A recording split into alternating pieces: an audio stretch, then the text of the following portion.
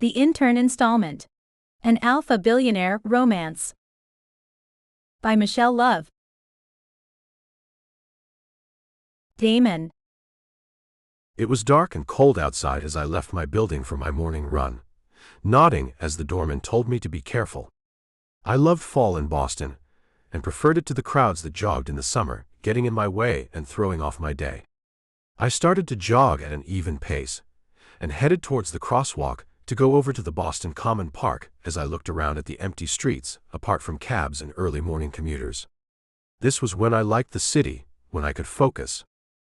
It was still dark outside, and I took deep breaths of the chilled air and started through the trail that made its way through the center of the park. Everything was in shades of fall now, the leaves yellow, orange, and red as they drifted down to the ground in the early morning.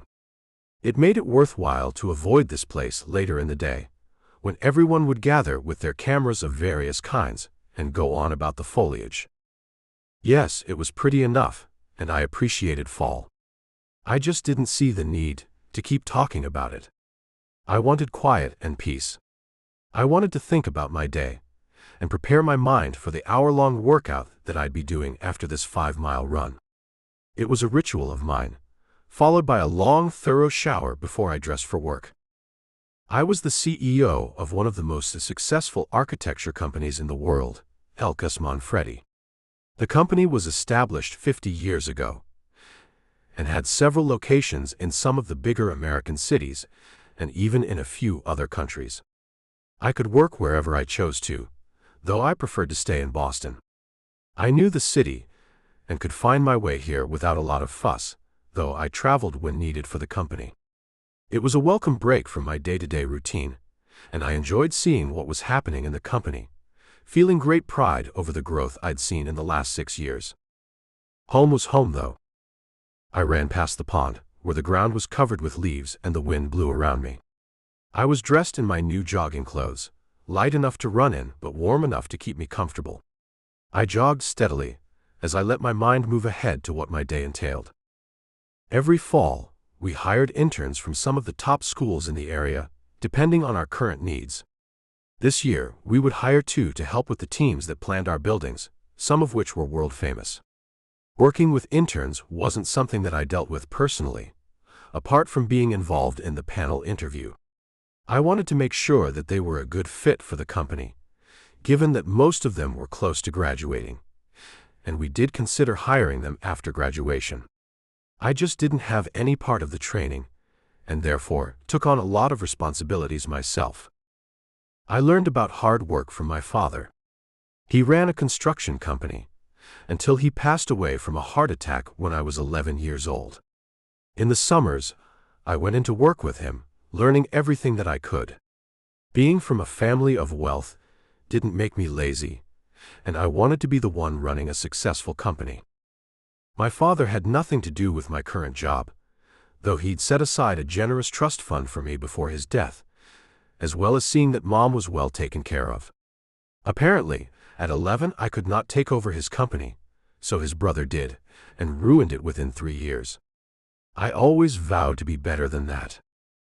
My job had belonged to my stepfather of 5 years before he decided to travel with Mom at the ripe old age of 53. Mom was 5 years younger than he was, and they were in great health to go all over the world on their adventures. I ran by the statue and toward the other side of town as I thought back to those first days. Some men were capable of taking over the company, men that had a lot of years invested, as well as the talent. Kenneth saw me for what I was, sharp, intelligent with a mind for business, and offered me the position of CEO. Some people resented me there, even hated me. I heard the whispers when I walked around, but I didn't care. This company improved after I had started running things. I had 5 managers that I got on well with and could share ideas with, knowing that it stayed between us. Those were the men who were joining me in the panel interview in just a few hours. The interns would be working under them, making their opinion valuable, even though I wanted to be involved in any of the final decisions. They understood that, and the process generally went smoothly, giving us a handful of new employees over the years. I had changed a few things within the company after I had taken over, considering the internships. However, Kenneth explained the value of the program to me.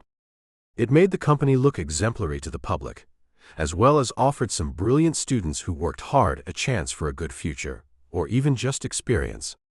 I'd agreed, kept it, and muddled through the interviews every time they came around. Some of the kids were still dumb as rocks, and I wondered how they did so well in school.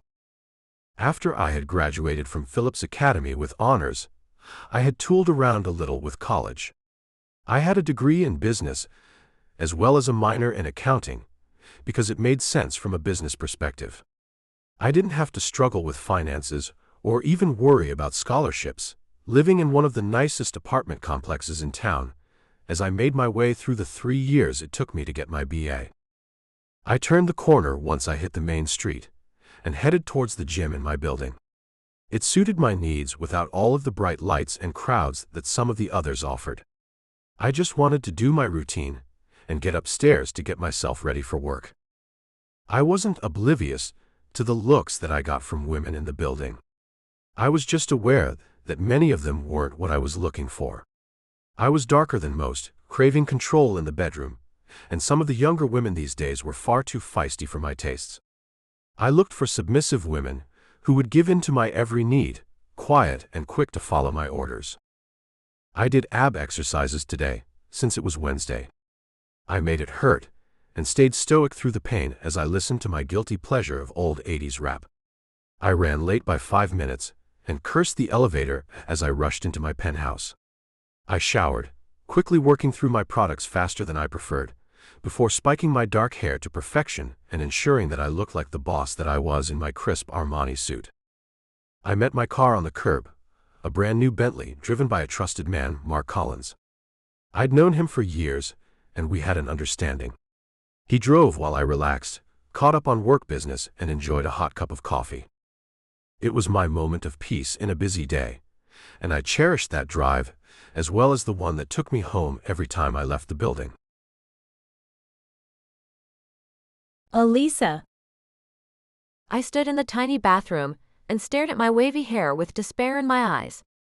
I didn't have time to straighten it and make it to Elkus Manfredi for my interview, so I reached for one of my ponytail holders and secured the strawberry blonde locks into a classic low bun, instead of leaving it down. I made sure that it was smooth on the sides before I added some black mascara to my bright green eyes, and brushed a little powder over my pale skin to even it out and hopefully keep it from looking like an oil slick later in the day. I finished off with some deep plum stain on my lips, then dressed in the black pencil skirt and blazer combo, with a white silk shirt underneath that my best friend Lorna had insisted that I buy when she came for a visit. It was a button-up, short-sleeved shirt that didn't show too much cleavage, but also didn't make me look like a nun. I knew the truth though. I practically was a nun, with all of the focus that I put into my schooling. I worked my butt off for the scholarship that provided me with a free ride to MIT and a little money to afford my living expenses. Mama worked 2 jobs just to support herself, and I'd never ask her for anything. As it was, I was working hard on my future, so that I could someday take care of her. She was 55 now, and should be living somewhere better than one of the more run-down apartment complexes in Boston. It was my turn to pay her back for doing her best as a single mother, after my father left us when I was 5. Her mother helped for a time, but she was gone when I was 13, making Mom work long hours while she left me at home. I was a good girl who didn't complain, working on my homework and studying endlessly. I didn't have more than a couple of close friends, but I stayed home when they went out, given our financial situation. I was thrilled when I found a tutoring job that would help to provide money to the household, and worked long hours doing that after school. It was busy and chaotic, but it was my life. It wasn't much better at this time, living with 5 other girls in a 4-bedroom apartment. It saved money though, so I could eat real food every now and then, and the dorms were too expensive for me. I didn't love sharing a room, but Melody was quiet like me, and it was bearable. I looked at the clock by my bed as I slipped my feet into my black heels and felt the nerves inside of my stomach twist painfully. I knew that I qualified for this internship, and with my teacher's assistance, I'd prove that today. I was good at school, and it felt like that was the only thing that I was good at sometimes. That would get me into this company, where I could build a future and try to get hired on. Even if I weren't studying architecture at MIT, I'd know that Elkus had a remarkable reputation in the business world. They were responsible for some of the most beautiful structures in the world, and very generous to their employees.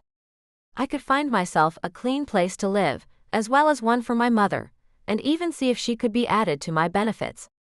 I did my research once it was brought to my attention that I was one of the students recommended to Elkus, quickly realizing that it would be pathetic and stupid not to go to this interview. I left the apartment with my thrift store purse and tossed my keys inside as I looked for the Uber car I'd asked for a few minutes ago. It was too far to walk, even if I wasn't in heels, and I'd have to cut back on something to afford rides if I got this job, at least when I wasn't in school. I could walk from there. I saw a little yellow Focus sitting at the curb, with a pretty red-headed girl looking around. "Elisa?" she asked through her passenger window, and I nodded as I slid into the back. "Where are you going?" She glanced at a screen, then gave me another look before pulling away from the curb. "Job interview?" "It's for an internship." "I'm not graduating for another year," I responded with a soft smile as she merged into traffic with a sharp twist of the wheel. I swallowed and held onto the back door as I prayed for a safe trip, knowing my dislike of cabs and other public transportation. It was a jerky ride as the girl sang along to the radio and took the turns seemingly without using brakes. My eyes remained wide and my stomach shifted uncomfortably. "Good luck," she told me as she stopped in front of the massive building and grinned at me. I thanked her and got out, regretting the $5 tip that I'd given her on the app. That was insane. I looked up at the glass that seemed to reflect all of the light back out into the street for all to see, all the while looking flawless. I walked forward and looked into a panel near the door, making sure that I still looked presentable as I pressed my full lips together. Entering the massive lobby, I looked for the desk to let them know that I'd arrived. The cold blonde woman, who looked almost fake, directed me to the bank of elevators and instructed me to take one to the 10th floor. From there, the receptionist would direct me where to go. I thanked her and felt her eyes looking me up and down as I walked away, aware that it wasn't in a good way. I shook it off, pressed the button, and waited with a group of similarly dressed people that split up as the 3 doors opened simultaneously. I ended up with 2 guys and 2 girls who nervously discussed the interview. I remained quiet as I glanced at them, and tried to decide if they were dressed better than I was, and if they went to a better school. We all appeared to be the same age, and I looked away as one of the guys moved his eyes towards me. "Are you here for an interview as well?" "The interview?" "Yes, I am." I smiled as I responded, and he nodded as he looked me over. It was uncomfortable, and I was relieved when the elevator stopped on the 5th floor, opening to reveal a gorgeous man who walked in and stood by me as we waited to go. The guy ogling me turned forward as I shuddered and wrapped my arms in front of my chest. I knew that I had a decent figure I should be proud of, but I didn't want others appreciating it. I glanced at the man beside me to see that he had a scowl on his face, and I wondered if he'd done something to the student looking at me. The door opened a few floors up, and I let everyone else get off before I stepped forward. I felt shaky, and I tried to take a deep breath as the last arrival slid his hand in front of the sliding doors for me. I looked at him and murmured thanks as I looked to the left and right to see the other group going towards the middle of the floor. It was stunning here. I wouldn't even begin to guess what the square footage was in this building, and everything inside was clean and, in some cases, sparkling. I looked outside and realized that the glass offered some sense of a tint, so as not to blind you in the building. The floors were some sort of a gray marble, and I didn't see a speck of dirt on them. There were couches scattered about with tables, and not the kind just for looks. These could be used for the nap that I felt like I needed right now. I approached the desk as the others left, and glanced behind me to see the man from the elevator looking at me before he disappeared down a hallway. He was intense, though I couldn't pinpoint what it was about him. "Good morning. I'm here for an interview," I told a brunette with resting, complaining face as she asked me my name in a monotone voice. I'm Elisa Moore. They'll be calling you in order as the interviews move along. Have a seat anywhere in this lobby. This girl made me miss the driver's bright smile and enthusiasm.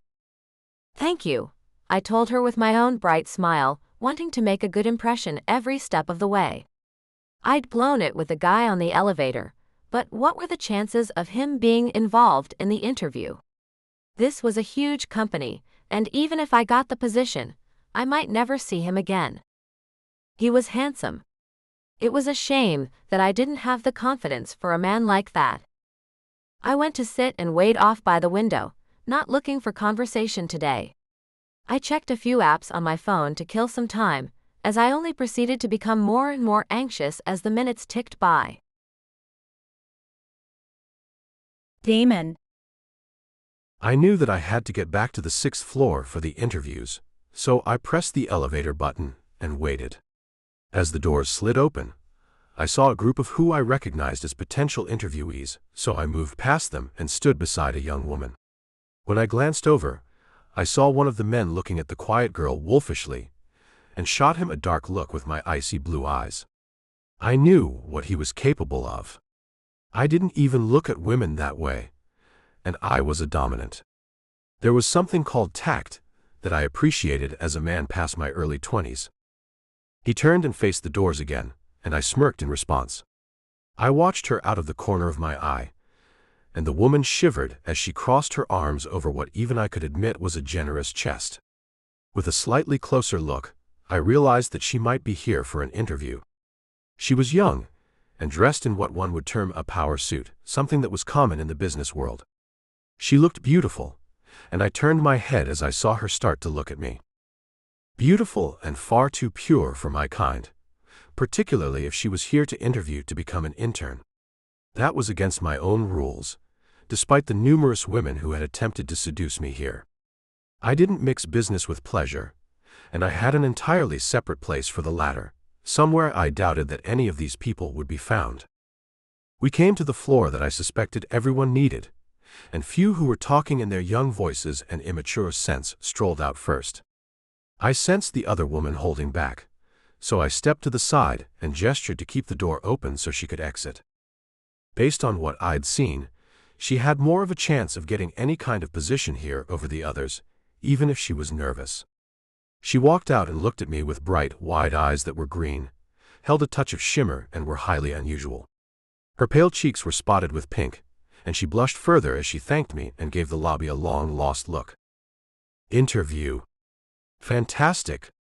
I could not be attracted to anyone that I worked with, and a part of me hoped that she'd blow the interview. I was drawn to this girl, something that was atypical for me at work, and it was best nipped in the bud. My imagination was already going to dangerous places with her.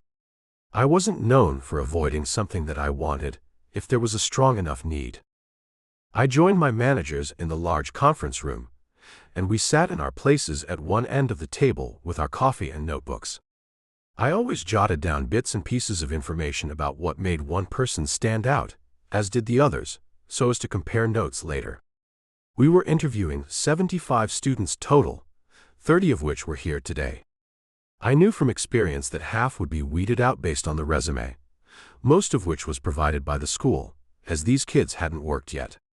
I dug deep into their school career though, dating back to what they were involved in during middle school. This wasn't an intelligence contest. It was a look into who you were as a person. Though we could all lie, couldn't we? I didn't let on too many about my extracurricular activities after hours, being the private man that I was. We started bringing the candidates in, one by one. A lot of the applicants were young and immature, despite their recommendation and accompanying paperwork. They weren't ready for this step, and I dismissed them in my head as they each left. When the douchebag from the elevator walked in and sat down, I made a point of staring him down as his face paled. He was gone before he even had a chance. I listened through the following 3 and found them to be boring. I knew that my tolerance was getting low as I glanced at my Rolex. I needed to go to lunch, or at least my office, and decompress from this nonsense. I glanced down at my list to see that a woman named Elisa Moore was up next, and sipped my lukewarm coffee as the door opened and she stepped inside. I sat up instantly, taking in the soft, pale skin and those unforgettable eyes. Elisa smiled, but I could tell that she was still scared as she sat at the table while one of us went to retrieve her resume. I stared at her as she handed it over. Her eyes flickered over me, and dread filled her face for a fleeting second. She knew who I was just as much I did her, and it turned me on to see her cheeks turn pink as I licked my lips. "Miss Moore," Brent started as I forced my eyes to her paperwork. Elisa was exactly what we were looking for, and I hated that. She had previous job experience, and it was complimentary to boot. She'd been involved in all of the right things through middle school and high school, but still had time to earn the highest possible grades each year. She was top of her class at MIT, which was a feat in itself. She'd be a valuable asset to this company, if only I weren't distracted by my racing thoughts. I imagined her in a vulnerable position, completely trusting me, and it made focusing on anything else nearly impossible. I sensed that she wasn't entirely confident about the questions, but someone had schooled her well. She answered with the right amount of enthusiasm, and what I took for a facade of confidence. That was all we needed, and I glanced around at the other guys, seeing grins on their faces. Damn. I needed to stop this before it even began. I felt a drop of sweat slide down my face as Jacob thanked her for coming, his tone warmer than it had been with the others. He assured her that she'd hear from us soon, and she thanked us, taking the time to make eye contact with each one of us, just a flash shorter with me than the others. Elisa stood, and I watched her hips sway as she walked out of the room, feeling a strong need to push her down and bare that ass. It was tight and juicy, and I pictured her skin with marks from my hands staining it and more. The door closed as I blinked, and Ryan set his pen down. "One more like that one, and we're set. Is anyone else sick of talking and hungry like I am? I'll have Bryn order in sushi, and we can speak in the small room, though I think we all agree on Elisa," Brent said as he pulled out his sleek phone and sent a text before he stretched. No, we didn't. Maybe they didn't want her, but I did. I wanted, with every inch of my soul, to be the one to make her scream my name. I let Rachel know that we're breaking for lunch, as well. "We'll start back in a couple of hours," Ryan told us as he stood and the others followed. I was the last to stand and leave the room, swearing that I could still smell her cherry blossom scent. Damn it. We went to the smaller room located in the corner of the building, where we wouldn't be disturbed. I made some coffee and sat down as I pinched the bridge of my nose to tame the headache that was forming while the others talked about the interviews. "Elisa is in. She's a natural for this place," Brent said as he took a long drink from his Coke and paced the room. Pete seemed good as well. Douchebag. No way in hell was he working here. I wasn't into either of them, I said casually, as they all stared at me. "What the hell, Damon? She's great, and that track record is flawless. She's a hire, not just an intern," Ryan argued, as I took a sip from my cup. Elisa was young, and Pete seemed like a jerk, I said as I stared at the table. "Last I checked, they're college students and naturally younger than we are," Brent pointed out, as I tried to find someone else to bring up instead. Inside of my heart, I knew that it wasn't going to happen. "Elisa is attractive, but we know the rules here. Don't burn the nest you live in." "She's fantastic," Ryan acknowledged, as I fought not to give him the same look that I gave Pete. A couple of delivery guys that we knew brought in trays of food and some plates, and my managers reacted enthusiastically. I was the last to get my plate, and fill it with a few pieces of sushi before I sat at the end of the table. "So, we're all on board with Elisa, right?" Ryan checked and slowly looked at me. I had to think of the company, and nodded slowly as I chewed around some salmon. Once I'd swallowed, I spoke up about Pete. "I don't want him, though. He was a jerk in the elevator, and I didn't like him at all." "Okay, he's off the list. We'll finish up today, and see if we can find a second," Brent said, as he slipped another roll into his mouth. We lingered for a while in there, not wanting to be back doing more interviews. The guys were probably just tired, in general. I was thinking non-stop about Elisa and what I could do to have her work here without running into her. Interns generally worked on the 5th floor with the teams, right in the action. While the managers had offices on this floor, they spent lots of time down there, whereas I didn't necessarily have to. I could cut back how much I was down there, and it could work. Hell, I was the CEO and could send emails all day and jack off if I wanted to. There was stuff for me to do that was less involved. The other interviews passed in a blur, and we called it quits at 4 o'clock. They were talking about a guy named Devin, who seemed great for the company, and from what I could remember, he was. I agreed, just to be able to get to my office and be alone for a moment, though I wasn't certain why. At least we didn't have to suffer through this again tomorrow. I walked in and closed my door as I trudged to the desk with my shoulders tense and aching. I needed a drink, a massage, and I needed to come and get this out of my system. I dropped into my seat and pulled out my phone, setting up a private massage in a local room that I used for such events. I headed over to clear my head, shower, and pour a glass of scotch. Sharon was familiar, comforting in a way, and I knew she'd help me relax. When she arrived, I answered the door with only a towel around my waist, 2 glasses of scotch already in me. She raised her brows, her topaz eyes glimmering beneath dark makeup. "That's quite the welcome, Damon," she said lightly. "I can't say you're not ready." I let her in, watching as she set her things down and prepared the space. She laid a thick towel over the bed, pulled off her boots, and shrugged out of her jacket. Her tank top and skirt made her look more like she'd stepped out of a night out than into a massage. "Just help me unwind," I muttered, running a hand through my hair as I moved onto the bed. She smiled knowingly and began to work the oils over her palms. The air filled with the cool scent of peppermint and citrus as her hands pressed firmly into my back. My muscles loosened under her touch, though my thoughts refused to quiet. I closed my eyes, but instead of Sharon, I saw Elisa, her touch, her warmth, her voice. It was maddening. Sharon shifted closer, working deeper into my shoulders, and I reached back instinctively, brushing her hand. She let out a soft sound, surprised but not resisting. The room blurred for me. My body reacted to the closeness, but my mind was elsewhere. Sharon leaned down to murmur against my ear, "You're wound tight tonight." I almost answered, but the words caught in my throat. Because it wasn't Sharon I wanted.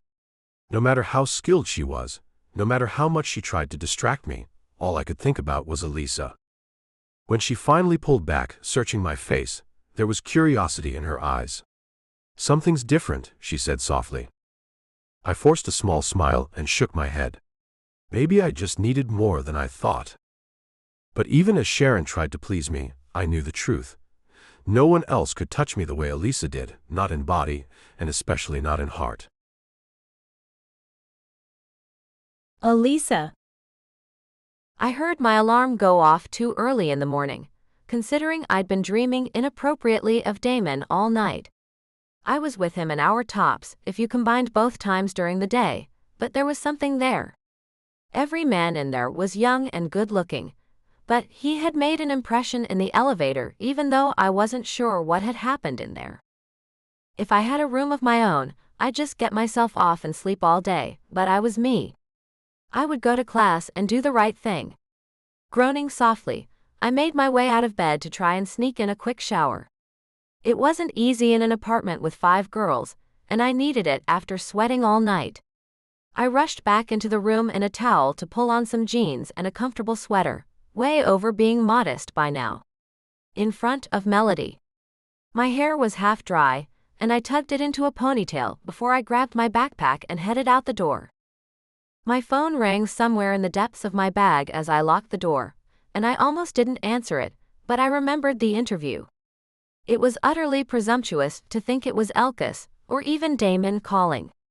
It hadn't been 24 hours, and I wasn't sure if the panel went that well, if I was honest. I had been nervous, and had felt like I was babbling through the entire thing. I didn't get calls from a lot of people though. I slid the bag to the ground and dug around my front pocket for the phone, not even looking at it as it rang a 4th time. "Hello," I breathed into the phone as I struggled to get the keys into a pocket. "Can I speak to Elisa Moore?"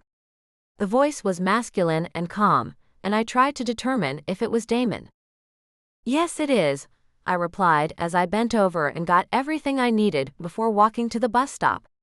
A car wasn't happening, even with a scholarship and a little money. My mom had a vehicle that barely got her to work at the local Walmart. "This is Brent from Elkus Manfredi. We met yesterday." Brent.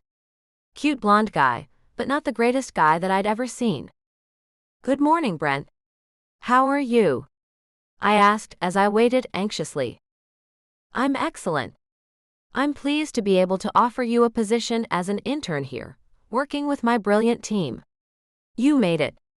He sounded happy, and I felt my mouth drop open, reminding me how chapped my lips were feeling. "Oh shush, wow. That's wonderful," I corrected myself quickly and smiled. "Thank you so much. There's the usual paperwork to be done, so if you could come in soon to sort through that, it would be great."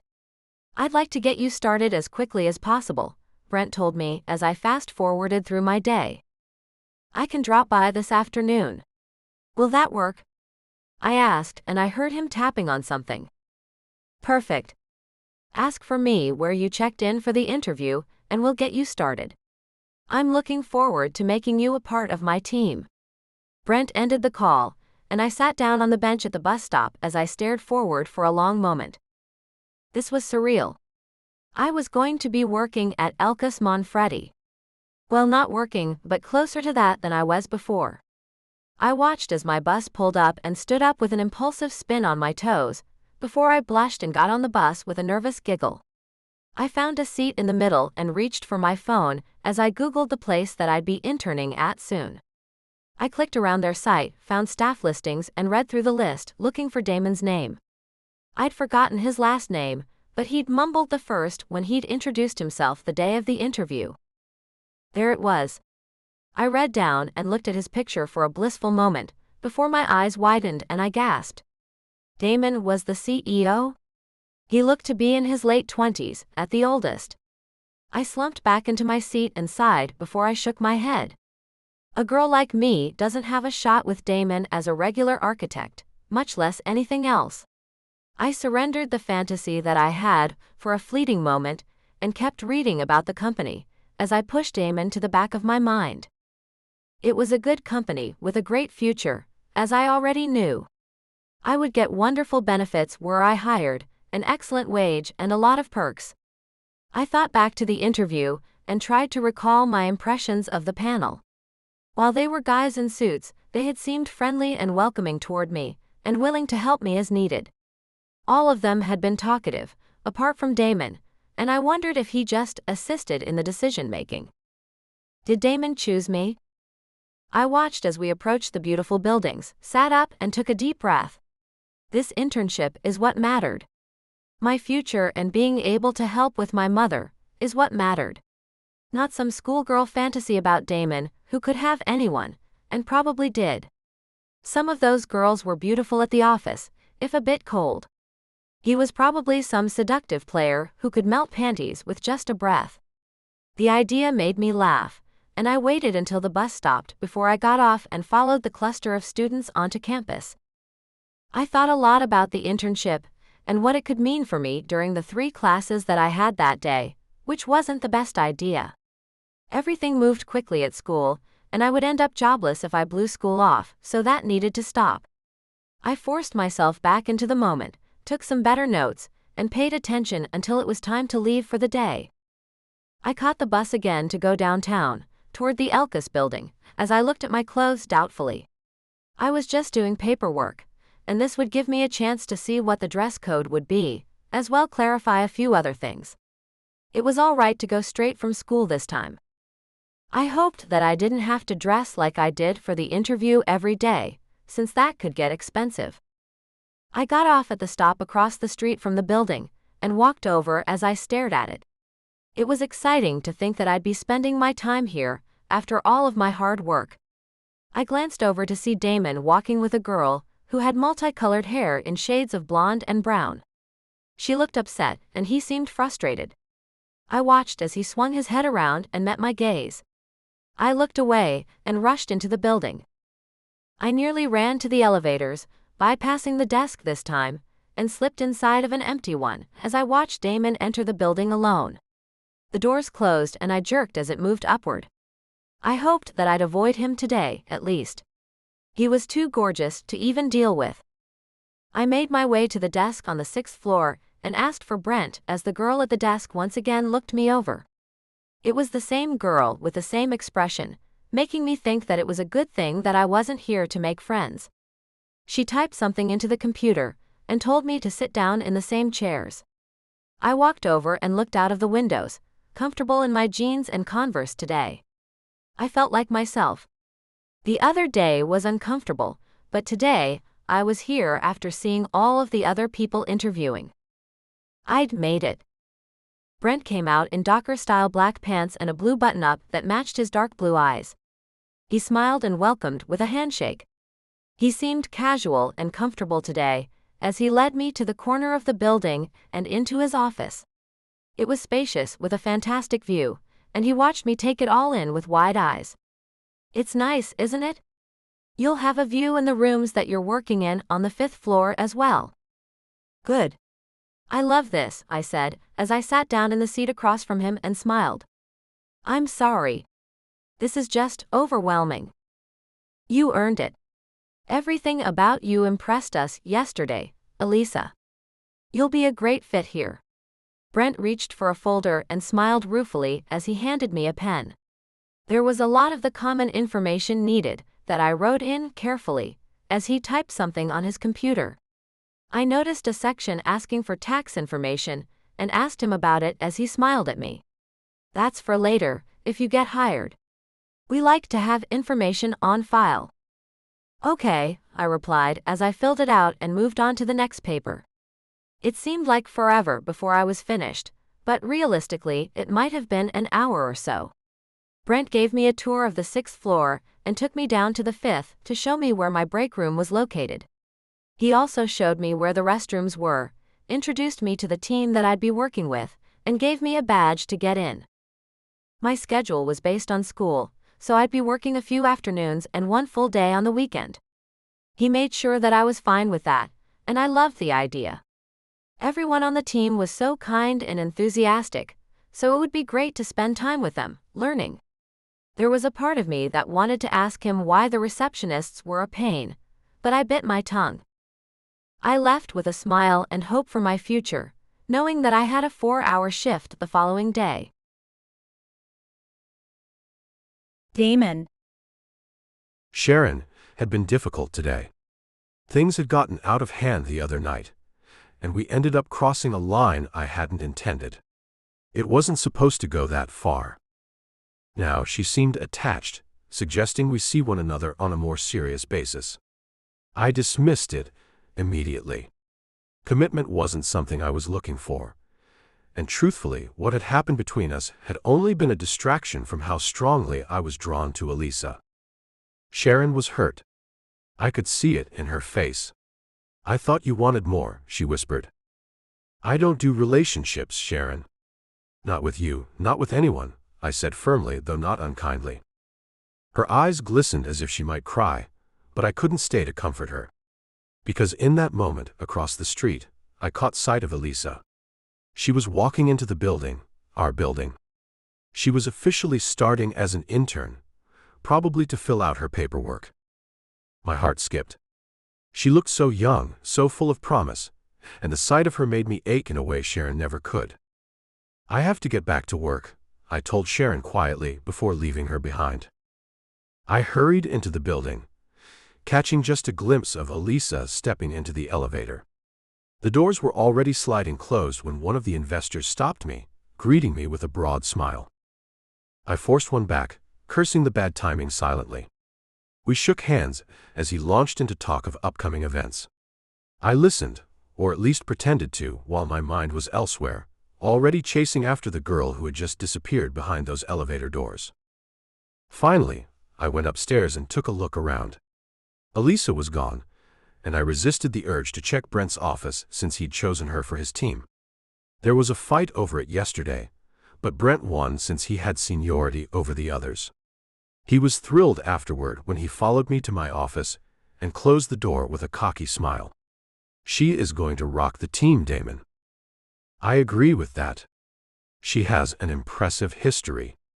I fed him the general talk as I walked behind my desk and looked over the city.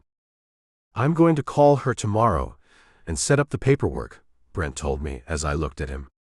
"I want her to start." I knew that Brent had a steady girlfriend, but I couldn't help but wonder if he was interested in Elisa. Ryan was the one who pointed out that she was attractive, but Brent would have a direct link to her. I felt something inside of me that I was unfamiliar with. Jealousy. Screw that. I wasn't a jealous man. We decided that Ryan would get Devon on his team, who was right up there with Elisa, only as a Harvard student. He would be a good fit as well, and seemed like he had a natural personality. Everything was set, and I could focus on running the company, even though I wanted to focus on Elisa. I came back to the present as I went into my office and sighed. I probably wouldn't see her too much, and this would fade away. I tried to do some work on the computer and made a few phone calls, including taking the one regarding my upcoming lunch. Lincoln was persistent, or maybe he sensed that I was distracted. Who knows? I stayed past 6 and finally gave up on trying to work. I headed out, finding the building emptier than when I had arrived. The sky was darkening as I walked out of the building and toward the car that was parked at the curb. I slipped inside and saw Mark look back at me. "Early night for you, boss man." "I suppose it is." "Take me to bait, Mark. I need a drink." Mark looked at me, knowing that it was a club I frequented. It was a private club, and though it was no secret to Mark that I was interested in that, I hadn't asked to go there with such conviction before. I might be done with Sharon, but there was no reason that I couldn't find another girl. "On my way," he said, as he turned forward and pulled away from the curb. I wasn't dressed for bait, but I didn't want to go home first. I wanted to give in to the feeling that came with a woman doing anything that I asked, anything that I craved. Nothing else mattered right now. Mark picked me up when I called him a few hours later. I wasn't drunk, but I was definitely unsteady. I had gone into one of the darker clubs tonight, chasing distractions that left me feeling more hollow than before. The noise, the lights, the people, it was all supposed to drown out the thoughts I couldn't escape. For a moment, I thought losing myself in the chaos might help. But afterward, standing in front of the bathroom mirror, I only felt more out of control. My reflection looked like a stranger, someone searching for something he couldn't name. None of it eased the tension inside me. None of it quieted the ache that had Elisa's name written all over it. The truth was impossible to ignore. The others didn't matter. Nothing I did to forget her was working, because she was the only one I wanted. Elisa. I wore my usual casual clothing to school the following day, excited about my afternoon after my last class.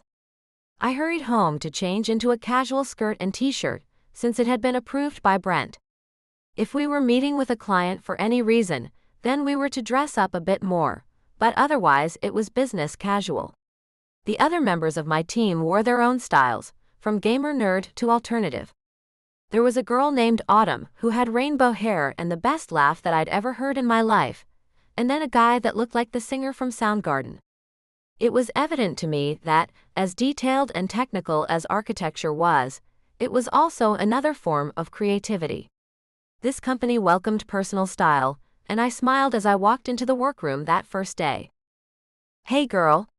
Good to see you," Autumn greeted me as I smiled and looked at the group scattered around in chairs trying to work on a design. There was Brienne, a platinum blonde who was a new graduate from Harvard. She was 23 and quiet, but I thought that it might take time to get to know her. There was Vince, an unattractive guy with dark hair and big brown eyes who was obviously passionate about his work. He seemed to have an energy level that never faded, at least from what I'd seen. Landon was a surfer type who seemed subtle in his talent, but who was welcoming to me. The last guy was Michael, and I was convinced that he was a gamer during his off hours. Though it wasn't my thing, I didn't judge people for what they did. If it made them happy and didn't hurt anybody, then they were welcome to it. We talked as we went over the new project, which was a museum in New York City. It was going to be massive and called for a contemporary design.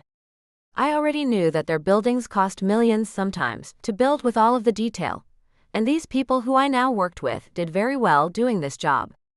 Elkus was a generous company that worked hard to keep their talent, and not a person that I was watching today seemed unhappy. They seemed motivated, like I wanted to be when I was done with school and working a job.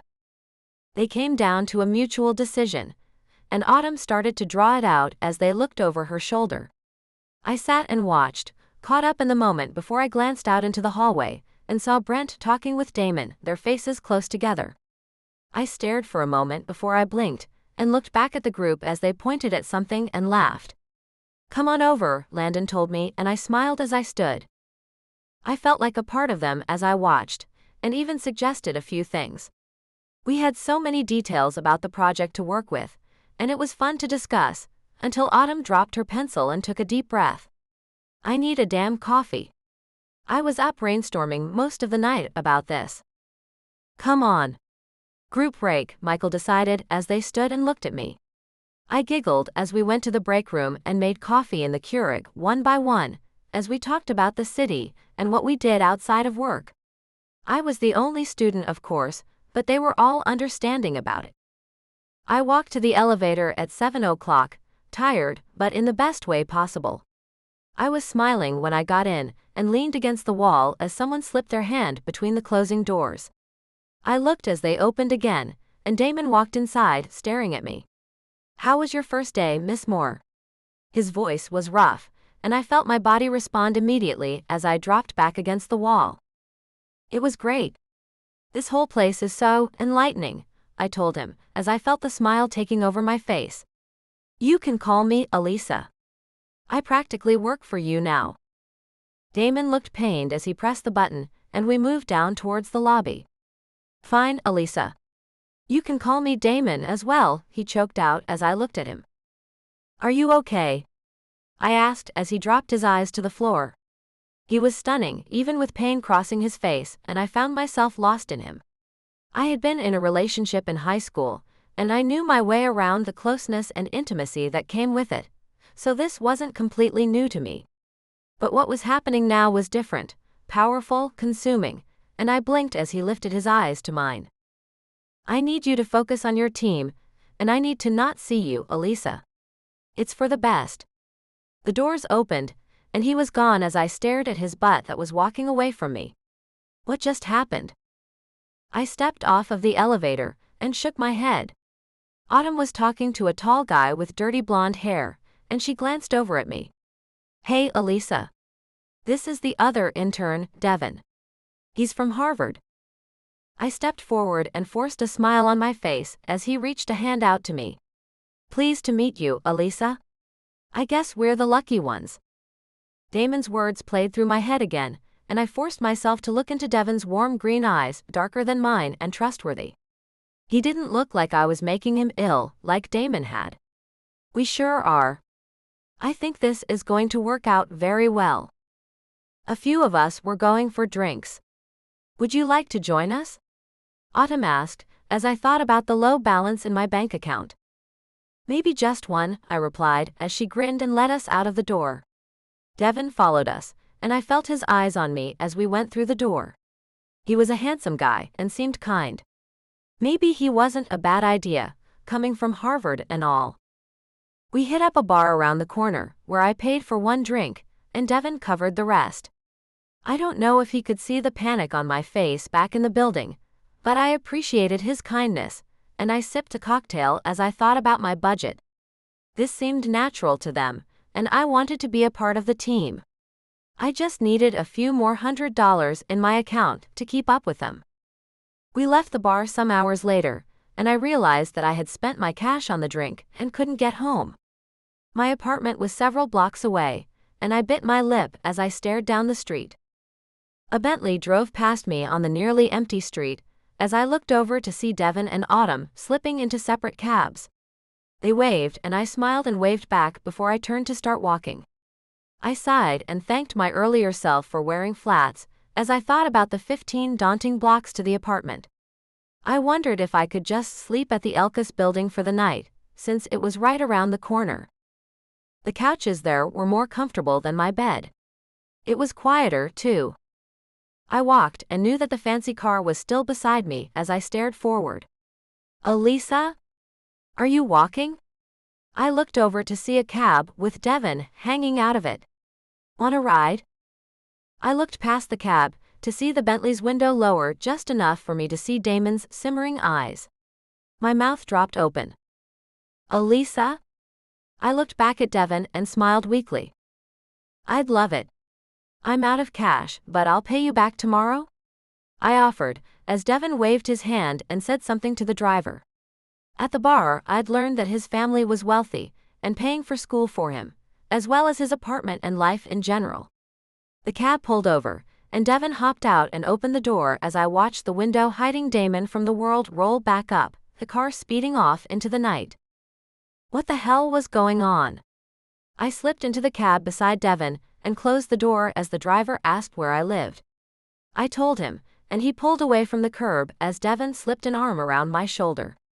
This was a guy who was interested in me, as far as I could tell. A night at the bar wasn't deep, but he'd paid for several drinks for everyone and chatted a lot with me. I assumed that was how it worked out there, but I was too stubborn to go for it. I was focused on school and the endgame, and I worried too much about my mother. I let myself smile as we drove down the road, music playing loudly, as Devon laughed at something that had happened that night. I didn't want to think about the confusion surrounding Damon, who seemed like he was in pain earlier today, yet appeared to be following me home, in a Bentley. Damon had a driver like one of those crazy rich guys who you hear about on the news, but then I remembered. He was a millionaire in the high numbers, and probably close to being more. Family money and success made him a wealthy man at a young age, which was all the more reason for me to get him out of my head.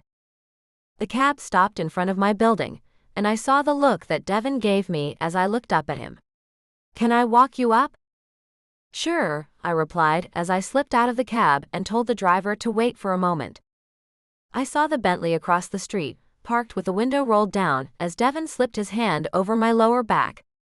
I felt scared inside, scared of my feelings as well as what was happening here. Damon. I watched Elisa get into the cab with the other intern, and my blood boiled as they drove away. I barked at Mark to follow them, and felt his eyes on me as he started the car and pulled out onto the street. Who is she? His voice was low, but I knew that he was wondering why I was into Elisa, since I usually kept women separate from any other part of my life. I went to great lengths to do that most of the time, but I felt like a man obsessed as I peered through the windshield to see the lights of the car. An intern, I responded, feeling his gaze again. Mark was in my inner circle, and he knew my routine, so he knew that interest in an intern was something very different for me. I amazed many men when I told them I didn't mess around at work, even though we had some beautiful women there. Beauty was a requirement for me when I hired, but not for my own personal reasons. I just wanted a beautiful face greeting clients and visitors. I can't count the number of times that the women hit on me, though. It went from casual flirtation to walking into my office to find a woman naked on my desk. People talk no matter what the company they work for, and I refused to make any of the endless gossip a reality. I'd heard some of it. There was talk that I impregnated a woman 2 years ago and paid her to disappear, as well as a rumor that I had an affair with a married receptionist and ruined her marriage. Lies. People talk too much. I kept my eyes on the cab as it turned, Mark steady at the wheel. I had no plan for what I'd do once it stopped, but I needed to see where Elisa lived. I needed a glimpse into her world. And I needed to know if the cocky intern was going inside with her, a thought that twisted in my gut. The cab pulled up in front of an old brick building, not in the best part of town. My chest tightened at the sight.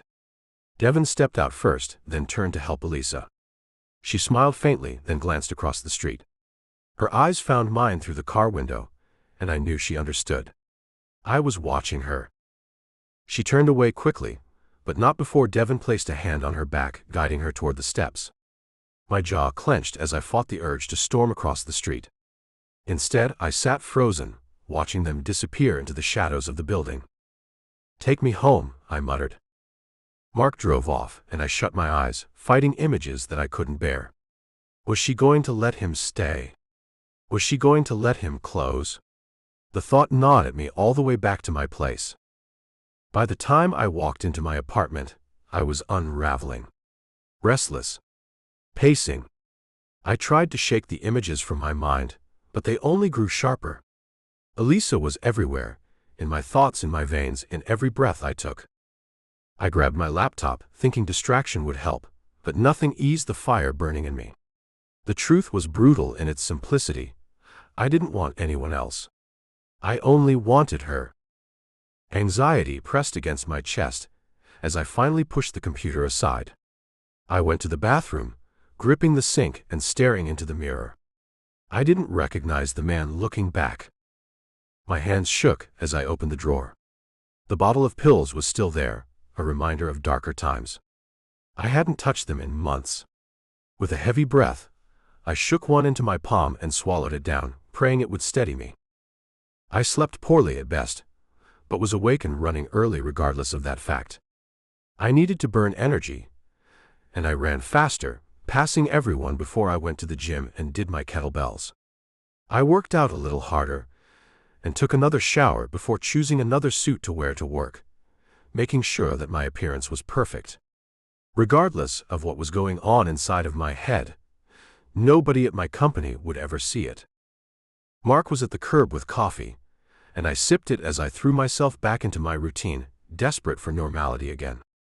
It was all good until I stepped out of the car and saw the man from the night before walking inside the building, laughing with someone as he made his way to the elevator. I followed from a distance, barely saying anything to anybody as I boarded another car than the one he was on, and made a mental note of his appearance. He was tall and lankier than I was, with an arrogant smile and messy darker blonde hair. I didn't see much else, but I hated the jerk and wanted him gone. On the 6th floor, I got out and strode to my office. I had a list of the new interns there that I was going to check to find out his name. That was my first order of business, before I focused on any other part of my day, and I slammed the door closed as I walked to my desk. I knew that I wasn't liked here, so the gesture didn't bother me. I preferred that they avoid me with the mood that I was in, causing me to shake another pill into my hand before I let this jealous rage take me over. Elisa. Devon opened the door to the dingy lobby of my building as my heart pounded. He seemed confident in the fact that he was going to get somewhere with me, but I didn't want that, even if I hadn't lived with so many people. "Thanks for walking me in, Devon. I'd love to invite you in for a drink, but I have roommates," I told him, as he reached a hand around my waist to stop me from walking. What was Damon doing out there? Watching us? Did he follow me home? I didn't know whether I should be terrified of him or turned on, but the latter was currently winning, and Devon was not going to benefit from it. "How many?" he asked smoothly as I narrowed my eyes. "Several, since we're all in college together. Just saving some money, you know." "I don't have company over," I replied as he eyed the entrance to the lobby. "Want to go to my place?" "I live alone." I knew what he was getting at, and I shook my head slowly. "It's late, Devon." "It's late, and I don't do one-night stands, much less one-night stands with people that I work with. Can I take you out sometime? I had a good time with you tonight." His eyes sparkled as he shifted his attitude, and I pressed my lips together. "I come on strong sometimes, and I know that. I'm just into you, but we can take this slow. How about dinner Friday night?" I reasoned that there was nothing wrong with dinner in theory. It was a public place where I could get to know Devon further and see where this could go. I shouldn't trash the guy because I had some kind of weird thing for a boss that I could never have, right? Sure, I'd like that, I told him as a handsome smile graced his face. I wanted it to do something for me, but sadly, there was no reaction inside that didn't have to do with Damon. We'll talk at work tomorrow and plan something. Devin leaned down and brushed my lips with his so softly that there was barely any contact. It was a good move, but again, I felt nothing. I'll see you to your door. He kissed me again at the door after I unlocked it, and I told him good night before I closed it and locked it. I walked quietly through the small rooms and freshened up in the tiny bathroom, before sliding through my door and changing out of my work clothes. I always slept in a big t-shirt, and I glanced over to make sure Melody was asleep. She was. The gentle sound of ocean waves drifted up from outside, the same sound she preferred when falling asleep alone, mixed with the hum of the street below. I slipped under the thin covers and found my headphones under my pillow. Plugging them into my phone, I closed my eyes, letting the music wash over me as my mind wandered. I clipped one over my ear and played some classical music as I brought up the internet. My phone plan sucked anywhere other than here, where I had Wi-Fi, and I had to make the best of the situation. I pulled my knees up and scrolled through my phone, looking for something to distract me. I'd always enjoyed stories in the past, and I thought maybe reading one would help quiet my restless thoughts. There had to be something online. There. It looked like I'd found a site full of romantic tales, some a little bolder than what I usually read. My curiosity grew as I skimmed through the titles, wondering what Damon might secretly enjoy. He seemed like the type of man who knew exactly how to handle a woman's heart and her trust. One story about a couple caught up in a daring moment at work caught my attention, and I clicked on it. The words drew me in instantly. My heart raced as I imagined the scene unfolding, the closeness, the way two people could get completely lost in one another. I bit my lip, my body tingling at the thought of Damon being the man in that story. What was wrong with me? I'd never even experienced anything that intense in real life. My only past encounter had been clumsy and forgettable, which was why I'd chosen to bury myself in schoolwork instead. Now, though, my imagination was alive. My pulse quickened, my skin warmed, and I let the story carry me away. It was impossible not to picture Damon, his hands, his voice, the way he looked at me like I was the only one in the room. The sensation built slowly, wave after wave, until I had to bury my face in the pillow to keep quiet. My body shuddered, and I pressed my lips together, overwhelmed by the release of tension. Breathless, I lay still for a long moment, my cheeks flushed and my heart pounding. I glanced at Melody, still fast asleep, and sighed with relief. Then, almost shyly, I returned to the site, skimming another story. This time, I took it slower, enjoying the calm it brought me, before I finally set my phone down and plugged it in to charge. At some point, I drifted off, only to be jolted awake what felt like minutes later by the sound of my alarm. Groaning, I hit snooze and buried my face back in the pillow, wishing I could stay in the dream a little longer. Reality took over after the alarm went off again, and I opened my eyes to see that the room was empty. I must have slept harder than I thought not to hear Melody get up for class. I took a deep breath and stretched before standing up and grabbing my robe. I showered quickly and dressed in the usual jeans and shirt for school before I pulled my hair up into a high ponytail.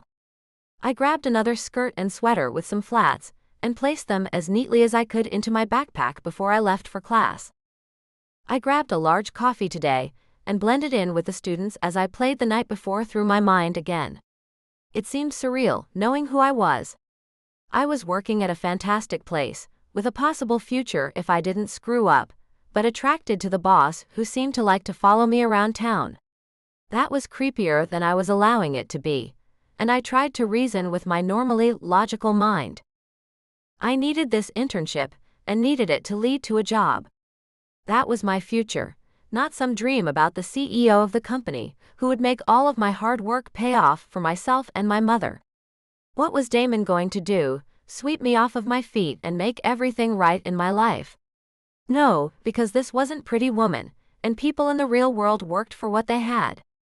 My thoughts drifted to Devin, who presented a more likely scenario. He was a great-looking guy, and he was going to be successful in life. Devon was also close to my age, and it would be natural to settle into something with him as I worked toward my own career. It would be realistic if I felt something for the guy. Would that come later, after a few dates or perhaps a few more kisses? I wasn't stupid enough to think life was like the books or television shows, but it seemed like I should feel something.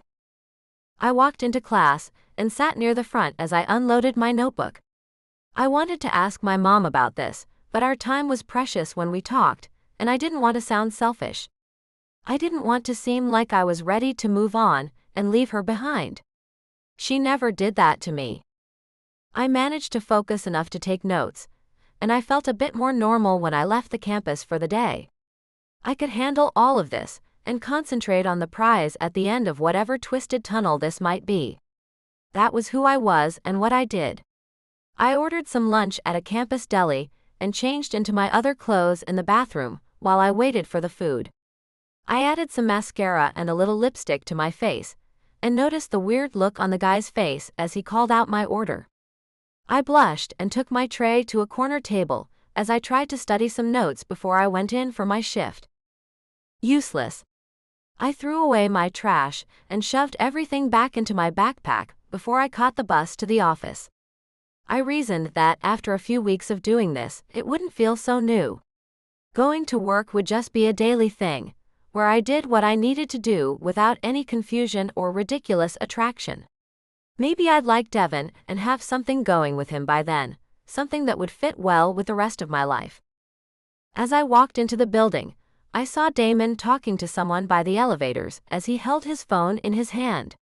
He looked angry, and I bumped into a man because I was so focused on Damon. Sorry, I apologized with a beet red face as the suit looked down at me with a scowl. I looked at the floor and pressed the up button on the elevator as I longed for the floor to open up and suck me into it. As the door opened, I couldn't help but to lift my eyes to see Damon's eyes dark as he stared past me. I glanced over to see the man who I had bumped into, and looked back at Damon with wide eyes. He moved his gaze to my face and locked eyes with me before I walked into the elevator and pushed the button to close the door. I leaned against the wall and took a deep breath as I thought about the intimidating look in Damon's eyes. He looked like he had wanted to kill the guy. But why? Damon. I found out right away that the intern in question was named Devon, and that he had an impeccable record, much like Elisa. They'd probably be a great couple, but I didn't want him to have her. I wanted to have her in every way that I possibly could. I wanted to own her, but that would wreck my tidy life where work and pleasure were completely separate. I read his information again. Devon wasn't working with Elisa, or seeing her regularly, as far as I could tell. What they did outside of the office was fair game, but I didn't even want that. Heat flooded my veins as I thought about her, and I closed my eyes. It was possible to fire an intern, but in this case based on what?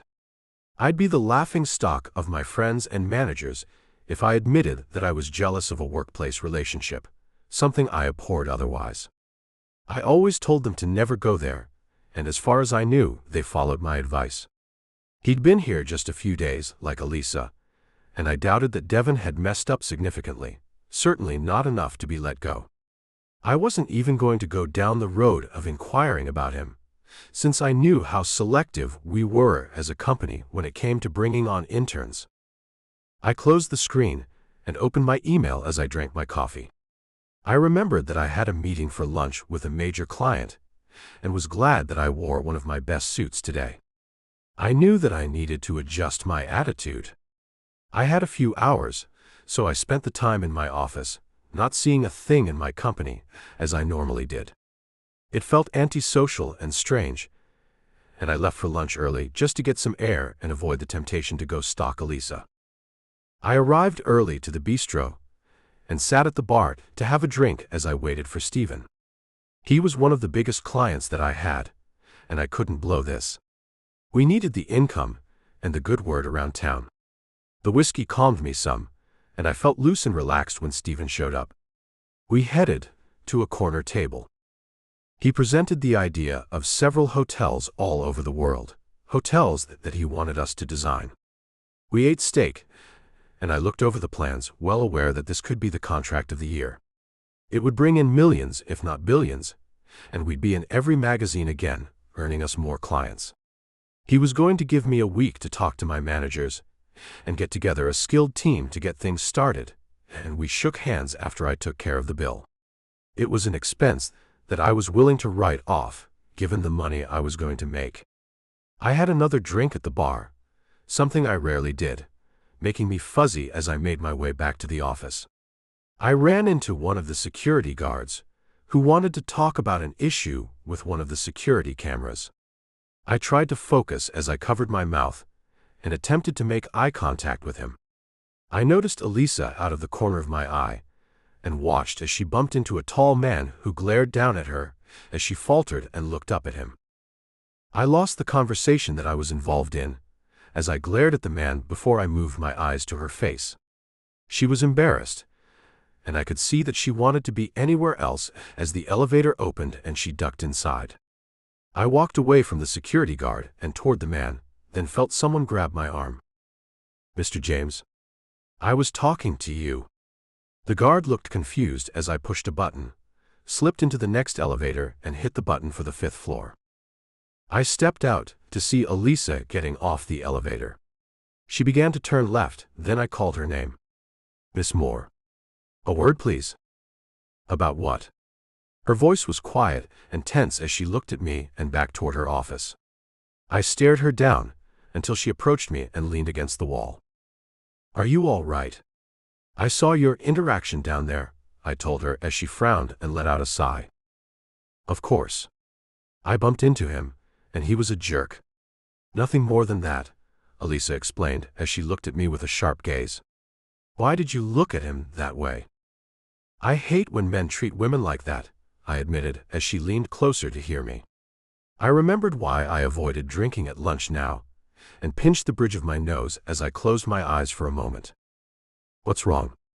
Elisa asked me, as I heard the elevator open behind me. Glancing around, I saw that it was empty, and reached out to pull her inside and close the door for some privacy.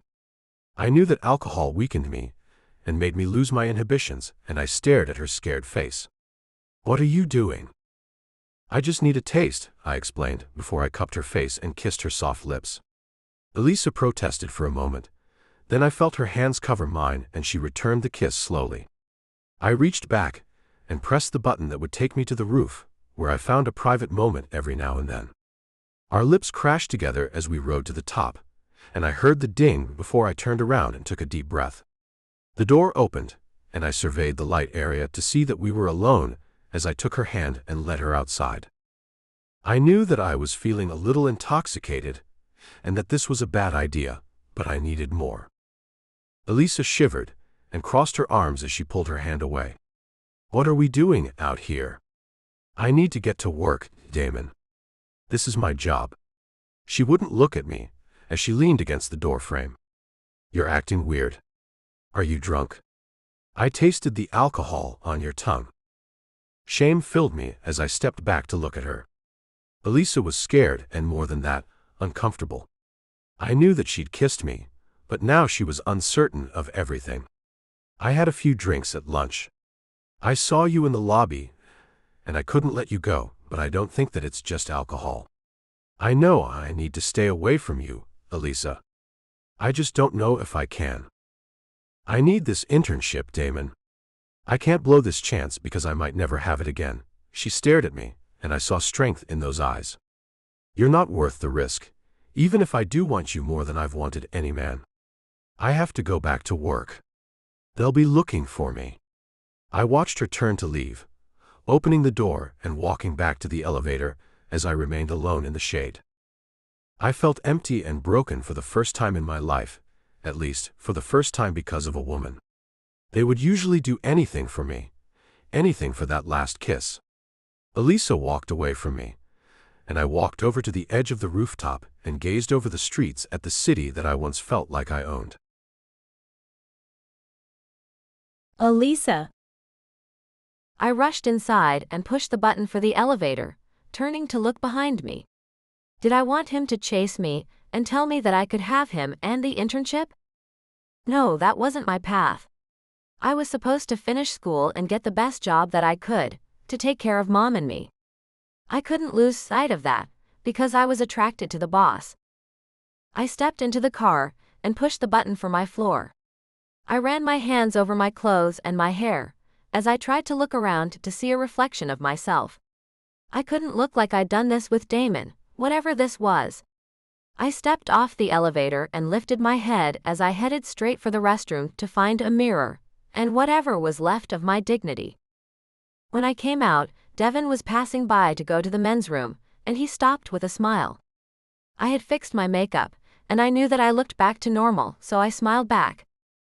"Hey you," he greeted me. I compared his kiss to that of Damon's, and it was night and day. Devin's was pleasurable at best, but Damon's was like the air that I needed to breathe to survive. I know that I'd lost myself in that elevator and likely led him on, but he was intoxicating, and even now my mouth burned for more. It felt like I would never stop tingling for him, no matter how much time passed. "Hi Devin. How are you?" I asked him, as he looked me over. "I'm great. I'm really looking forward to Friday." His eyes searched mine and I nodded. "I am as well." I felt the sweat pooling in my hair as he looked at me and quickly licked my lips. "I need to get to my team, Devin. I'm running late today due to traffic, and they're expecting me. Can we talk after work?" "Sure, that would be great. Are you all right, Elisa?" He looked concerned, and I brushed a drop of sweat from my forehead and smiled. "I'm fine, Devin. I just hate being late." There was a lot more that I could have added to the statement, but I left it alone. I didn't need to give Damon any more fuel than I already had. "Get to your team. I'll meet you in the lobby after work, around 6. That's how long you work, right?" I nodded. Normally it was, but I was willing to stay if things ran late. I already felt like I needed to make up for what I'd done with Damon. "See you soon." I saw Autumn walking over and she watched Devin leave. "Did you guys hit it off?" "Kind of. I'm sorry that I'm late, Autumn. There was traffic getting here," I told her as she shrugged. "No worries. You work hard when you're here, and this is Boston. Traffic is everywhere." She smiled and pushed the bathroom door open. "Check out the plans. They're looking hot." I grinned and headed to our room to greet the rest of the team. I loved it here. I loved the vibe and the creative flow that existed here. I didn't want to risk it for a fling with Damon, even if it would be the hottest thing I might ever do in my life. I needed this for my future more than I needed any man. I looked over their progress and admired it. I longed to be a full-time employee here, doing this every day, but that would come soon. I just needed to prove myself, and I would have that. I threw myself into the project, and we talked about ideas, jotting some down as Michael worked on the computer. Everyone had their place here, and I was going to find mine as well. We ended up working until 8 before we straggled out of there, and I knew I missed Devin. I didn't care too much though, which was something that I didn't want to focus on. Devin was the right guy here, and the one that I should be with. I accepted a ride home from Vince, who lived near me, and we talked shop the whole way home. I got out, went inside my apartment, and made a quick sandwich before I went into my room and read a book on my Kindle until I fell asleep. It was exhausting to have a conversation with all of the girls who lived here when we were all home, and I wondered when I'd be able to get my own place. Maybe I could get something nice with Mom, somewhere she could walk outside and feel safe. I dreamed about Damon that night. In the dream, we didn't stop with a kiss. The elevator became a world of its own, where time stood still and every touch felt electric. His presence surrounded me, overwhelming and exhilarating, and I felt swept up in the intensity of it all. I woke with a start, breathless and flushed, his name lingering on my lips. For a moment I lay still, caught between dream and reality, until my gaze darted toward Melody's bed. Relief washed over me when I saw it was empty. I couldn't believe that I'd dreamed that, and judging from the throbbing between my thighs, had gotten myself off in my sleep. How embarrassing. I needed to figure this out and get him out of my head. I showered and went to class dressed in a skirt and sweater for the office in order to save time. It was chilly out, but my tights and jacket took the edge off of the cold as I sipped coffee and tried to focus on class, taking lots of notes. A lot of the students used laptops, but I found that writing it down helped me to remember, something I learned early on. Most of the time I'd type them into a file for study purposes, to further the process. I had a hard time making sense of what I was writing today, and downed the last of the coffee as I frowned and looked at the board. I grabbed a muffin before my next class, and another coffee with a sigh. Everyone drank coffee all day at work too, and I suspected that I wouldn't be able to avoid the addiction for too much longer. So far, I just treated it as something special when I was fatigued. When I stepped off of the bus to go to the office, I glanced around to see a coffee shop on the corner, followed by another one down the street. I laughed and watched as the door opened to the further one, and Damon stepped out with Brent, taking my breath away. He was dressed in his regular suit, something that he managed to improve with a crisp black jacket. I drank in the sight of him and realized that he always looked so perfect, not a hair out of place or ever shabby. Apart from yesterday. Yesterday, he'd looked a little messy after the elevator. I watched as he turned his head to look down the street, meet my eyes, and everything come back to me from the day before. Even with the distance, I could see his irises darken, and his mouth soften as I licked my own lips. I turned to walk into the building, once again pushing away my feelings. Damon. I was a wreck after I went back to my office from the roof. It took everything that I had, not to go and snatch Elisa from her office and have my way with her in mine.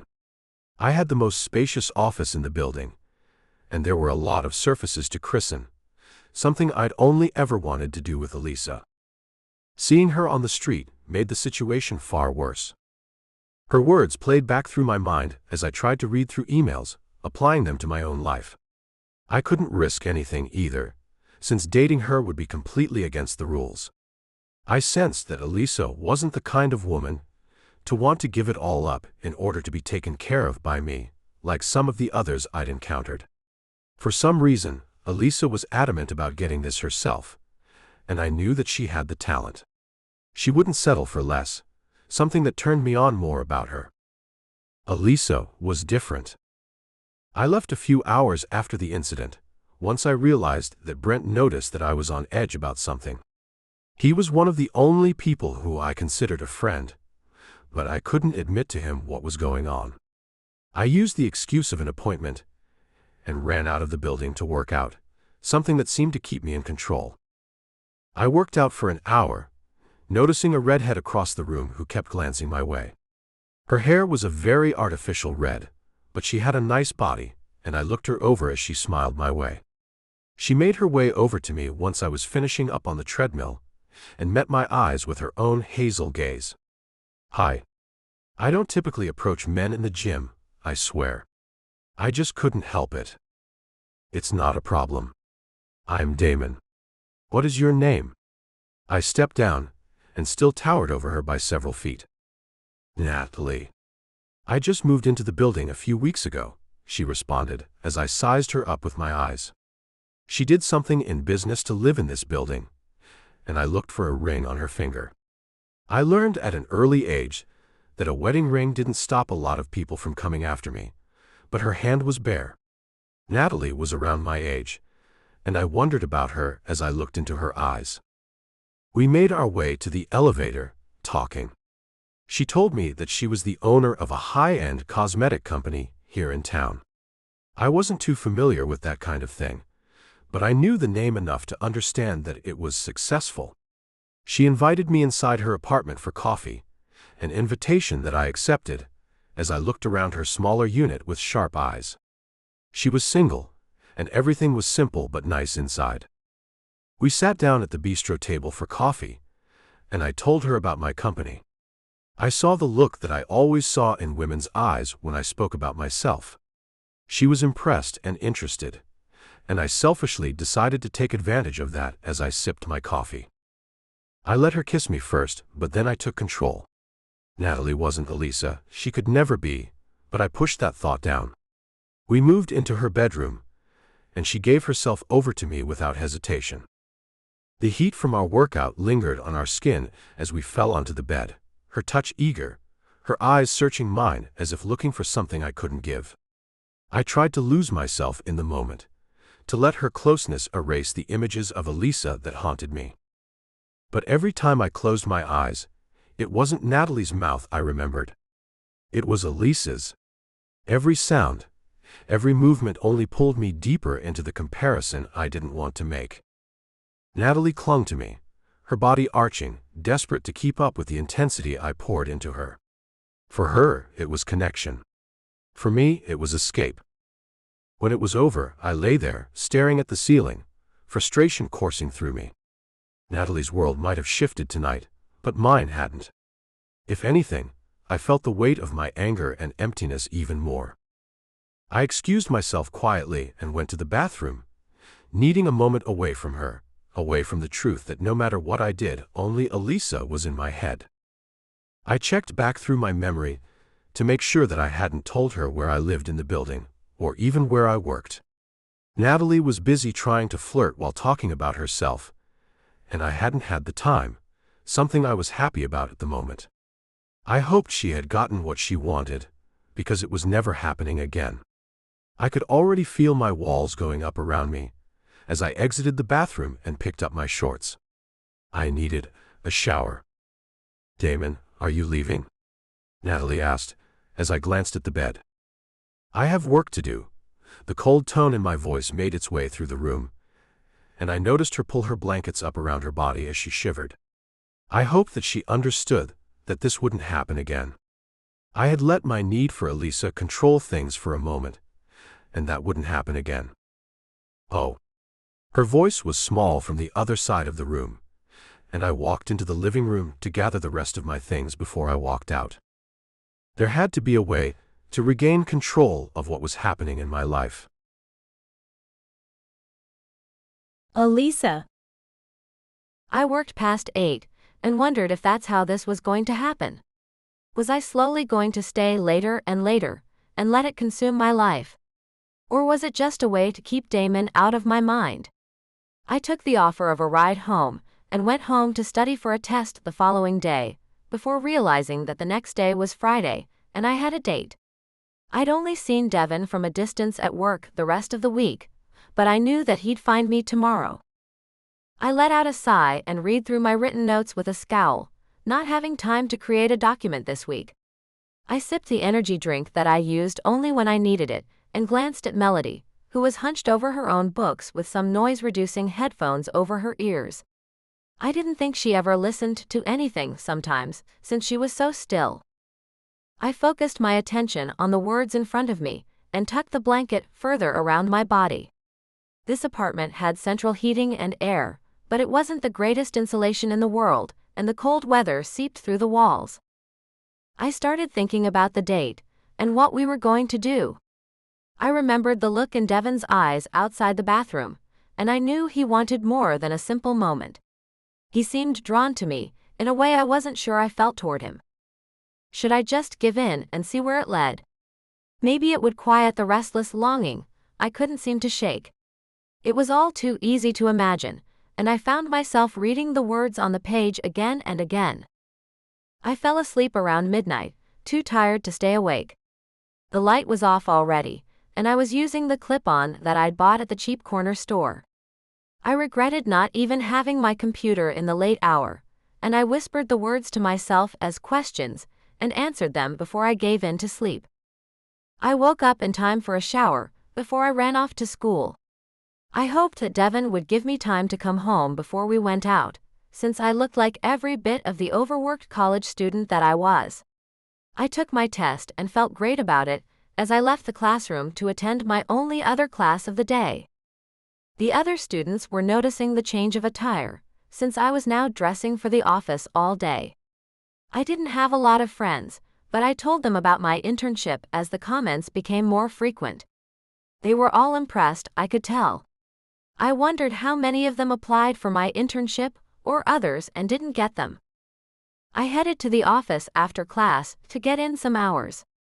I knew that I'd be leaving earlier tonight, so I wanted to make that up, despite the fact that I was putting in more time than required. I reminded myself that there would be a time when all of this would pay off, and I'd be at peace. Devin was walking in with coffee as I got there, and we talked on the way to the elevators, planning the night. He told me that he'd pick me up at my place at 7 o'clock after I told him that I wanted to change. I agreed. I didn't think I had time to fit him into the chaos that was my life, but he was an appropriate man with whom to at least try. I felt the afternoon fly by, and then I was leaving to catch a cab. I was starving, and relieved that the date included dinner plans, as the car weaved through the constant traffic of Boston. I rushed into a full apartment, and ran to my room to put the only black dress that I had on over my other clothes before I fixed my face in the tiny bathroom mirror. I slipped on the heels that I'd worn to the interview, and walked out into the living room, as the other girls sat on couches and giggled. It looked like a club night to me. "Elisa, you look so pretty. Are you going out?" one asked as I smiled and nodded while taking water from the fridge. "Date," I said simply as they looked at each other with wide eyes. I was not known for dating at all, and I knew that it came as a shock to them. I glanced at the stove clock to see that it was almost time, and sipped the water slowly. How I needed out of this place. There was a knock at the thin door, and someone rushed to answer it as I opened my mouth to protest. It was no use though, so I just made my way over, pulling on my jacket at the same time. I could see all of the girls looking at Devin as he asked for me, before their gazes turned to me. I could see the questions in their eyes as I pushed forward to smile at him. "Do you live with all of them?" Devin asked as he led me from the building with a careful look around. "Gosh no. There are a lot of friends around on Friday and Saturday nights." I felt him take my hand as he led me to a fancy car a few feet away. Devin opened the door for me, and I inhaled the scent of leather as he walked around to his side. I prefer to get out myself. It's too small in there, even with just the residents. "You're not close to them, are you?" Devin asked as he started the engine, and I paused to listen. It was so quiet compared to Mom's car. "It's just a situation to save a little money," I affirmed as he frowned in the light from the street. "Isn't a dorm a better option?" Devin asked, as I took a moment to answer the most common question in my life. "This is a cheaper option, until I get a job. It's not so bad, since I'm at the office now most of the time. I just sleep and study there, and it's decent." I had practiced the response over and over, and it sounded confident and natural to my ears now. "It could be in a better area," Devin grumbled as I smiled at him. "That's why I'm glad my roomies are sleeping with some of the guys from school that live there," I said as he laughed. "But not you?" Devin asked as I shook my head. "No, not me," I told him, looking forward to seeing where we were going. I was pleased when he pulled up to one of the best restaurants in the city and walked around to open my door before he handed the keys to a young man standing on the curb. We went inside to find a crowd, and Devin led me right to the hostess stand to tell her his name. We were led to a table in the corner, where Devin checked to see if I liked wine, ordering us a bottle when I nodded. I learned more about him over the meal, as Devin confirmed that he came from money and had a comfortable ride at school. He was the opposite of me. Once he asked me about myself, and I opened up about Mom and what our lives entailed, I saw the sympathy cross his face. I hated that, but he reached across the table and took my hand. "I'm sorry, Elisa. I can see why you've come so far." "Have I?" I asked as I stared at him. "Yes, you have.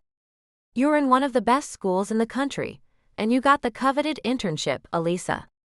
You're at the top, and you won't live in that apartment forever," Devin explained as I frowned and looked into his eyes.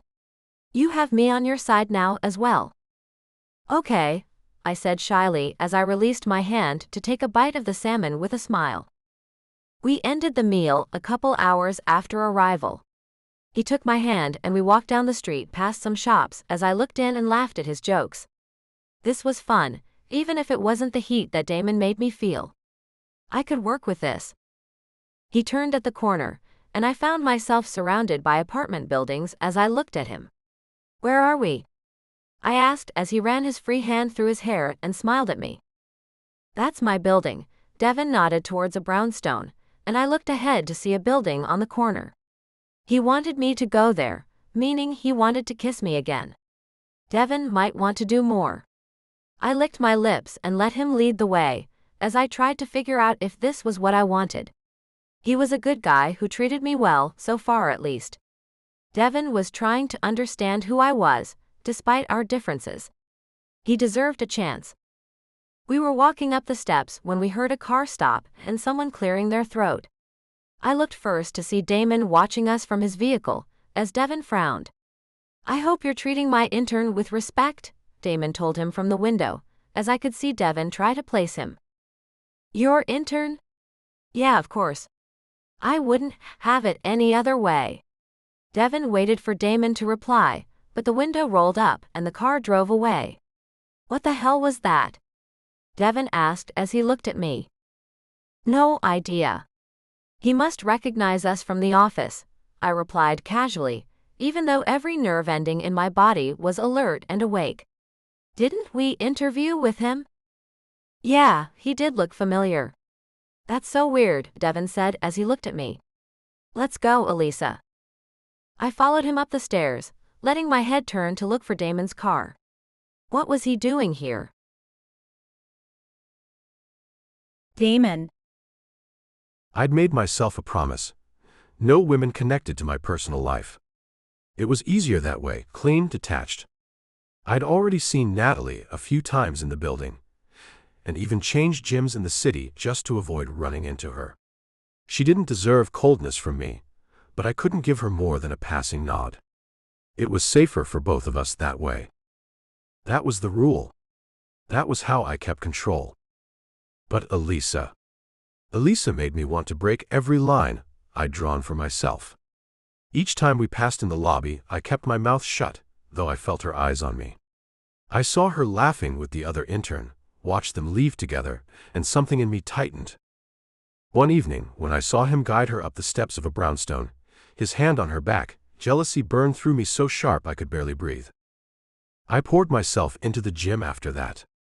Training gave me discipline, a release for the storm inside. But it wasn't enough.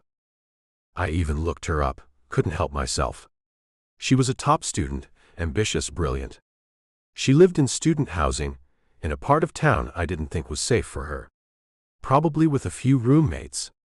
Still, the thought of anyone being close to her clawed at me. In some corner of my mind, I'd already claimed her as mine. I tried distraction. I went back to the club, the place where I could lose myself, where nothing was asked of me except presence. It should have been enough. Yet no matter how many nights I walked away from there, the truth didn't change. Elisa was the only one who stayed in my head. And each attempt to forget her only made her more unforgettable. I found a new gym, a very elite one that cost a mint to join. I was assured that it was a place where I'd be left alone upon inquiry, since I was only there for one thing. I didn't need women trying to pick me up and interrupting one of the most critical parts of my day.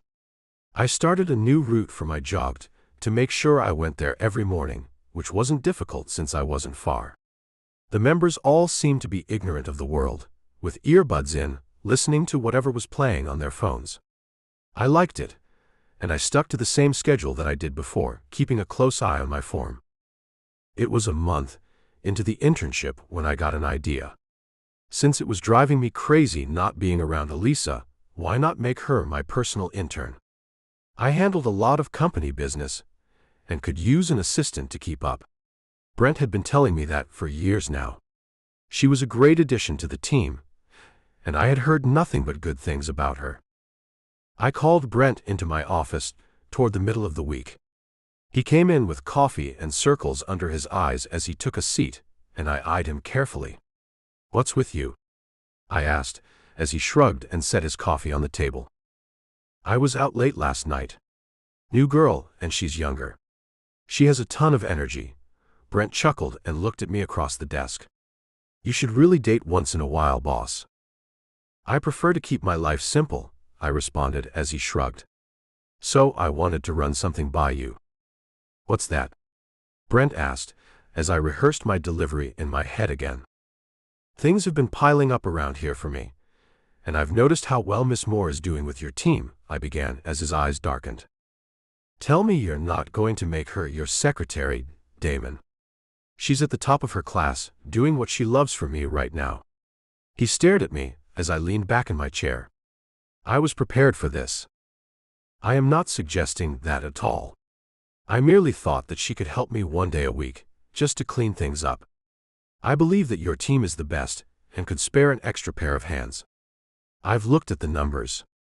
I looked at Brent as he seemed to think it over. Hire an assistant, Brent challenged me as I rolled my eyes. I don't want someone around all of the time, Brent. Just a hand during the week with all this crap on my desk. I haven't been checking in around the building lately because of all of this busy work. I was embellishing things a bit, since it wasn't that bad. I just wanted to be alone with Elisa and get to know her better. Perhaps I wanted to find something wrong with her, so I'd get over her. I wasn't even sure at this point. You know that you can spare her. I suppose, but you've never been all that interested in the interns before this. What gives? Brent looked at me with a frown on his face. I mentioned the new client and some of the upcoming meetings that I had, and his eyes widened. I need someone on this, just to keep up with appointments, research, and things like that. We're growing, buddy. There's going to be money in it for everyone before you know it. Brent left excited and promised to send Elisa in later to discuss the idea with me. I grinned as he closed the door, letting my mind wander to thoughts of her, curiosity, admiration, and anticipation of getting to know her better. I wanted to see what she was made of, understand her perspective, and find ways to help her shine. I checked my upcoming appointments and adjusted my schedule, jotting down reservations that needed to be made and notes for meetings with my managers. Admittedly, I did need an assistant, but not just anybody would do. I needed someone sharp and capable, someone I could rely on. After an hour of sitting, I stood and walked over to the window, thinking about how interesting it would be to work with her closely. I went for coffee after that, needing to loosen my muscles and perk up. My floor was quiet, with business being conducted with clients behind closed doors as opposed to teams working out in the open. I thought back to the days when I was down there just watching and learning, when this was Kenneth's job. It was exciting and hands-on, but I was excellent at what I did for the company. I was in the right place and earning a lot of money. I made coffee in the machine and stirred in just a bit of cream and sugar. I wasn't much into coffee, at least not when I wasn't thinking too hard about something. My rigorous schedule of early mornings and exercise made me sleep well once I was in bed, though lately I'd been thinking about Elisa. I walked back to my office and stepped inside, loosening my tie after I set the cup down on the desk. There was a tap at the door, and I called out for the person to come in, having left it cracked. Elisa stepped inside, dressed in a flowered pencil skirt that clung to her curves and a button-up gray blouse that grabbed one of the colors. She looked beautiful as she tossed her hair back and bit her lip, making me hard all over again. "You wanted to see me, sir." That word sent all of the blood rushing to my groin as I sank down into my chair to hide what she was doing to me. Elisa. I was so nervous as I walked towards Damon's door. My hands were shaking, and I could feel the sweat pooling in my hair as I mentally tried to pull myself together. I didn't know what he needed, just that Brent asked me to stop by his office on a break. What could it be? Was I going to be let go? I couldn't be. As hard as it was to be close to him, I needed this job for a secure future for my family. I hadn't done anything too wrong, apart from trying to distance myself, like he seemed to want me to do, like it seemed was best. What was I doing here? I noticed that the door was cracked when I approached it, and I took a long deep breath before knocking. "Here goes nothing." He told me to enter, and I pushed the door gently and stepped inside. This room was huge and featured a large cherry wood desk and a wall of windows. The view looked to be incredible, but I was distracted by the man walking across the hardwood floor to the desk. Damon was dressed in his daily black slacks but missing the suit jacket. His tie hung around his neck, and I couldn't help but stare at him. I watched as his eyes widened before he dropped into his seat and took a deep breath. I nervously shuffled for a moment and cleared my throat. "You wanted to see me, sir?" The order of things was confusing to me, as my head swam and I tried to focus. "Yes, I did. Please, have a seat." Damn. The desk was neat, apart from a few papers spread out, and I suspected that he liked order in his life. The whole office was that way, and I took a slow look around as I sat down and licked my lips. I noticed that he was quiet, and looked back at him to see what he was doing. Damon was staring at me, and I tossed my hair nervously as his eyes narrowed. If he was going to let me go, he needed to just do it. He needed to get it over with and let me leave as I cried, not knowing that to do. I knew that was dramatic, but it felt real to me in that moment. "Sir, if you could just..." I let my voice drift off as he blinked at me and I blushed. "I'm sorry." "Take your time." "Damon?" "It's Damon." "Don't call me sir," he muttered as he tensed behind the desk. "I called you up here after a conversation I had with your manager, Brent. I spoke to all of the managers, as I regularly do, to check progress. I felt my heart drop. Brent didn't appreciate my hard work, and I was going to be let go. I tried to figure out what I had done, as I stared at the wall past Damon. I like to see how the interns are coming along, and Brent had nothing to say but affirmatory things about you, Miss Moore. I was shocked at his sentence but focused on the use of my name. "It's Elisa," I reminded him as he stared at me. "That's good to hear." "Thank you." I waited, more curious than before. I am a stubborn man and don't ask for help enough. If I do, the person has to be the best, and it's come to a place in this company where I need a little assistance. I am meeting with more clients than ever, famous and high-paying clients who need my full attention, as Elkus Manfredi continues to grow. It is because of this that I asked about the interns who were most recently hired, Elisa. He made my name sound painful to say as he spoke. I did not have in mind a full-time assistant, but just someone on a semi-daily basis, to help out with appointments, phone calls, and emails. I need help with the tasks that take up the time that I could be using to promote the company. That is where you come in. I looked at him, not understanding what he was getting at. I would like you to assist me, Elisa. I like what I've seen, and I trust Brent implicitly in his review of your work. What about the team? I asked worriedly, as he took a breath and leaned back with a tired smile. You'll be working primarily with them. I'll need you for a little time during the week, but I understand what your internship entails. I know that you want to be part of a team later in your career, and I'd never interpose with that. I just need a little help, and I think you're right for the role. I'm flattered, I said, though shocked was more the word I would use. This had never been a thought in my mind, and I blinked as I watched him trace his tie with his hand, lost in the movement. There are perks to the job. I am going to be logging the hours that you work for me, and pay you the going rate for an assistant, since it is a separate entity from the internship. You'll also be receiving an iPad that you can take home with you at night, a new cellular phone so that I can contact you, and access to this office and the programs that you'll be using both on your iPad as well as my computer. I trust that you can keep company business to yourself, seeing as you'll be getting a much deeper look at things, though I'll have something for you to sign, if you accept my offer. A paid job? I knew that it wasn't full-time, but it was something to put away, to help my mom. It was too much to think about, and I opened my mouth before closing it again. I wondered how I could work with him, given that my underwear was already dampening just from sitting here. I needed to move past what happened with us, and this might not be a great idea, particularly since he had said that he wanted distance from me at some point. This was a great opportunity, as well as a chance to stay on with the company. Wow, that's a lot to think about. I think I'd like to do that. I'll take you up on your offer.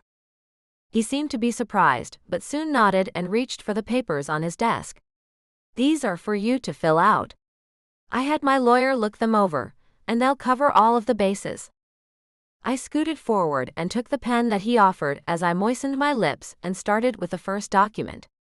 It was standard, apart from the document that he'd spoken about. I was asked to stick to a strict confidentiality rule and tell nobody what I saw and learned in here. That includes the other interns whom you might consort with outside of the office. His words were cold, and I looked up to see him staring at me with a burning gaze as I blushed. Of course, I murmured as I remembered seeing him on the street that night. Not only was I his intern now, but I was also his assistant. I'd never consider telling anyone anything. The papers clearly stated that any example sharing information could be followed up with legal action if the consequences were severe enough, and I couldn't have understood the message any clearer. I went back to the usual paperwork, surprised to see that he'd be paying me $25 an hour as a part-time employee. That would add up, even if the hours were on the lower end of being part-time. I signed the last page, and he asked me to come around the desk so he could show me a bit of what I would be doing. We went over the programs, and I jotted down the passwords in a private note app on the phone that was charged and ready for me. I would see his emails and appointments and have control over them, something which scared me. I assumed that anything that was not company information would be located elsewhere, since Damon was clearly an intelligent man. He was close to me as he pointed out things I would need to know, and I smelled the spicy scent of his cologne as I fought the shivers that were threatening to take me over with every word and brush of his skin. Damon was all man and complete sin wrapped in one. I jotted everything down and read back through it, trying to avoid looking like a fool on my first day. He seemed to have faith in me, so I could have confidence in myself as well. Damon explained the devices that I'd be using for him, shocking me when he said that I could use them for personal use, as long as it wasn't illegal or a threat to myself or the company. He insinuated that he could look into that at any point, but I wasn't sure just what he meant. I wasn't smart enough to be some type of hacker, and I didn't look up much on the internet either. I remembered the stories I'd read that one night, earlier this month, as well as a few others I'd read when I'd had some alone time. I had my phone for that, but was that what he meant? People openly read 50 Shades of Grey, so was something online and unedited considered wrong? I decided that it didn't matter, since I had my own phone and the fancy new one was for work purposes. Damon directed me to a document that indicated what meetings needed to be set up, as well as appointments. Why don't we start with these? If they give you a hassle, remind them what company you're representing. If that doesn't work, use my name. They should be very compliant after that. Yes, sir, Damon. I will.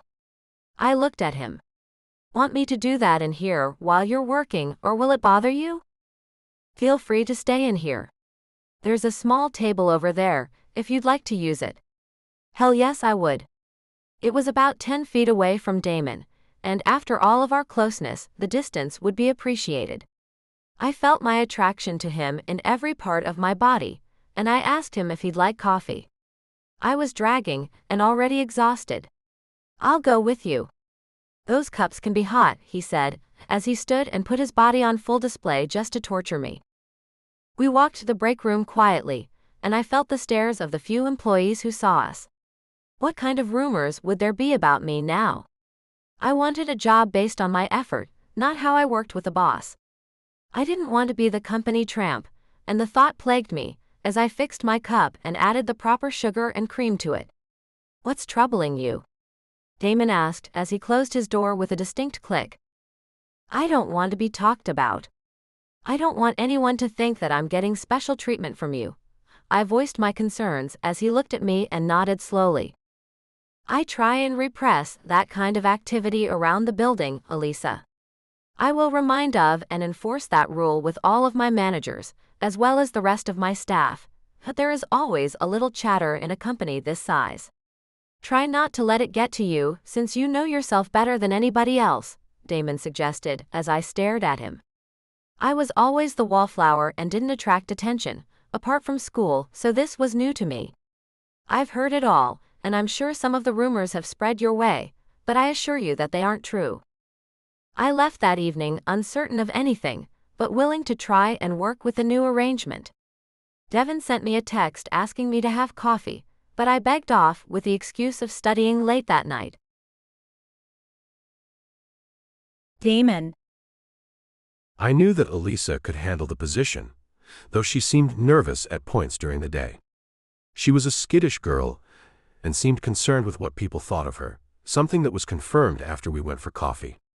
It angered me that a woman as smart as Elisa would let that bother her, and I had meant what I had said about handling the situation.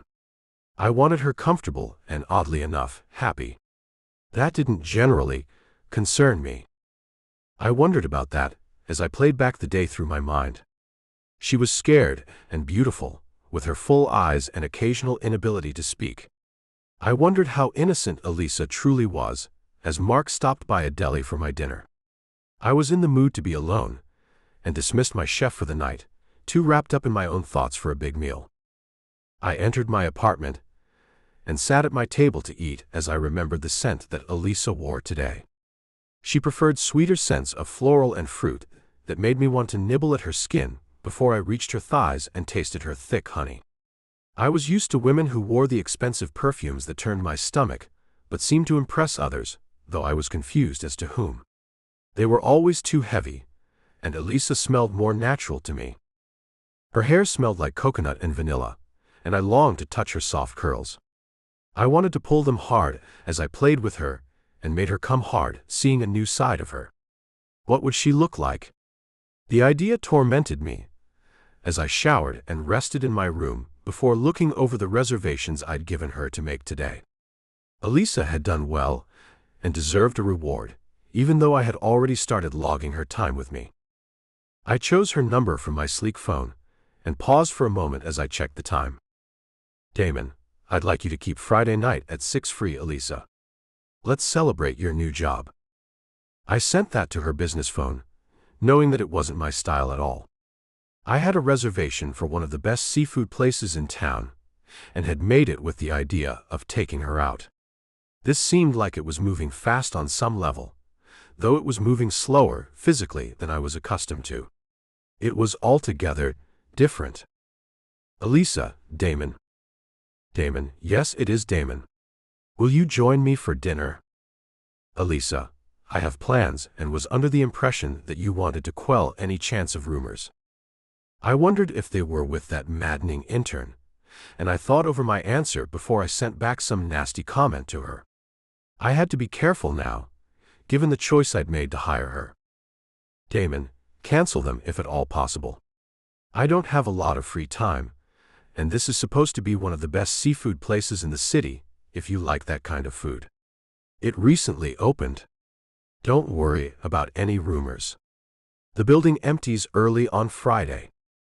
Elisa, I'll see what I can do. Thank you for the invitation. I set my phone down and considered her answer as I watched the moon shining against my wall. I knew that she felt something for me.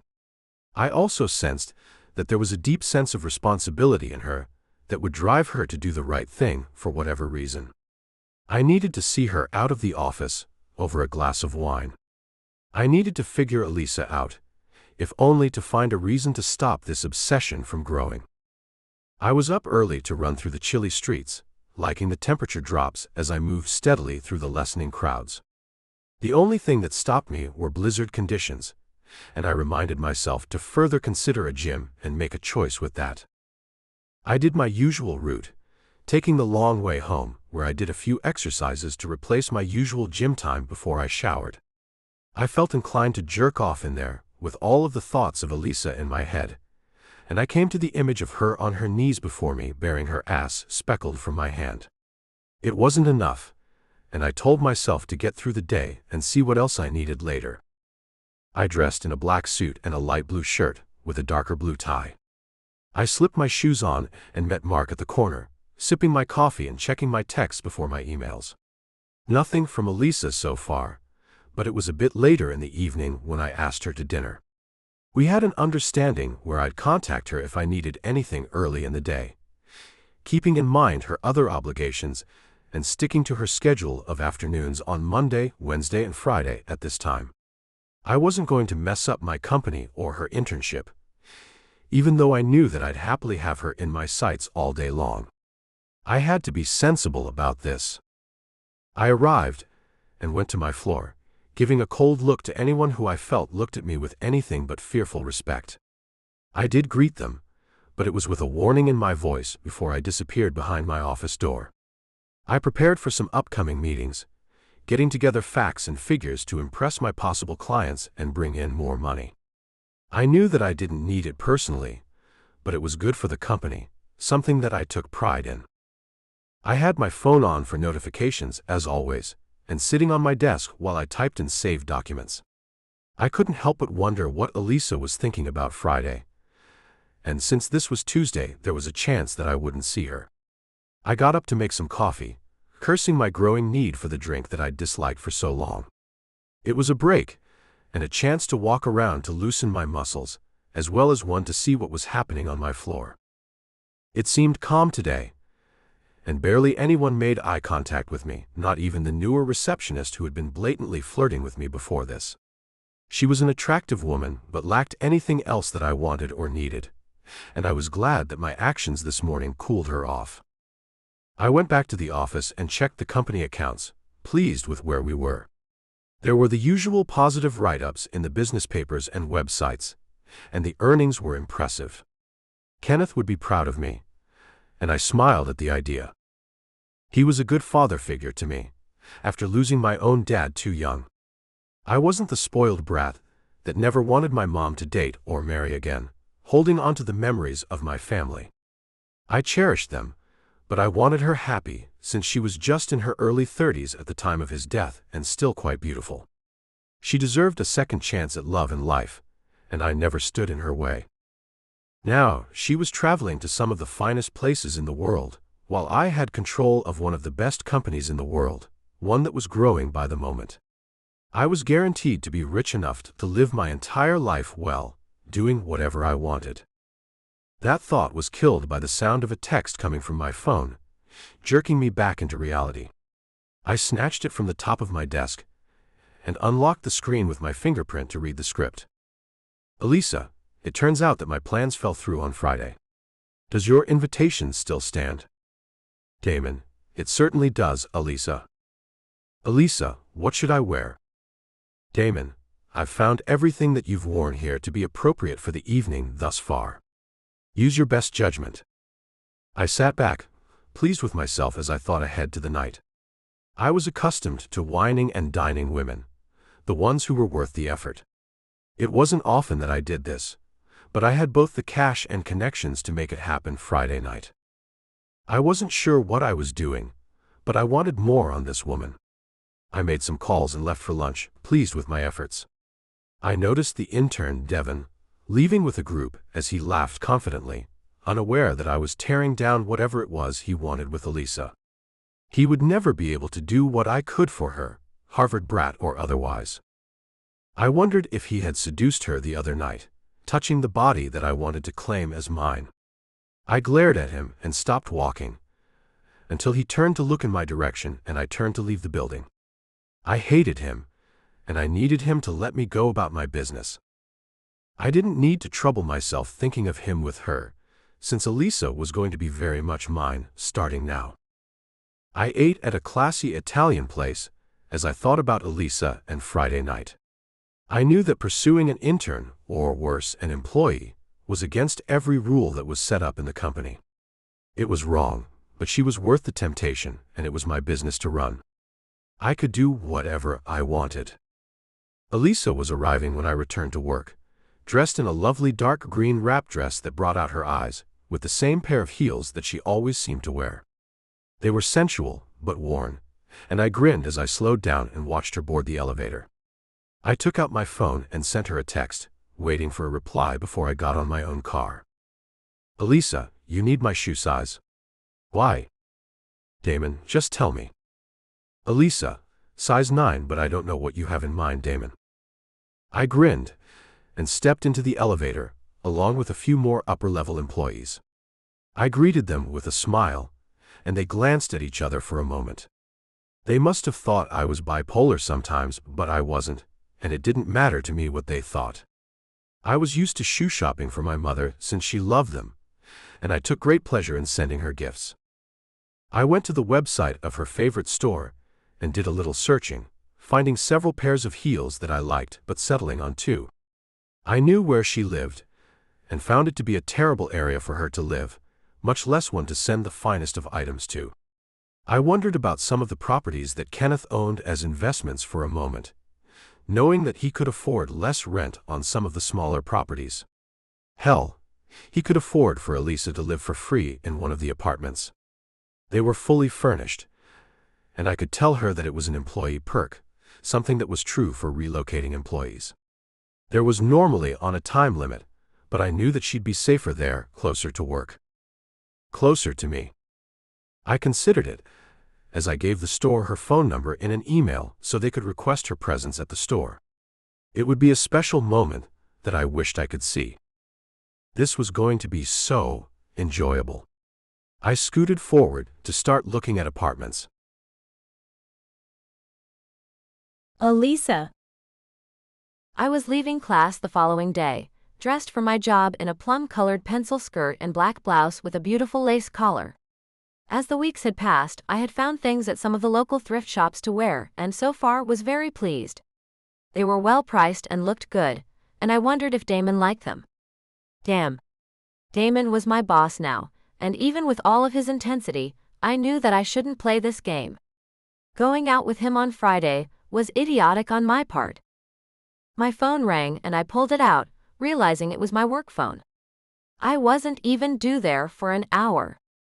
I answered it, not recognizing the number as I paused on the walkway and moved to the side. A woman with a friendly voice told me that she had something for me at one of the most impressive stores in the Boston area, and I frowned for a moment. I don't shop there. It must be a mistake, I assured her as I wondered what the hell was going on. Nobody had this number, nobody but Damon. I assure you that this is yours, Miss Moore. If I were you, I'd hurry down here because these are beautiful. Have a great day, and ask for Andrea at the shoe counter. I looked at the phone and shook my head. Shoes. He had asked for my shoe size and I narrowed my eyes. What was he trying to do to me? I knew that he had money and could probably get any woman that he wanted. I stalked forward to the bus as I let anger rush through me. This was my life. This was my future. I could handle it by myself, without his help and whatever game that he was playing. My anger was still high as I stood in front of the building, and I took the elevator to the 6th floor. I wasn't due in Damon's office for a few hours, and I knew that the team needed me, but Damon needed to be put in his place. I walked toward his office, noticing the look on the receptionist's face as I ignored her. I had noticed that my current shoes were wearing down, but still. There were discount shoe shops, and I could get my own. I was just approaching his door when it opened, and he stepped out, causing me to crash into him hard as I squealed. Elisa, are you all right? Damon asked as he held me in his hands and stared into my flashing eyes. Why is Macy's calling me to tell me to go to the damn shoe section?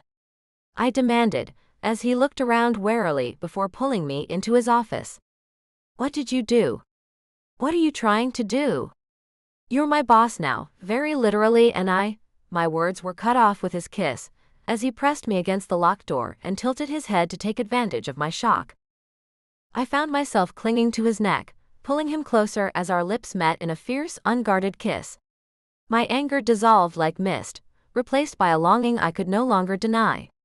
His hands were firm at my waist, and before I realized it, he had lifted me from the floor, carrying me toward the couch with a strength that made my heart race. Damon, we can't. I breathed, pulling back just enough to speak. You're my boss. I'm your intern. This isn't supposed to happen. I don't care about titles, Damon said, his voice low but steady. I've never wanted someone the way I want you. I want to know you, take care of you, share dinners and conversations with you. Right now, I just want to hold you." He looked at me with a hunger that was more than physical, something protective, something raw. His fingertips brushed my sides through the fabric of my blouse, sending a shiver through me, but he stopped, searching my face for permission.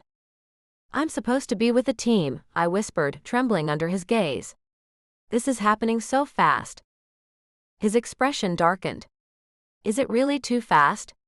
Or is it because of him, the other intern? The night I saw you with him?" "No," I said quickly, my voice cracking as the truth spilled out. "He tried to kiss me, but I wasn't ready. He's not you.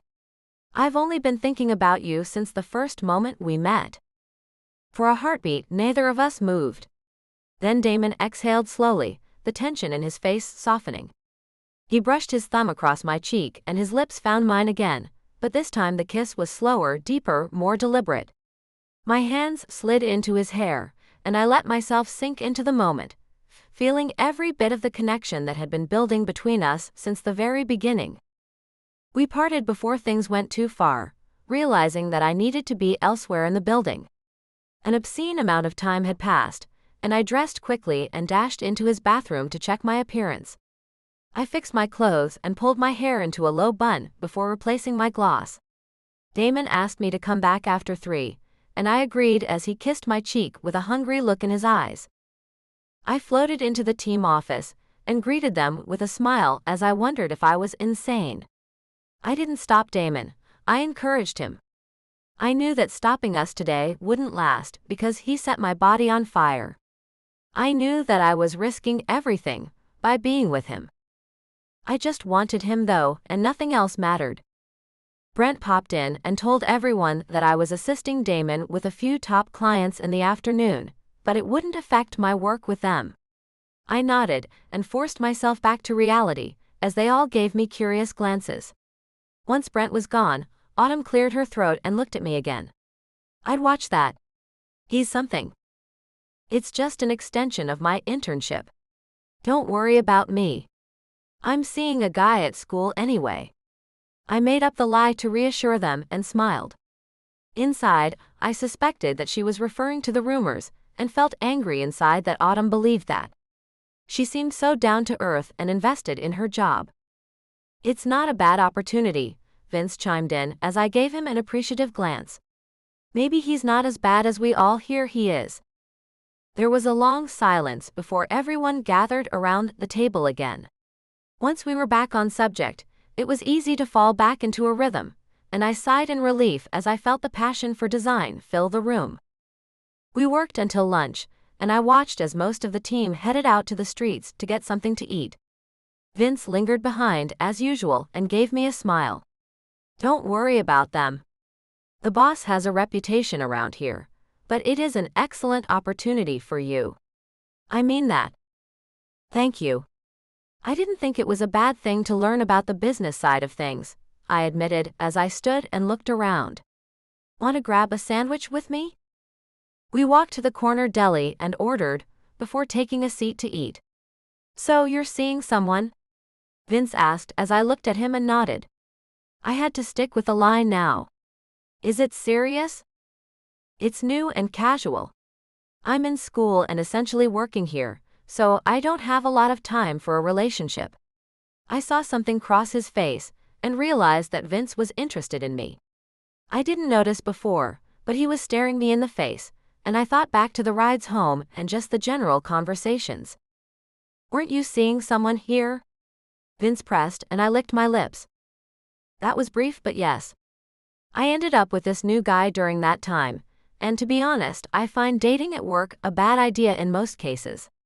I tried to let him down easily since Vince was such a nice guy.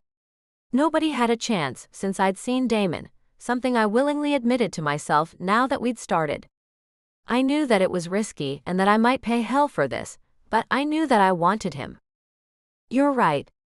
I know that, but I liked you when we met. I thought maybe." Vince smiled, and I saw that he wasn't devastated. We finished lunch and walked back, feeling lighter and laughing, before we made our way back to the team. They seemed better too, and we joked and worked through the day until it was break time. I went to make a cup of coffee and glanced at the clock. I was due in Damon's office, and I felt my heart leap into my throat as I nibbled on my lip. This was cleared by Brent, and it was all right. I'll see you guys later. I'm going to go help out. I smiled, and they nodded as they said goodbye and walked back to the office. I grabbed my stuff and went to the elevator to go to the 6th floor.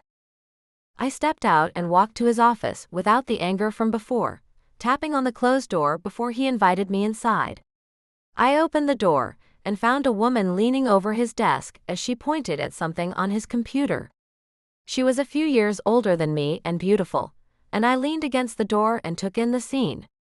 "Thank you for your opinion, Caroline," Damon said as she giggled and stood, revealing her short skirt and slightly unbuttoned shirt. "Sure thing. Anytime," she responded as she looked at him and then at me before she left the office. I felt the surge of jealousy as I wondered what the hell I was doing with him. The door shut behind me. "Come in further, Elisa." His voice broke into my scattered thoughts as I stared at him and took a breath. Every look that my team had given me today played back through my mind, and I could hear Autumn's words all over again. "Elisa." Damon's voice was sharp as I blinked and watched him stand and walk over to me. Damon was gorgeous, powerful, and beyond my wildest dreams. He cupped my face in his hands. "What is it? Have you been with her?" I whispered. The question trembled out of me before I could stop it. Damon didn't answer with words. Instead, he covered my lips with his, closing the office door behind me. The click of the lock echoed through the room as he kissed me, hard, slow, claiming me. My thoughts scattered like leaves in the wind as his arms tightened around me, pressing me against the wall. I clung to him, feeling the strength in his shoulders as he kissed me senselessly.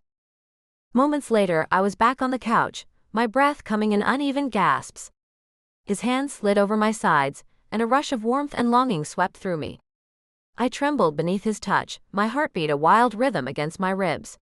The world outside his office disappeared. There was only the two of us and the steady intensity of what he was giving me. When it was over, we sat together on the couch, our breathing gradually slowing. I looked up at him, still dizzy. Was that just to distract me from the question? He exhaled sharply, eyes dark as he studied me. "You're not going to let that go, are you?" He rose from the couch, somehow already composed, and returned with 2 bottles of water. He handed me one before leaning against his desk. "Do you really want to know everything about my past?" "Probably not," I admitted, adjusting my clothes and taking a grateful sip. "I know my life is different from yours." His eyes sharpened, catching on mine. "You're not completely inexperienced, are you?" "No," I said quietly, shaking my head. "But I've only been with 2 people. Both in college." He raised an eyebrow, considering that. "So different from what I'm used to." His voice softened almost to a murmur. "Why do I want you so much?" I didn't answer. My heart still pounded as I sat there, unsure what to say.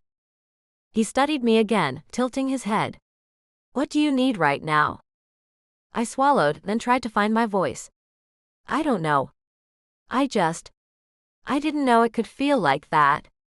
I didn't know it could be good." He smiled faintly at that, looking out the window for a long moment before returning his gaze to me. "Forget those boys from college who are only thinking of themselves. His voice dropped lower, "this is going to be different. You're going to see that." Damon. I instructed her on the emails that I received daily, as well as attempted to return in the same 24-hour period. I made a list of the most important clients and gave her free rein in setting up appointments for me, using my calendar application on my computer. It was a tedious process, but it should be easier once she adjusted to it. I made Elisa understand that she didn't need to answer any questions regarding the company or what we were looking for right now. Those issues could be forwarded to my personal email, which I made sure she had saved into her contacts on her phone. She looked at the account that I'd set up for her assistant purposes and smiled. sweetelisa22@gmail.net "You chose this?" she asked softly, after I'd given her the password information, which hinted at the things I wanted to share with her. "I did," I replied, holding her gaze. "It's true, based on what I've come to know about you." Her cheeks flushed, and the sight stirred something deep inside me. Earlier, I'd been tempted to push further, to see how much she could handle and how far we could go together. But for now, I had kept myself in check, choosing to savor the beginning rather than rush through it.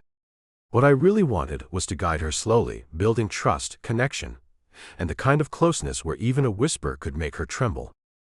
My thoughts drifted as I watched her.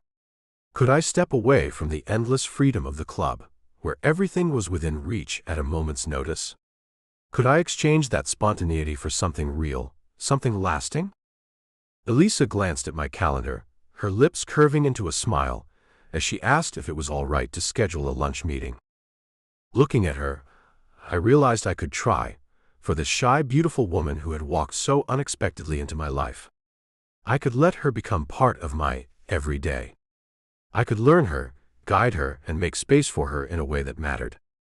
"Go ahead," I told her as she filled in the day of the meeting and time, as well as where we would be meeting, before emailing the possible new client back with the same information in a friendly and professional manner. She already knew how easy it was to get a reservation in my name, and dialed the number of the restaurant from the information on Google, making the reservation with a polite "thank you" as she looked at the computer. "How do you get in so easily?" "From what I've heard, these are nice places. Everyone says it's hard to get in." Elisa looked at me as she spoke, and I felt myself harden as I stared back at her. "I run the biggest architecture firm in the country, Elisa. It came with an excellent reputation before I stepped into the position, and people want to impress me because of that. They're willing to do anything to please me," I explained as she frowned for a moment. "Is there anywhere that you want to go?" "I'm not a part of this world. I eat takeout on the corner for excitement," Elisa told me as she paled and looked at my desk. "I don't want to spend my money on one meal like that. I need to spread it out."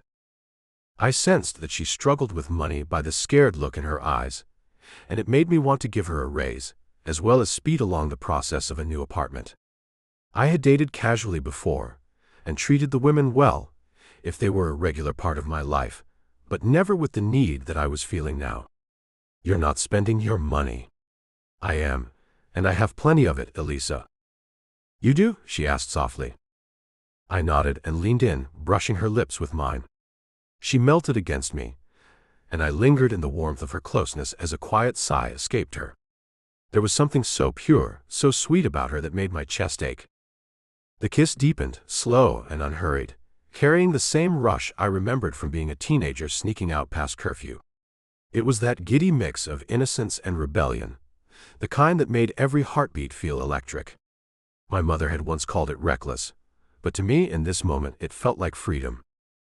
I pulled away to let Elisa take a breath, noting the bright pink spots on her cheeks. Elisa seemed flustered as I looked her over and jumped as my phone rang. "Should I?"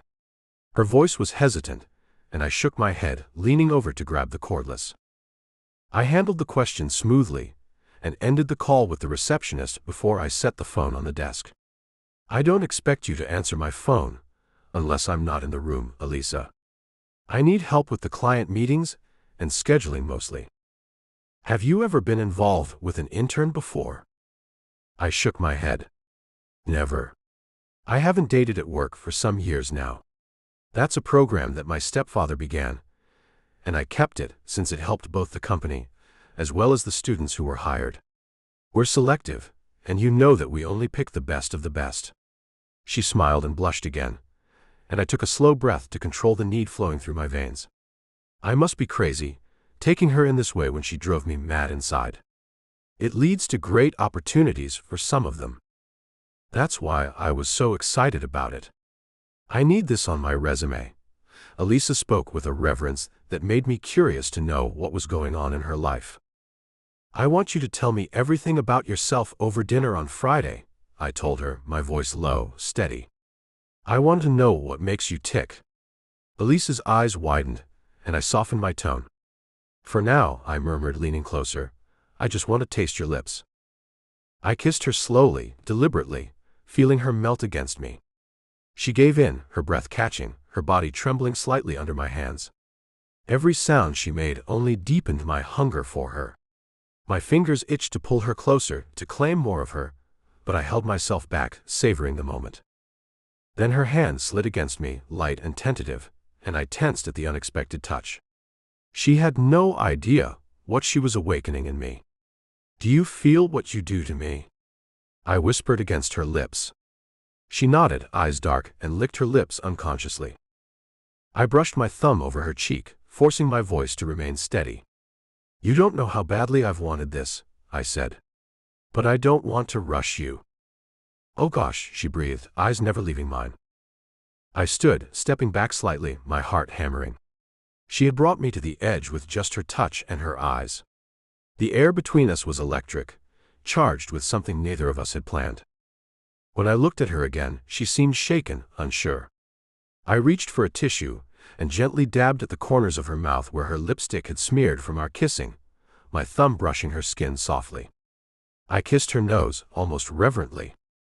"You were perfect," I whispered, my voice soft enough for only her to hear.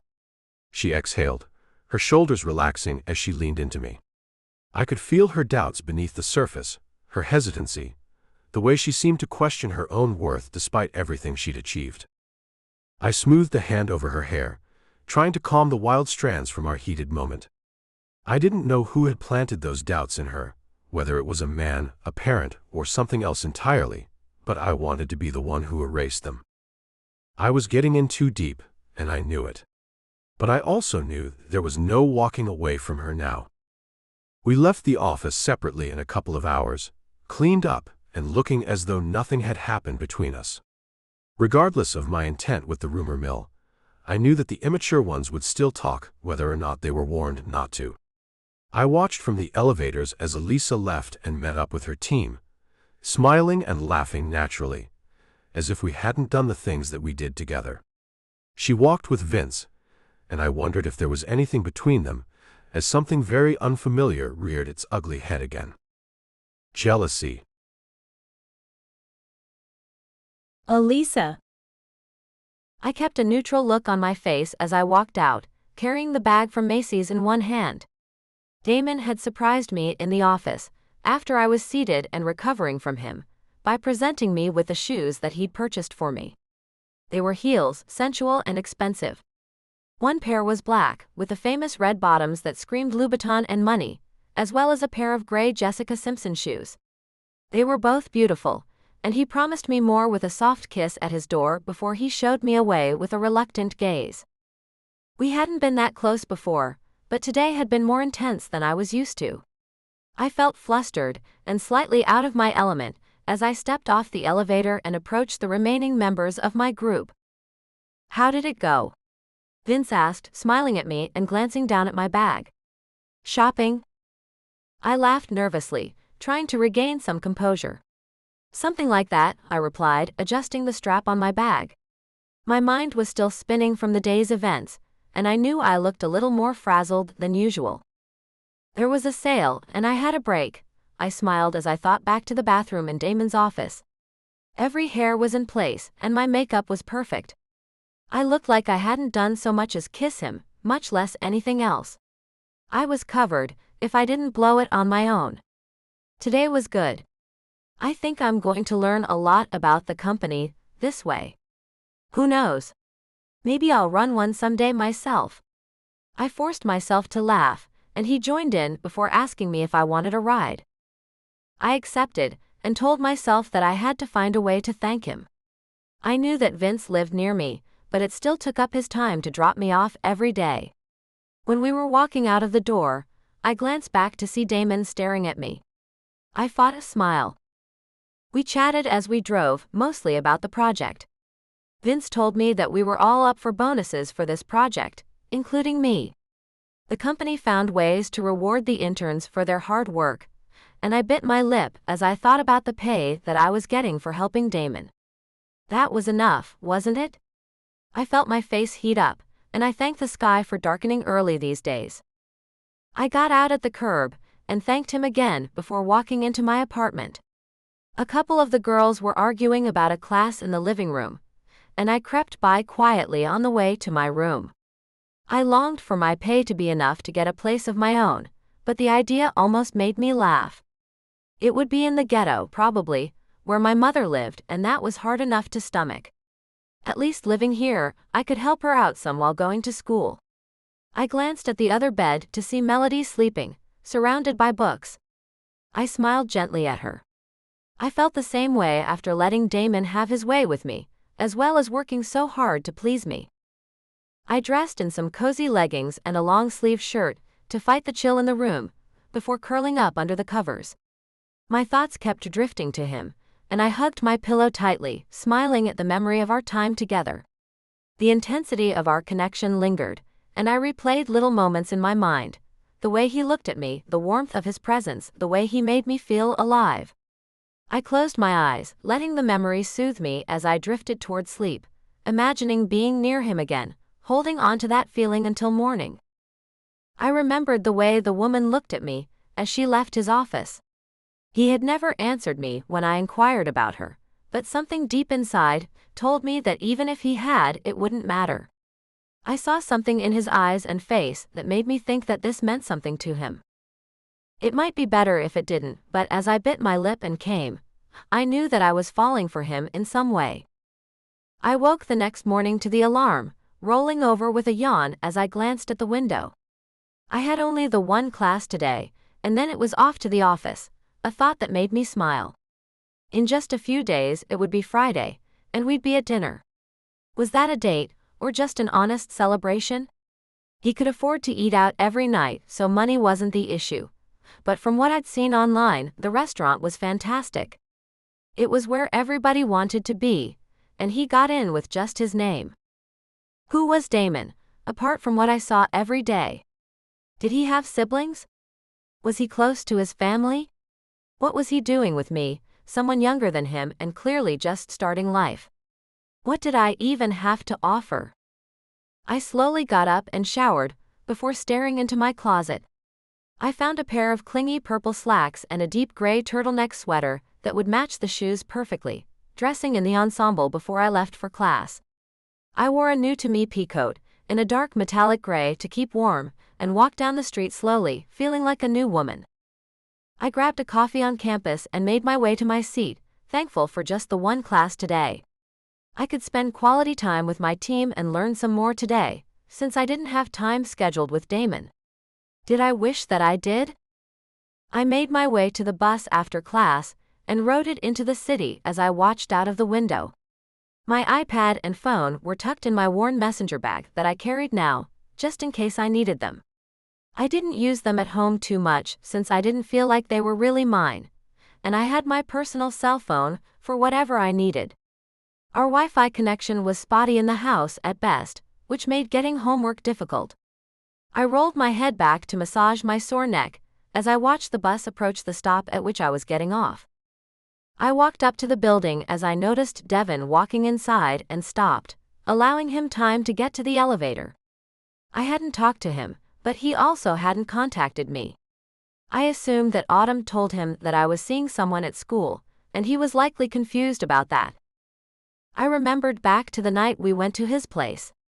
Seeing Damon in his car had thrown me off, but I wasn't in the mood for Devin to begin with. I couldn't find anything too wrong with him when I thought about it. He was handsome, intelligent, and he had a great future. Devin was also funny and kind, and I might kick myself later for letting him go. His kisses were nothing more than pleasant, though. They didn't fill me with the desire that Damon's did, or the urgency to feel more. They actually repulsed me a bit, since they came off just like the guys that I'd slept with. He seemed like he'd leave the moment I gave in, and that worried me, considering that we worked together. I didn't want that hanging over my head, so what was I doing with Damon? Us not working out could affect everything, and I knew that seeing the boss was foolish, particularly for an intern like myself. I would always have my degree, but being let go from a company like Elkus Manfredi, especially with a reputation, would be stupid. I could blacklist myself and then what? Mom would never have a better life, and I would have wasted the years in school and all of the hard work. I thought of her, and sadness filled me as I realized that I could completely disappoint her. I blinked and made sure that the coast was clear before I walked slowly across the lobby to the elevators, pushing the button as I looked around at my surroundings. They still took my breath away, regal and beautiful as they were. I couldn't believe that I worked here, even now. I'd gone over some of the previous designs with Damon, as he told me about the company, and they were impressive. It was something that I'd love to do for a living. I could see why he was so successful and famous around the country. I just didn't know where I fit in, if at all. I was relieved when the team seemed busy and distracted as I walked in. Setting my stuff down, I joined in with them to discuss the plans. I was already having doubts, and I didn't need judgment with it to make my veins any colder. Damon. I knew that it wasn't my day to work with Elisa, and it was killing me. I chose her to work with me 3 days out of the 5 because I didn't want to get addicted to her, but damn if I hadn't failed at that already. I picked up my phone and pulled her number up, staring for a moment before I set it down. I asked myself yet again why I was pursuing her, and my body answered me as I bit my lip. Elisa would be my finest reward once I'd been with her. I was going to turn her world inside out, and hopefully move on with my life after that. Still though, there was something about her that more than just the way she enticed me physically. She seemed genuine and kind at heart, which was a trait that I was not used to in a woman. Most of the notches on my belt were after something much more than a night, knowing that I was wealthy beyond their imagination, and could get them far in this city. Elisa didn't ask for anything, and was even annoyed by the gift of her shoes. I'd never argued with a woman over a purchase before Elisa, and wondered where her intense pride came from. I heard my phone vibrate on the desk, and reached over to see that it was Sharon. I hadn't heard from her in a while, and I thought back to the last time that I'd seen her. I hoped that she wasn't looking for a relationship still, but I could use a massage to ease my tense muscles. I sent her back a text, making my needs clear, even as something nagged at me in the back of my mind. She was agreeable to a massage, and I agreed to meet her in a few hours at the hotel. That was it, just a massage. I was excited as hell, but it wasn't just for anybody. I made an excuse with my managers about a doctor's appointment that they probably saw through, since I rarely went, but I didn't have to worry about it since it was over email. I was the boss and could do what I wanted, though I didn't feel that way right now. I felt weak and resented the new emotion. I locked my office and made my exit at 3 o'clock, stepping out of the elevator as I started across the lobby and froze. Elisa was walking with Vince, holding a coffee as she laughed at something that he said. She looked sensational in deep purple pants and a clingy sweater, and I smiled as I looked down at the gray shoes that she was wearing. I knew she liked my gift. Her face turned, and she looked at me with expressive eyes. I felt like awful, going where I was, but I didn't owe her anything. Still, her eyes beckoned to me before she looked forward and walked toward the elevators again. We had to play it off. I walked across the lobby, feeling eyes on me as I left the building, and walked over to the car where Mark was waiting. "Early day?" he asked as I climbed into the back. "I have a meeting." "Drop me at the hotel," I told Mark as I caught his eyes in the mirror. I almost always had the window down that separated us, unless I had a woman in here with me. Mark could probably listen if he wanted to, though I was confident that he had his own life to worry about. Mark was a good-looking man and kept himself in shape, seeing that he was something of a bodyguard if the need arose. It was a requirement for this job, even though I could take care of myself just fine. It was just reassuring to have backup, since I was well known in this city. Mark was a friend to me. He pulled away from the curb and drove the few blocks to the hotel, pulling into the circular driveway to drop me off. I told him I'd call if I needed a ride later, and he nodded as he gave me a look. "Are you okay, Damon?" "I'm all right, Mark," I assured him as I smiled stiffly and walked into the lobby. Inside, I felt torn up as I made my way to the elevator bank and pushed the button, staring at the ground. Something was different today. I unlocked the door and showered, slipping on some lounge pants as I poured a drink at the bar. I paced the suite restlessly before going over to my phone and picking it up, staring at the screen. I was just sending Elisa a text when there was a knock at the door, and I watched as it sent before I put the phone down with a sigh. I opened the door and let Sharon in, looking at her in the tight leggings and white shirt. She appeared more like a professional massage therapist today. "I didn't know you owned clothes like that for work," I told her as her eyes darkened and she walked by, her head held high. Perhaps she had dressed like that in the beginning, but I couldn't remember now. I sensed that she was going to have an attitude, and I almost sent her away, but remained silent as she covered the bed with her towel. "Why did you call?" "I missed seeing you, Damon." "You've been a client for a long time," she replied as I realized that she was right. I'd been getting massages from Sharon for a couple of years now. She was a good girl, and as long as she knew her place, I'd keep her around. "I apologize for the last time we spoke. I lost myself for a moment, but I know what this is now." "What's that, Sharon?" I asked as I strode forward and stood behind her. "It doesn't go past that door, and I'll have no expectations," she explained as she stared forward. "Good girl," I murmured as I relaxed onto the mattress, kicking off my shoes. Sharon's hands pressed into my muscles, working out the tension, and I felt my body start to loosen. "You're tense. Is everything okay?" Sharon asked, her hands firm as they moved over my shoulders. "Work stuff," I mumbled, letting my eyes close as I sank deeper into the mattress. The warmth of her touch was comforting, and for a moment I let myself imagine someone else, someone who mattered more, giving me that same kind of care. I relaxed into the massage, letting the tension leave my body. Sharon moved to my back, kneading firmly as I exhaled slowly. I could feel the stress melting away, replaced by a strange mix of calm and longing. "You've got a lot of tension here," Sharon said gently. "Let me work it out for you." I nodded, keeping my focus on the sensations, the heat of her hands, the rhythm of the massage, and the comfort of her presence. Deep down, I realized I was beginning to notice that I didn't want just anyone's attention anymore. I wanted someone specific, someone whose care and closeness really mattered. By the end of the massage, my muscles were loosened, my mind a little clearer.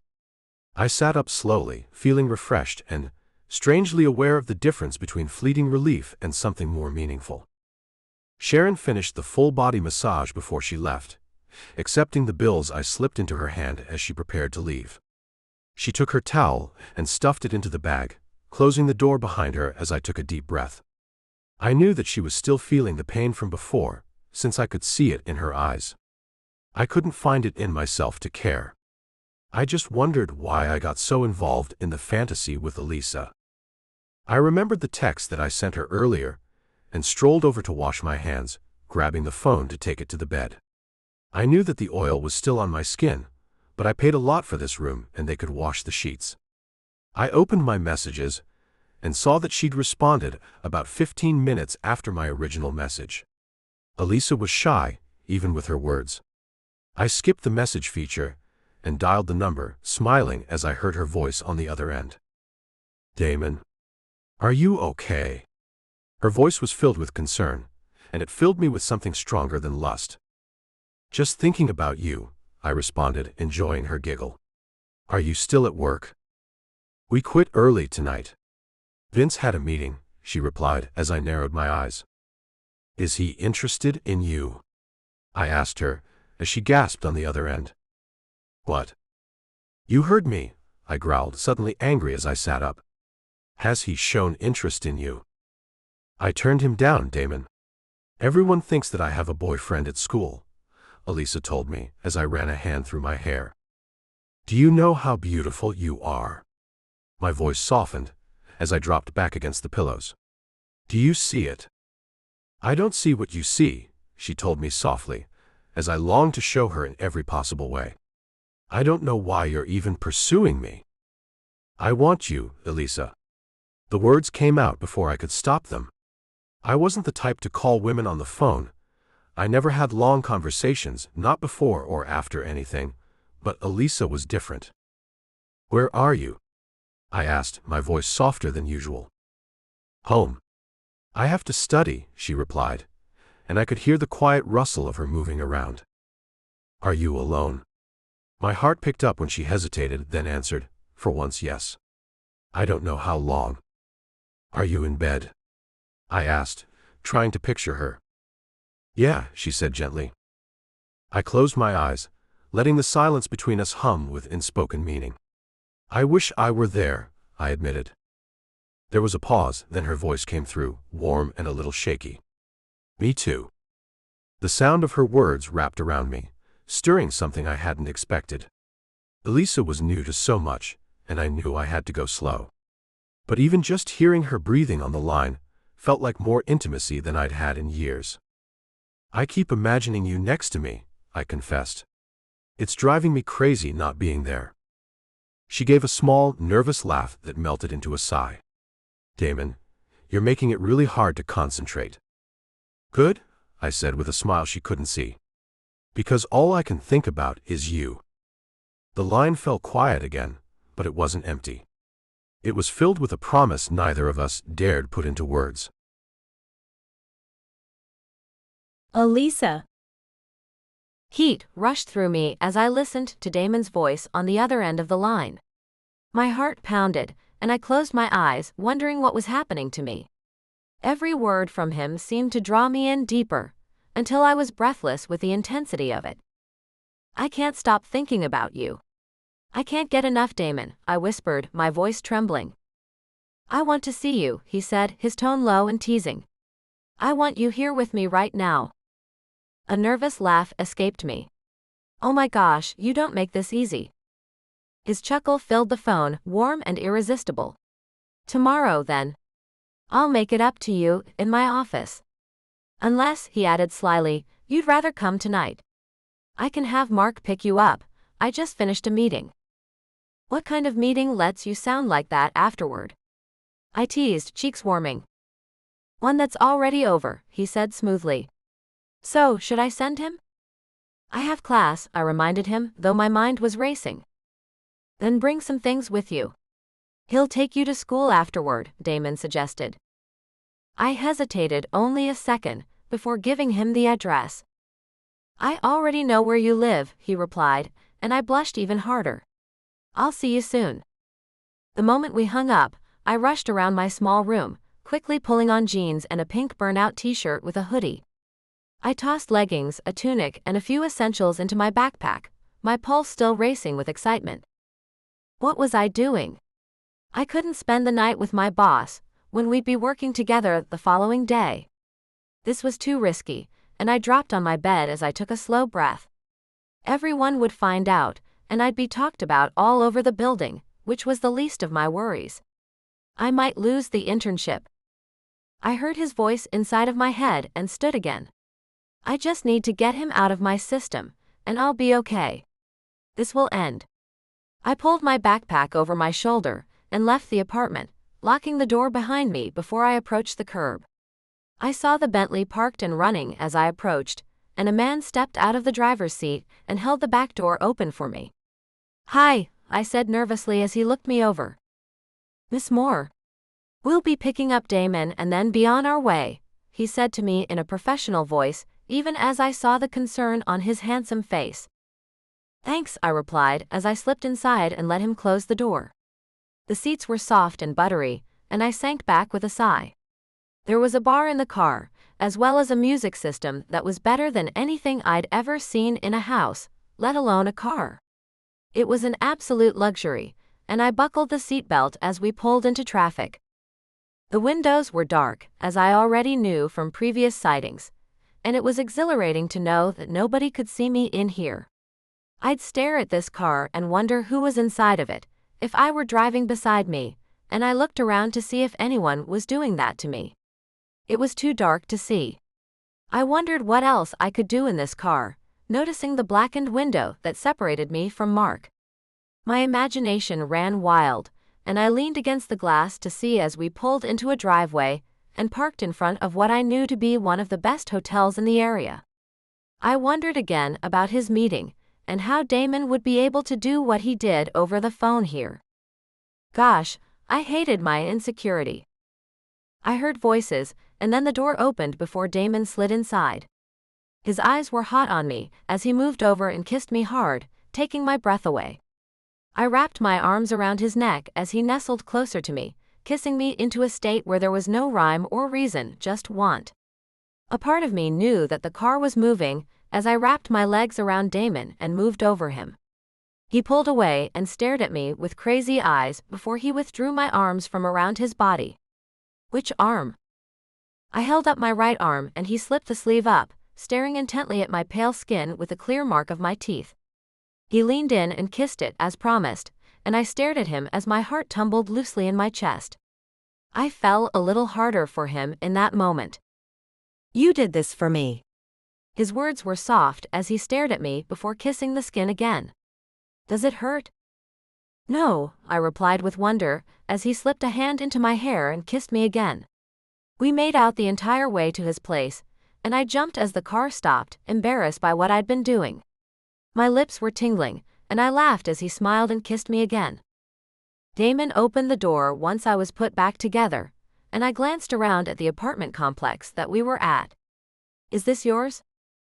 I live in another place, but I wanted to show you something, he said, as he took my hand and led me into the pretty courtyard that featured a waterfall and small pond with a lot of plants. He turned right and pulled a set of keys out of his pocket. He opened a door and pulled me inside as he turned on a light. It was a spacious apartment with a sunken living room and modern kitchen. The furnishings were modern and clean. Do you like it? It's beautiful, I replied, confused. There was no possible way that I could afford something like this, unless I worked several years at the firm. I want you to live here, he told me as I stared at him in shock. It can be included in your wage, and it's already furnished. Damon, you must be insane. This is too nice for me, I protested as he pulled me closer for a slow kiss. You live in a dump right now, Elisa. It isn't safe, whereas this apartment is. You could live on your own and have privacy, and it's close to work, he told me in between soft brushes of his lips. I can't afford this. I only work part-time for you and intern the rest of the time, I protested, as Damon lifted me and carried me down the hallway. He kissed me the entire time, until my butt hit a mattress. I looked around.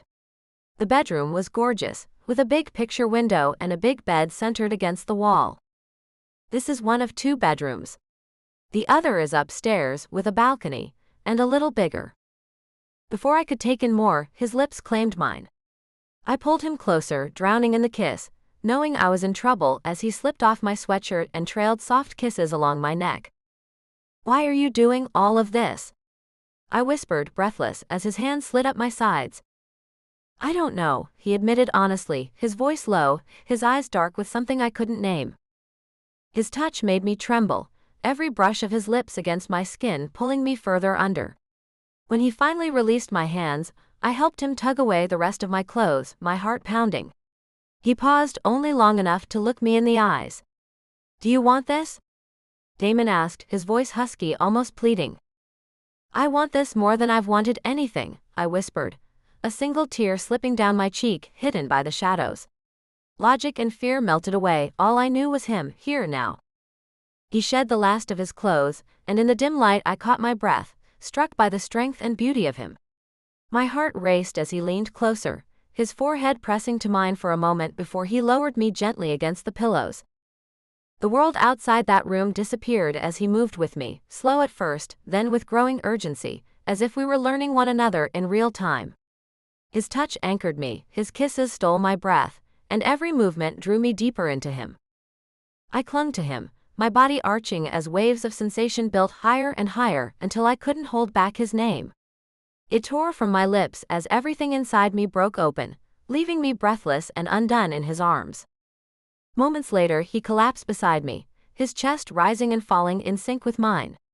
We stared at each other wide-eyed, both trying to catch our breath. What just happened?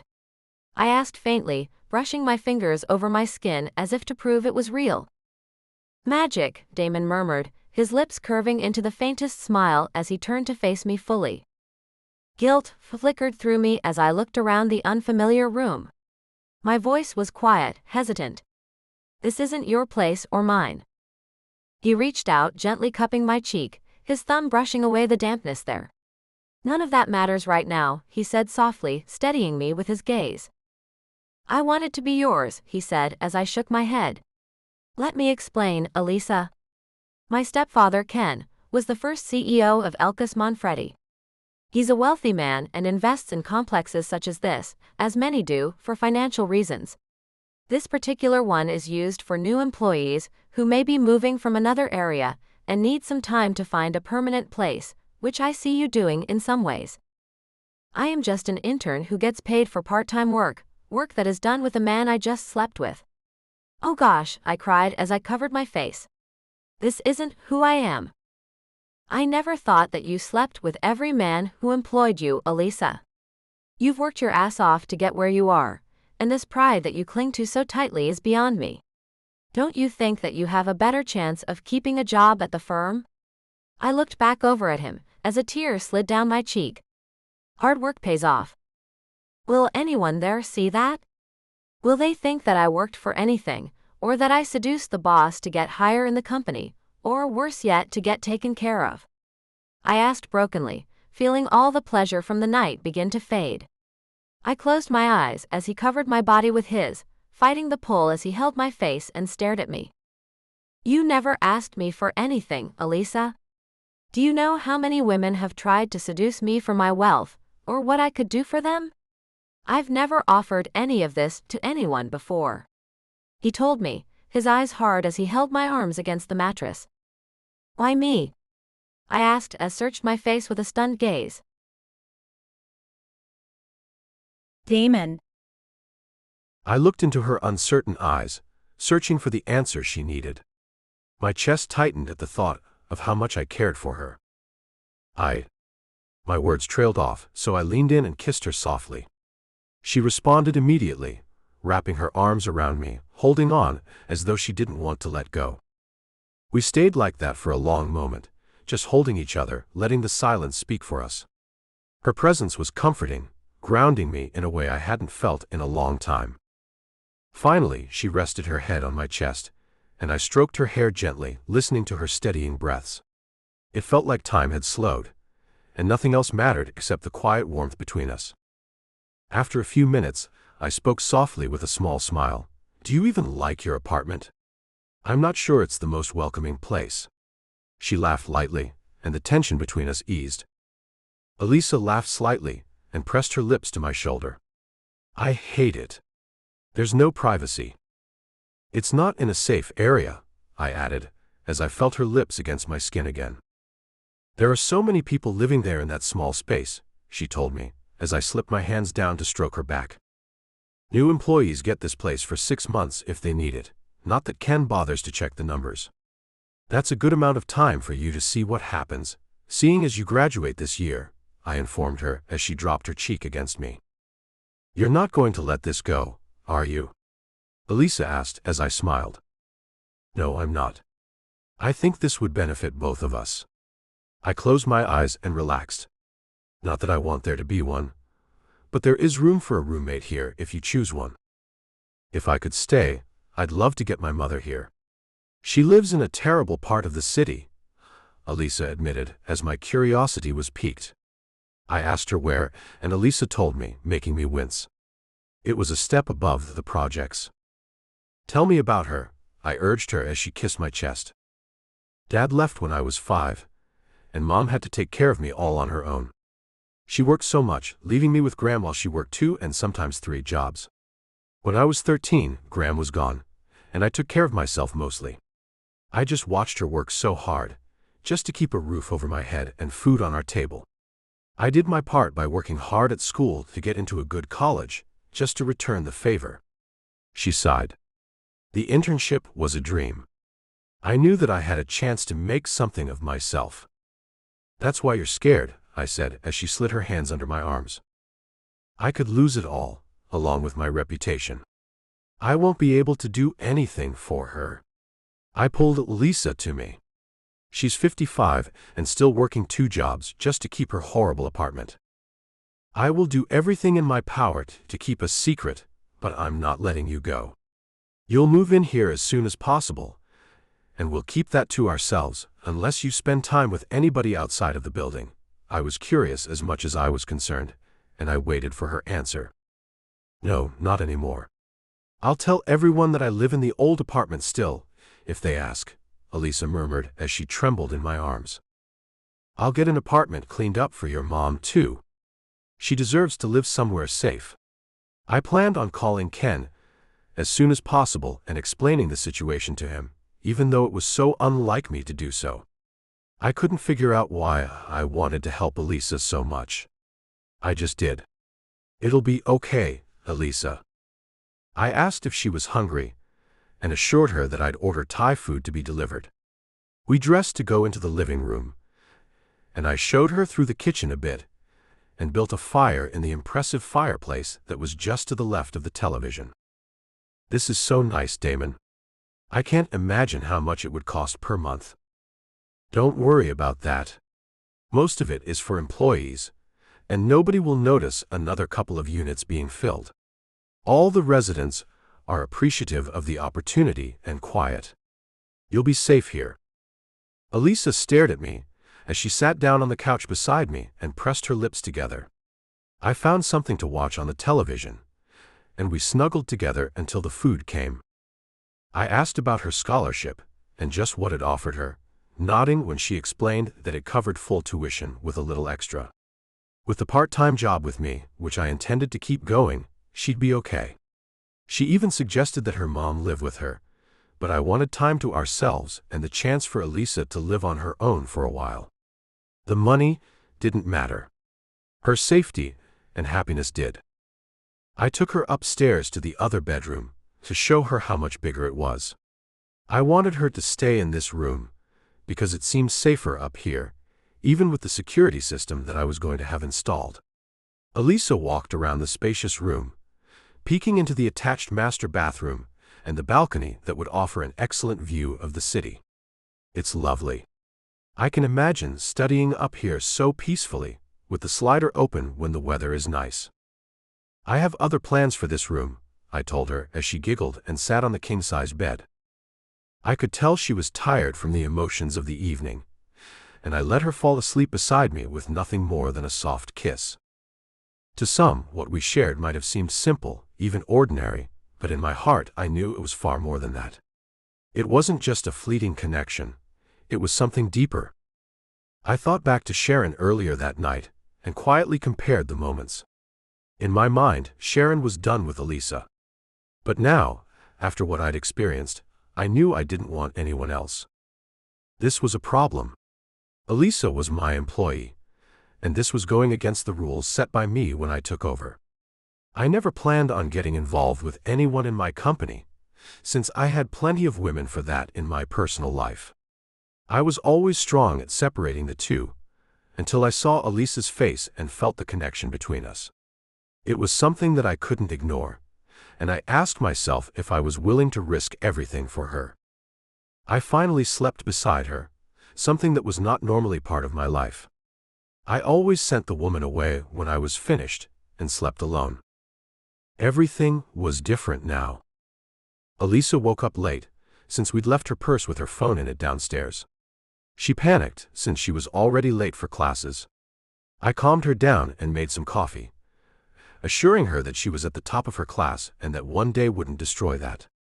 It was disconcerting for me to see how obsessed Elisa was with doing what was expected of her, day in and day out. Elisa had been pressured from an early age, through no fault of her own, and I noted the slight circles under her eyes as she sipped coffee on the balcony. I wondered how Elisa viewed this offer of mine, as relief or just more pressure on her shoulders. Elisa was not used to people helping her, apart from her mother, and that was something that ultimately made her work twice as hard for anything that she wanted. I could see that she was ready to jump out of her own skin, and I was willing to do anything to soothe her at this moment. I worked hard in a different way, without the pressure of finances. I understood that was a heavy load for someone that didn't have enough to make their life work.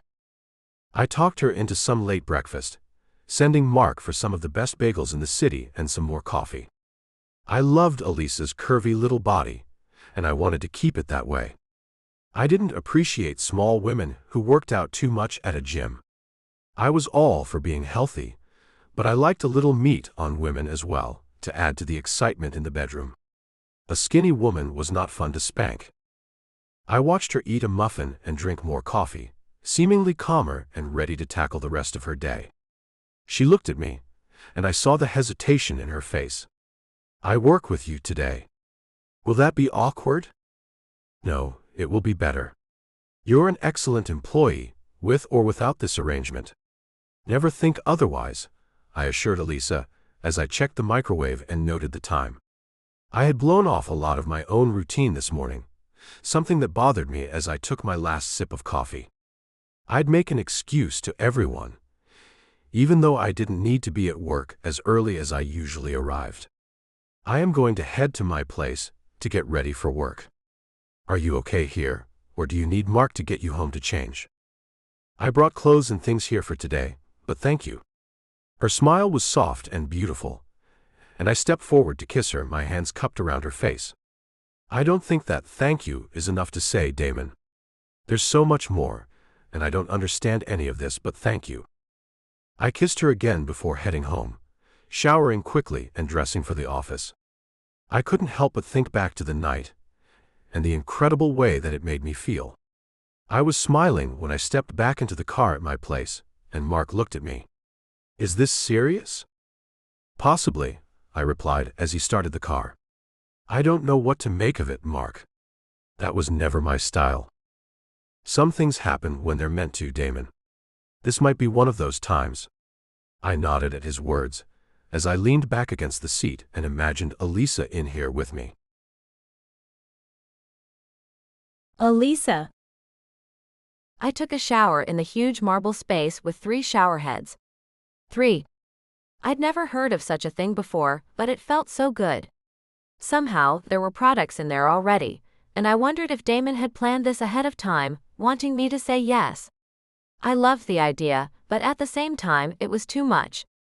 It wasn't something that I'd earned for myself, and I didn't take help easily, apart from my college scholarship. Though I had worked for that, hadn't I? I sacrificed everything for that, things that normal high school students enjoy. Maybe this was when I would start to reap my rewards, though sleeping with my boss and taking an apartment from him was not one of my goals back then. I stepped out of the shower and dried myself off with the soft towels, looking over the counter and into mirror as I dried my hair. It was beautiful in here, and my bathroom at the other apartment would fit inside of this room. I wouldn't have to share it with anyone. It just didn't feel right. Though this was just a 2-bedroom apartment, it was so spacious. It was too big for just me, and I thought about having Mom move in with me, despite Damon's protests. Were we going to keep seeing one another outside of work? And that was why he protested? It would be awkward to be with him the way that I was last night with someone else home at night, since we clearly had incredible chemistry. What else was there though? I put on a little makeup to cover the circles under my eyes, then dressed in the black skirt and silk t-shirt that I'd brought along with me, frowning at the wrinkles that were in the red shirt despite my careful packing of it. They weren't terrible, and it was Friday, a day that everyone dressed casually, unless they had a meeting. This would be considered dressy, but I liked wearing feminine clothes to work, and I loved that Damon wore suits every day. I blushed at the idea of seeing him again today, when I went to his office. Last night was my first time enjoying intimacy without inhibitions, and I had shocked myself the second time, when I took control. I could tell that he preferred to have control, and my mind wandered to how hard he liked to go. I read books and heard girls talk at school, and it seemed to be a thing. I didn't understand it all completely, but I could ask him. I blushed. How embarrassing. I left the apartment with my backpack slung over my shoulders, and looked around carefully at my surroundings during the day. It was quiet and safe to assume that most of these people worked days here. I went to the main street and started to walk towards the office. It was only a couple of blocks away, and I could see this being very convenient for someone who worked for Elkus Manfredi and had just moved or who didn't have a car, like me. The walk was pleasant, and at night it wouldn't be too terrible. I wanted to keep the apartment badly. It would help me so much with school, and I could study productively from home, instead going to a noisy coffee shop and spending money I didn't have. That was my option when I didn't want to take a car back to school to use the library if I'd already been home, but neither option was pleasant. I thought of what else I could do alone and blushed as I walked through the glass doors. I joined my team for the first part of the day, feeling inspired and adding a lot to the current project as Autumn smiled at me. She was the most supportive, besides Vince, and seemed to have dropped the subject of Damon. I'd never let her find out about us. I smiled back, thankful for her notice of my enthusiasm. We headed out to lunch as a group, all excited about what was coming together, as we headed to the deli down the street. Devin was just walking inside, and I looked forward in concern, as I wondered if there would be any confrontation once we interacted. Autumn called his name as she opened the door to go inside, and he glanced up, letting his gaze pass over the group of us. There was no change in expression when he saw me, and I let out a sigh of relief. "Join us?" he called out, and Autumn nodded as I forced a small smile on my face. We grabbed a big table in the back, and I sat across the table from Devin as he asked Autumn how our project was going. Everyone went back and forth, discussing things as I ate slowly and paid attention. I noticed that Devin looked at me a few times, but not in the way I'd expected, after I turned him down at his apartment that night. It wasn't anger that he showed me, but more disappointment. We'd kissed for a while on his couch, and once I knew that it was headed further, I had pulled away. Damon was too much on my mind to do anything else with Devin, especially seeing him on the street just hours before. I explained that I wasn't ready for anything serious yet, since I was busy with school and the internship. Devin was disappointed, but he claimed that he understood before kissing me softly and taking me home. I wasn't in the position to tell anyone no very often, and it was uncomfortable. I noticed that he didn't try to contact me after that, especially as I'd lied about seeing someone at school. I was young, and that's how other people my age seemed to behave, so I didn't think it should seem odd. He was a great-looking guy who could date anyone he wanted to, but I could still see feelings in Devin's eyes as they met mine when we were finishing lunch. He joined me on the sidewalk as we left, and I clutched my purse to my side and tried to act natural. "How are you doing?" His voice was casual, and I smiled in his direction. "I love the job. The team is fantastic," I replied as I glanced up in their direction. "Yeah. Autumn has nice things to say about you." Devin let his eyes rest on her for a moment, and I wondered if there was something between them. She had a long-term boyfriend from what I'd heard, but we weren't close friends. "I heard you're seeing a guy at school." "I'm sorry. The timing was just wrong. It was unexpected, and it's so casual since the circumstances are still the same," I told Devin as I looked forward. The circumstances were nothing like before now, and it was a new game. "Is he good to you?" Devin asked in a gruff voice as I looked at him. "I guess so, sure. It's new." He nodded and looked forward. "You deserve that." I thanked him as we walked into the building and made our way to the elevators. I looked over to see Damon speaking with a beautiful woman by the main desk, an older one who seemed charmed by whatever he was telling her. I forced my eyes away, remembering who I was with, and led the way into the spacious elevator car as my body ached for him. It was painful, and I told the others that I'd see them in a bit as they got off on floor 5. "Where are you going?" Devin asked as he looked curiously at me before glancing at the buttons. "She's helping the big boss a few days a week," Autumn said as the door closed too quickly to see anyone's reaction. I dropped against the wall and took a deep breath as the elevator kept going up, praying that my face had been neutral during the last few minutes. I couldn't blow this. My body heated up, and I let myself wonder who the woman talking to Damon was. I knew that sleeping with Damon would increase my feelings for him, and perhaps a small part of me wished that I'd stopped it, but it was minute if I looked at the big picture. I was just scared, and that was normal. I managed to regain my composure as I reached my floor, raising my head high as I made my way to his office and saw the closed door. I tapped on it and unlocked the door when there was no reply, letting myself in and looking around as I set my purse down on the couch. My eyes lingered on the new shoes that matched my outfit for a long moment. I pulled my iPad out of the bag and walked over to the desk to let it warm up. My work phone was always on, but it was silent today, making me wonder if Damon regretted the night before. I felt torn between being a girl and a woman with these crazy thoughts, and I tried to reason with myself. He was generous with me and concerned for my well-being. That was a good sign. Leave it at that and stop obsessing. The door opened, and I jumped before I glanced up and saw Damon coming through with a cold look in his eyes. Damon? I asked as I frowned and tried to think of what I'd done. He hadn't even seen me earlier in the lobby, or had he? Devon. What was that, earlier in the lobby? He asked point blank as he stalked across the room towards me. I think I could ask the same thing. Who was the woman, Damon? I shot back, as my jealousy poured out of me and onto the floor in a pile of shame. I felt my cheeks flush, and he raised an eyebrow at me. Geez. You sound like a jealous teenager, he told me as I stared at him. I practically am. I'm still in college, Damon. He stopped in front of me, eyes flashing as his hand gripped my face, forcing me to meet his gaze. Don't remind me. You didn't seem like one last night when you were in control, he said, his tone sharp, almost taunting. I squirmed in his hold, but his words struck deep. I like that confident, fearless side of you. Where is it now, Elisa? My knees trembled as I sat on the desk. You overwhelm me, Damon. You confuse me, I admitted, voice wavering. His hand slid behind my neck, pulling me into a kiss that left no room for protest. My moan was swallowed by his mouth, my body betraying me as it melted into his.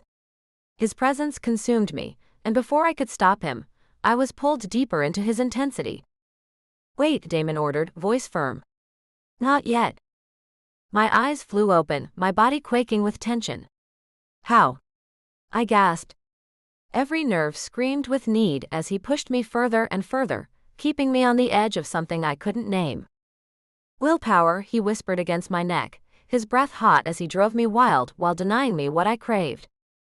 The seconds dragged, each one torture, until finally his voice brushed my ear. Now. Let go. I broke, crying out as the rush of release swept through me. Damn, I whimpered, shaking in the aftermath. What was that? That, Damon said, pulling back to kiss me lightly, was control.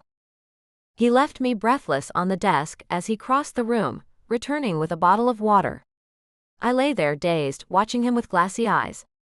Taking the bottle from his hand, I gulped half of it, before closing my eyes, trying to steady myself. The woman was a friend of my mother's.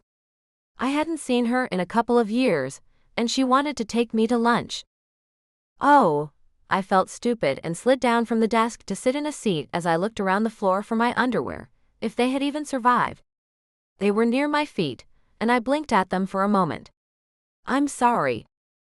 Explain why you were with Devon, he suggested as I let out a sigh. It was nothing. I was with my group, and Devon was with his at the deli. Autumn knows him, so we shared a table. I barely spoke to him on my own, and when we did, I assured him that I was with someone, I told him as he looked at me carefully. I swear. Do you think I could want anyone else after last night? I'd hope not. I know that I don't, Damon said as if it surprised him. Confusion flooded me again. Maybe we'll have to work on your control from now on. I had no idea how I was supposed to work after that. Somehow I made it through the day, and went to dinner with Damon. I couldn't help but glance around the lobby as we left together. It was empty, and I followed him to his car as I kept my eyes forward and my hands at my side. We touched behind his closed door, and we would again later, but not here. Not in public. Mark opened the car door for me with a smile as I nodded at him and slipped into the car with Damon following me. Where are we going? I asked as he smiled mysteriously. "You'll see," Damon told me as he pulled me to his side to kiss me. I allowed him his moment as we drove through the streets, wrapped up together. It felt good in his arms, and I noticed that the car stopped before I looked out of the windows. We were at L'Espalier, one of the finest restaurants in the area, and I smiled at him. We got out, and he led me inside as he told the beautiful hostess that he had a reservation. The woman nodded as she gazed at him with wide eyes before glancing at me with a small smile. The woman led us to a table located in the kitchen, where the chefs were in action, and I laughed as we sat down. This is different. Damon. In between watching the preparation and tasting the variety of dishes that we sampled, Elisa accepted my offer of the apartment and told me that she'd tell her roommates in the next day or two. She was going to do the right thing and pay them for the next month in rent, so it wouldn't put the other students in a bind, which I admired. Elisa was kind and thoughtful. She was someone who I knew would care for me the way I wanted a woman to, if I was serious about anyone. I asked her how much she needed to move, and she laughed when she explained that the apartment was fully furnished as well, just with a much lower grade selection than I was giving her. I was thinking, though, and I feel guilty that you're holding a whole other unit for Mom. She can stay with me since it's so big. I don't think that she'll quit both jobs after the move, but I'm hoping to convince her to drop one and go part-time at the other one, Elisa said as she looked shyly at me. We'll have privacy, if that's what you want. I mean, if you'll be staying there with me sometimes. You've assumed correctly, Elisa. I don't just offer this to any woman, I reminded her, as another dish was brought around. This was a chicken dish, consisting of tender meat and crispy skin, and I watched as Elisa moaned as she tasted it. We left after a lot of good food and some wine, and Mark opened the door to the car for us as Elisa giggled. Does he have a life apart from this? She asked once inside the car with a wave of her hand. He'll be taking the car home once he drops us off at my place, I replied as she looked at me. Not the apartment? I thought I'd show you my home, I told her as she smiled and sat back against the leather. Thank you for dinner. That was a great night, she said as she kissed my neck. Mark took my private entrance, pulling into the garage and dipping low to drive us to the elevator. He let us out and bid us both good night as he gave us a warm smile. I led Elisa to door by the hand, and she waved to Mark before wrapping an arm around my waist. I heard heels clicking in the garage and turned my head to see Natalie looking back at me as she walked towards her car. She didn't have a penthouse like I did, so I was surprised and concerned that it blew my anonymity. Do you know her? Elisa asked in a loud whisper as Natalie narrowed her eyes at me. Just another resident in the building, I assured Elisa, before turning towards the open door. We went up to my place and walked inside as I locked the door, and she stopped walking just to look around. I call it home, I said as I slipped her jacket off to hang by the door. Incredible, she breathed as she stepped forward and walked over to the windows to look over the city. I knew that I had an elegant apartment since I had custom ordered everything in it, but it was nice to see the childlike joy on her face. I never lived anywhere close to this. I guess you probably did. We were always comfortable, Elisa. This is more my own, though. I walked over and started a fire while she looked outside for a few more moments. How many bedrooms does this have? I heard her ask as I stoked the fire with the tools that I kept nearby, frowning at the ash collecting at the end of the shiny brass. 4. Most of the space is this room and the kitchen, though the master bedroom is large, I replied as she sat down behind me. I use the other rooms for an office, a spare room, and then another more personalized extra room. Personalized? She asked with another one of her damn giggles, as I stood and ran my hands down my pants. I had slipped the coat and suit jacket off upon arriving home, and I turned to stare at her as I loosened my tie. Her eyes were dark and hungry as she leaned forward on the couch and licked her lips. Did you like holding it earlier today? I watched her face flush as she thought about my question, making me hard as I left my tie loose around my neck. I remembered the look in her eyes the previous time that I did that, and I had plans with it. I did, she told me, as a naughty look crossed her face. I wanted to see a lot more of it, and I walked over to her before dropping on the couch beside her. Why? Do you want to do that again? Yes, she whispered, as her green eyes caught mine with an intense look. I wondered how far to take it tonight, as I leaned in to kiss her, first slowly, and then with a heat that filled the room as we both deepened it. There was my bedroom, or the other room. Was it too much yet? I knew that Elisa had expressed a previous concern about my past, and she might not feel that way once she saw what it held. I didn't use my home often for intimacy, but there were the precious few women who had become more to me. That was when I designed the other room. Nobody meant what Elisa did to me, and had never even come close. I kissed her harder, testing her desire as she slipped her hand down between my legs and squeezed. I want to show you something, Elisa. What? She asked, breathless, before leaning in to kiss me again. The kiss lingered for a few moments, her closeness making my heart race. I felt the pull of my emotions, the warmth of her against me, and for a moment I let myself just hold her. Come with me, I said gently, guiding her off my lap. I grabbed a couple of bottles of water first, we might need them. I led Elisa down the long hallway and unlocked the door with the key I pulled from the kitchen drawer. I paused before taking her hand and stepping inside, watching her eyes widen in surprise. Her smile was enough to make my chest tighten, and I felt that familiar pull in my heart that made everything else fade away. Elisa. He took me into another room, bathed in soft light from a large chandelier overhead. It was a bedroom, but unlike any I had seen before, grand, elegant, and inviting. The furnishings were beautiful, the kind of room that made your heart skip a beat just stepping inside. I felt Damon's hands brush my hips lightly, sending shivers through me. This room is incredible, I whispered. He smiled, his eyes warm and intense. It's yours tonight. I want to show you a different side of my world, just us. I took a deep breath and nodded, feeling a mix of excitement and nervousness. What do you want me to do? Just be here with me, he replied softly. He led me to the center of the room, and we stood together, hands brushing, close enough to feel each other's warmth. I want to share this moment with you. Nothing else matters. I let myself relax into him, letting the tension of the day melt away. We explored the room together, laughing quietly, teasing each other, and sharing small lingering touches. The air was thick with anticipation, but it wasn't about anything physical. It was about trust, closeness, and the growing bond between us. He guided me to the bed, and we sat side by side, our hands intertwined. I like seeing this side of you, Damon murmured.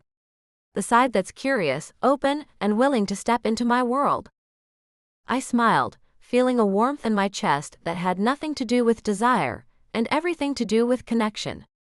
For the first time in a long while, I felt safe letting someone in, sharing a private moment that belonged only to us. I'm staying? I asked as he nodded. You might never leave at this point, Damon assured me, as he pulled down the comforter and sheets before lifting me and setting me near the pillows. I'm a mess, Damon, I admitted, watching him as he leaned closer. I can tidy up tonight if you want. No, he said softly. I like it this way. I want to remember everything that just happened. He kissed me gently. I want to feel close to you again, slower this time. More intentionally. I'd like that, I whispered as he moved beside me. We kissed slowly, savoring the moment. It was passionate but calm, perfect in its own way. I wanted to show him how much I cared, and he let me take the lead in guiding our closeness, holding my hands gently as we pressed together, feeling each other's warmth. We stayed like that for a long while, wrapped up in each other, our hands and hearts exploring softly. Damon rested his forehead against mine, and I could see the soft, amused look in his eyes. I don't know what I've done to you, he said quietly. But I like seeing this side of you. It wasn't long before we simply lay there, close and tangled, breathing together, the world outside forgotten for the moment. I felt completely overwhelmed by him, and for the first time in a long while, I didn't want to think about anything else. Damon. Elisa fell asleep before I did, curled up in a heap after everything I'd put her through. I watched her as I allowed myself to relax, covering her with the blankets and stroking her hair back. She was innocent before me, but so open to my ideas, and I craved her again as I took in her beautiful face. I knew that she was perfect. The unpleasant idea of my preparing her for another man crossed my mind, and I slipped under the covers with a frown. We had a lot stacked against us, Elisa and me. There was the fact that I was her boss, and this was against company policy to begin with. There was the chance of gossip, which could be cruel and heartless, hurting her in the end. There was my past, which could threaten us at any time and possibly frighten her off. I could give her the world if she wanted it. I had already given her an apartment for her and her mother, but I sensed that Elisa wouldn't want to stay home while I covered the rent and every other expense in her life. She had too much pride, and had worked hard to rise above her life for so long now that it was in her blood. I could count the women who begged me for just that on 2 hands. Why was I falling for the stubborn one? I settled close to her body, sliding my arm around her as I drifted off to sleep. It was Friday night, and we could sleep in tomorrow, maybe even leave the city and spend the day together. I could stay in bed with her and be happy, but Elisa deserved to live after all her hard work. I wanted to show her the other side of life. When I woke up in the morning, fog thickened outside the wall of windows, softening the city below. Elisa was pressed close to me, warm and quiet in sleep. I just held her for a moment, enjoying the comfort of having her near. I thought it might all be a dream, she whispered, stirring as she woke. I smiled and brushed a strand of hair from her face. We spent a few peaceful moments wrapped up together, talking softly and laughing quietly.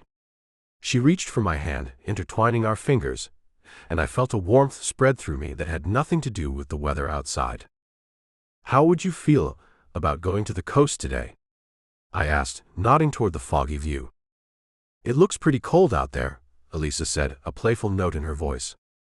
"We'll figure it out," I said. "Maybe grab breakfast first, warm up, and just take a drive. I want to get out of the city for a while." She smiled and nodded. Later, we shared a shower, laughing at the awkward angles as we tried to avoid splashing each other.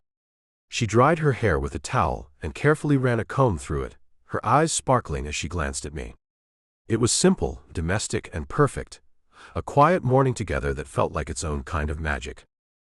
"Frizz," she said simply as I watched her, not used to a woman being around in this way. They were usually gone after the rubber was off. Not too many women saw this side of my life, or even my bedroom. She pulled her hair up on the top of her head and asked me if I had a toothbrush, tilting her head as I produced a new one in the package. "I hope that you don't have a lot of those. I buy a few at a time, so I don't run out. They don't get used by anybody but myself, and now you, unless a friend or family visits." I stepped out of the bathroom to dry off, sensing that she was uncomfortable. Everything this morning had been extremely intimate, which was something that Elisa wasn't accustomed to. I needed to allow her space, as well as myself, and I strode to the closet to find clothes for the day. I selected some jeans and a dark gray Henley that I planned to cover with a thick jacket. This trip was not about a walk on the beach, but more about the drive and just getting away. There were some fabulous restaurants to eat at as well, and shops that I thought Elisa might love. I finished with boots as Elisa stepped out of the bathroom, wearing the clothes from the day before. The best part was that I knew her underwear were ruined from the night before, but I pushed that thought away and pulled an extra jacket from the closet for her. I took her to my Range Rover and opened the door before starting the engine and pulling out onto the main road. We stopped at a department store, and she balked at the name before grudgingly allowing me to buy her some jeans, a thermal, a Henley to wear over that, and some sturdy boots that would keep her feet warm. "You do too much for me," Elisa told me, as we stopped by a bathroom so she could change into her new clothes. "I like that, Elisa. I like that I'm able to," I reminded her, as we went back to the car together.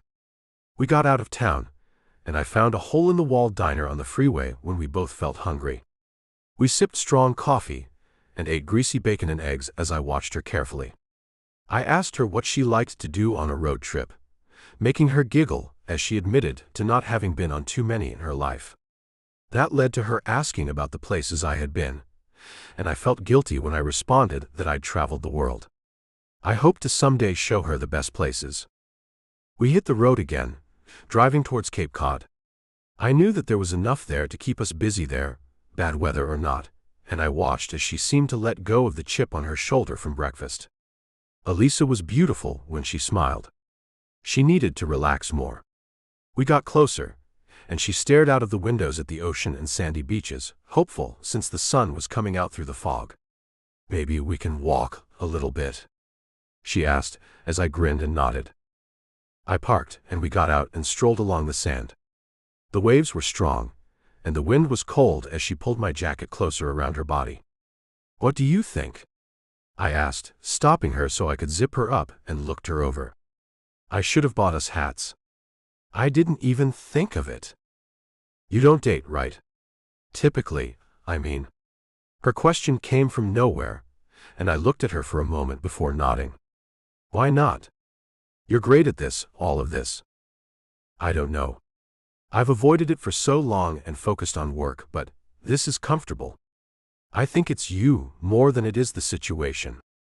I turned to stare at the sea for a moment, as confusion swirled through my brain. I knew that this was moving at the speed of light with the apartment and spending the night together, and I tried to make sense of it.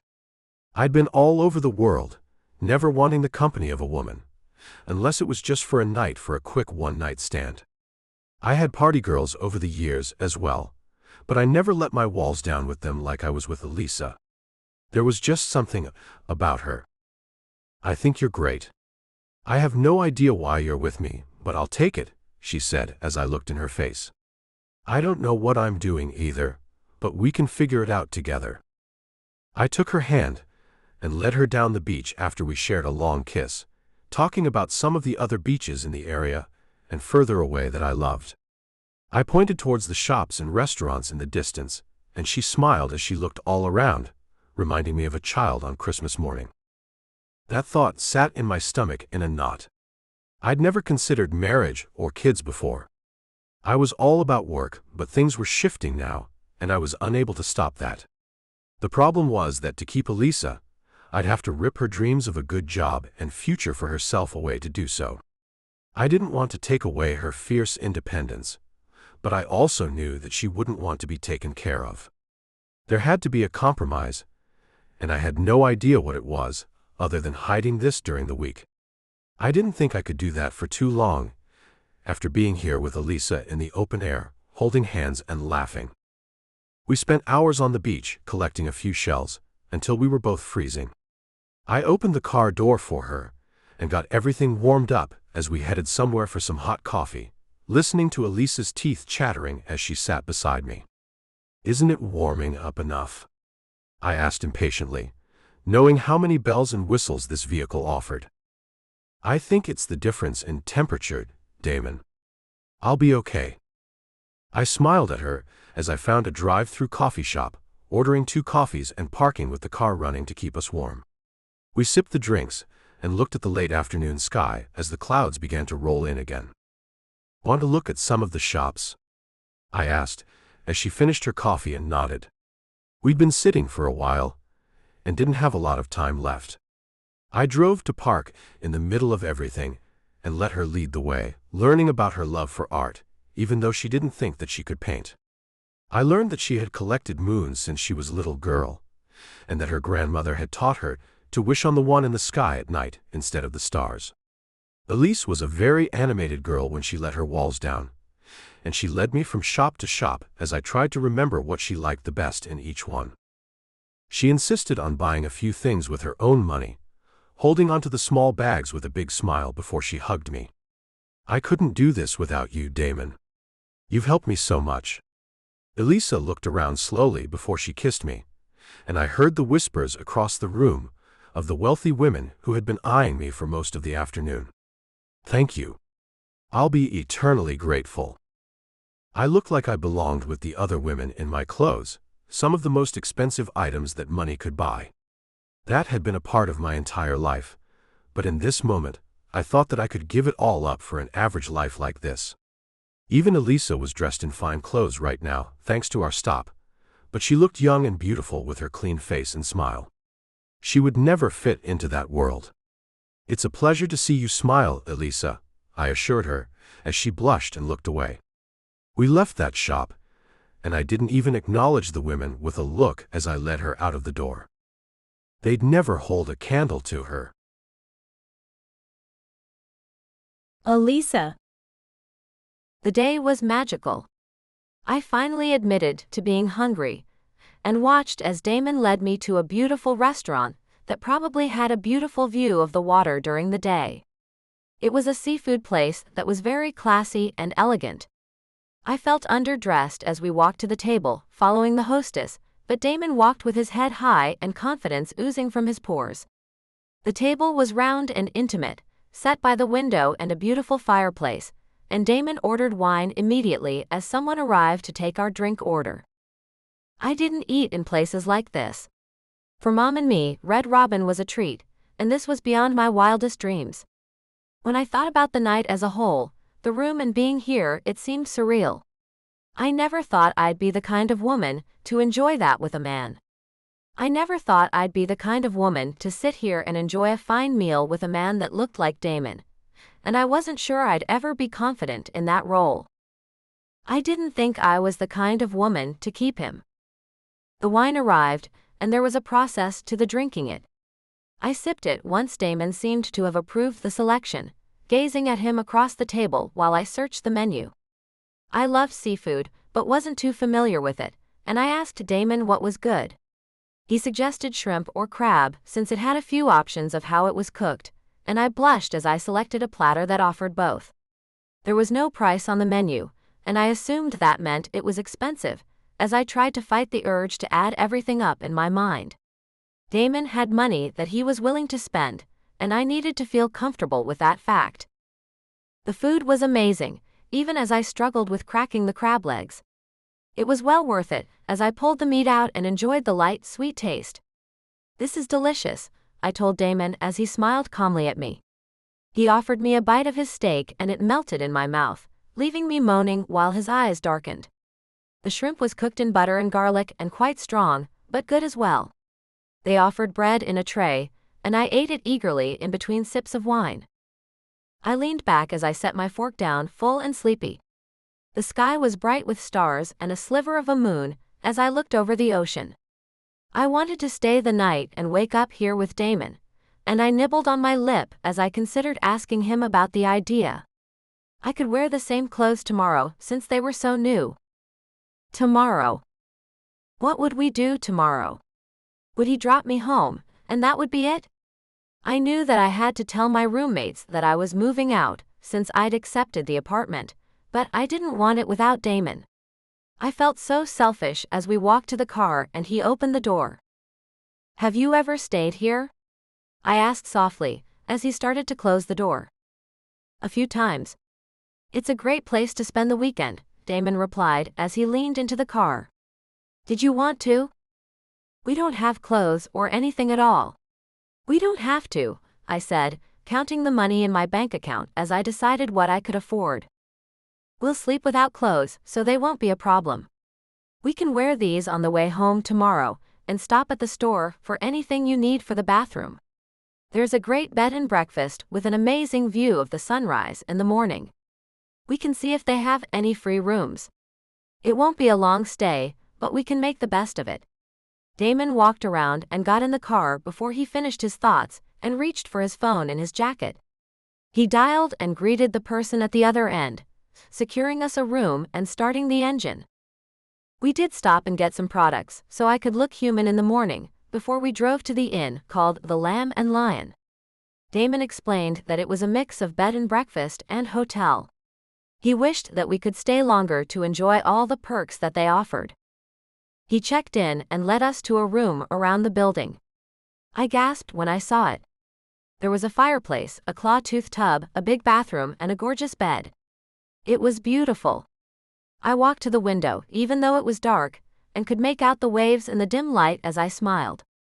It was going to be amazing tomorrow. How much is it to split the room? I asked as I turned back to smile at Damon. Split the room? He asked as he walked towards me. You have an extra month of rent to pay, Elisa. I've got this. Will you always? I asked as I stared at him. Let's take a bath and relax. I'll start a fire, Damon suggested as pain crossed his face. He went to get some logs from the balcony and lit a crackling fire while I ran the hot water for the bath, adding a little of the lavender bubbles from the counter. I didn't know how much he'd want, so I kept it light, enjoying the scent in the air. I wish they made that in the scent that you wear. I'm addicted to it. I turned to look at Damon as he smiled at me. This isn't a competition, Elisa. I like spoiling you. I just want to help, I think. I am not used to being taken care of. Let's get you settled in your new apartment and we'll go from there, Damon said gently as he pulled the jacket from my shoulders. For now, let's relax in style. He stripped me of my clothing, folding it and placing it somewhere in the room before he walked back in naked. I blushed as he slid into the hot water, sighing happily. Get in. I stepped in and moved into the water, feeling his eyes rake over me. Once settled, I leaned back against him as Damon kissed my neck, telling me how beautiful I was. Thank you, I replied as I closed my eyes and let my body relax. What are we going to do Monday? I asked him in the dim light of the candles that I'd lit before turning off the lights. We are going to work and keep this between us. I can't say that it will be easy, but for now, it's the only choice. I want to keep seeing you, Elisa. I smiled as the steam and scents filled my nose. I want you to let me spoil you. I know. I'm trying, I admitted as his hand slid down my body. I have been on my own for so long, Damon. I'm scared to get too comfortable, and the fact that we work together, it scares me. I'll keep this between us so nobody will know in the building. I prefer to keep my private life under wraps to begin with. We can stay at my apartment at night and just stay in. Perhaps I can get you a job at another location, or with a colleague, where we can be together out in the open. I know a lot of people. A tear slid down my cheek. I had my dream job right now, earning it with my hard work.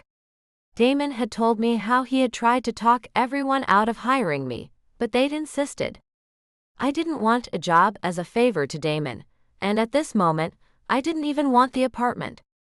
Love had never been an option for me, and as much as I thought I was falling for Damon, I didn't want to give up my dream for him. Not yet. Maybe I can just work with my team from now on, and keep my distance. We can say that you didn't need me anymore, or something. Are you pulling away from me? Damon asked. I shook my head slowly. It's a thought, Damon. It would draw less attention to us. I don't want to not see you at the office. It's the best part of my day, Damon told me as I smiled weakly. We'll have time to see each other after work. I just feel like I need some space from everyone's prying eyes. I don't know, I babbled as he pulled me close to him. Stop this, Elisa. Relax, I heard pain in his voice as he stroked my arms and tried to calm me down. I shut up and tried to let the hot water and lavender soak in, and do what it was supposed to do.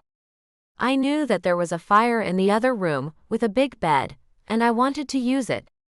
I wanted to feel Damon over me, inside of me, in every way possible, even as I felt myself trying to find a way to sabotage everything. I felt a little better when the bath was over, rising to dry myself off and drape the robe hanging on the hook on the door over my body. Damon was doing the same, and I walked into the main room to hear the crackle of firewood and see a big, cozy bed. Maybe I was being stupid with my thoughts. This was a wonderful life. Damon took my hand and led me to the bed slowly. I don't have a lot of experience in trying to keep a woman around, but I want you to know how much I want to make you happy. I want you to relax, smile, and give yourself to me. He pushed me gently down on the bed and stared into my eyes before he kissed me. Damon pulled my hair down carefully, even as I cringed with the knowledge that it was salty from the ocean air and probably looked awful. I forgot everything else as he deepened the kiss, his warmth settling over me. We shifted onto the pillows, losing ourselves in each other. The world outside faded as his hands brushed over me with such reverence, like I was something precious. Every touch, every kiss felt like he was reminding me of what I meant to him. My doubts slipped away, replaced by the steady rhythm of his affection. "Damon, I need you," I whispered, my voice trembling with more emotion than I could contain. "I'm right here," he murmured back, his gaze burning with a tenderness that left me breathless. "Don't hold back tonight." Time blurred as we held onto each other, wrapped so closely it felt as if nothing could come between us. The firelight flickered, casting shadows across the room as I pressed closer, clinging to him like he was the only thing keeping me grounded. "I don't ever want to lose you," he said softly, brushing his lips against my temple. We stayed entwined until we were both too tired to fight sleep. I let out a quiet yawn, and he pulled the covers around us. "I feel like we should stay up or something," I murmured, fighting heavy eyelids. "Nonsense," he said gently. "All I need is you here beside me." The fire crackled one last time, and I nestled into his chest, letting his warmth and steady heartbeat carry me peacefully into sleep. I woke up frightened at first, not knowing where I was. I looked around and felt Damon pressed against me, as I stroked his hair and remembered the night before. I looked toward the closed curtain and got out of bed, walking softly across the carpeted floor to pull open the fabric. The ocean was choppy, and I looked at the horizon where the sun was just starting to come up, in colors of pink and orange. My breath caught in my throat as I heard my name across the room. "Come look. It's beautiful." Damon yawned and walked over to join me, pulling me into his arms as we watched the sky brighten together. "This is amazing." Damon pulled me back to bed once the sun had fully risen, and we kissed softly under the covers. His touch was warm and familiar, and his words made me smile. "I love that with you. I want to wake up beside you again, doze off, and check out at the last possible minute." "I like that idea," I murmured. We stayed wrapped together in the quiet light of morning, enjoying the peace of it. Time seemed to stand still. Eventually, we drifted into a gentle sleep for another couple of hours before rising again. I didn't want to leave the room. It felt as though everything outside had been paused. No work, no Boston, just this. Reluctantly, I stepped into the large tiled shower. Damon joined me, helping me with my hair as I prepared for the day. I let it fall in soft curls, smoothed moisturizer over my face, and dressed slowly, taking in the calm around us. Once ready, I took my clothes from the dresser and watched him dress in quiet companionship. We lingered for a moment, looking around the room before heading down to the lobby. I poured myself a cup of coffee while he settled the bill before joining me. "Want to eat in the restaurant or find something in town?" he asked. "What's better?" I asked as I looked out of the windows and let my eyes rest on the ocean waves. "There's a nice place on the corner. Good food and an amazing view of the water. Sound good?" I nodded as he took my hand and led me to the car, opening the door so I could settle in. Damon was right. The cafe was small but offered everything he promised, and I added some cream to my coffee as I looked out of the windows. We were both on the quiet side today, eating and wandering around for a bit in town afterward. Damon started back towards the city just after noon, and I leaned back on the comfortable leather seat. I fell asleep as we drove, with the radio playing softly in the background. We arrived in Boston too soon, and I felt his eyes on me. "Home or my place?" "I should deal with the roomies," I said slowly as he beamed at me. "You're taking the apartment?" "I am, but we're going to be discussing a rent payment," I warned him, as he headed to my side of town. "When do you think that you'll be moving in?" Damon asked as I shrugged. I thought my roommates might be eager to fill the space once I broke the news, though I wasn't sure. He drove to the curb as I looked at the rundown building, already missing everything about the weekend. "Thank you for everything," I told him as I turned to look at him.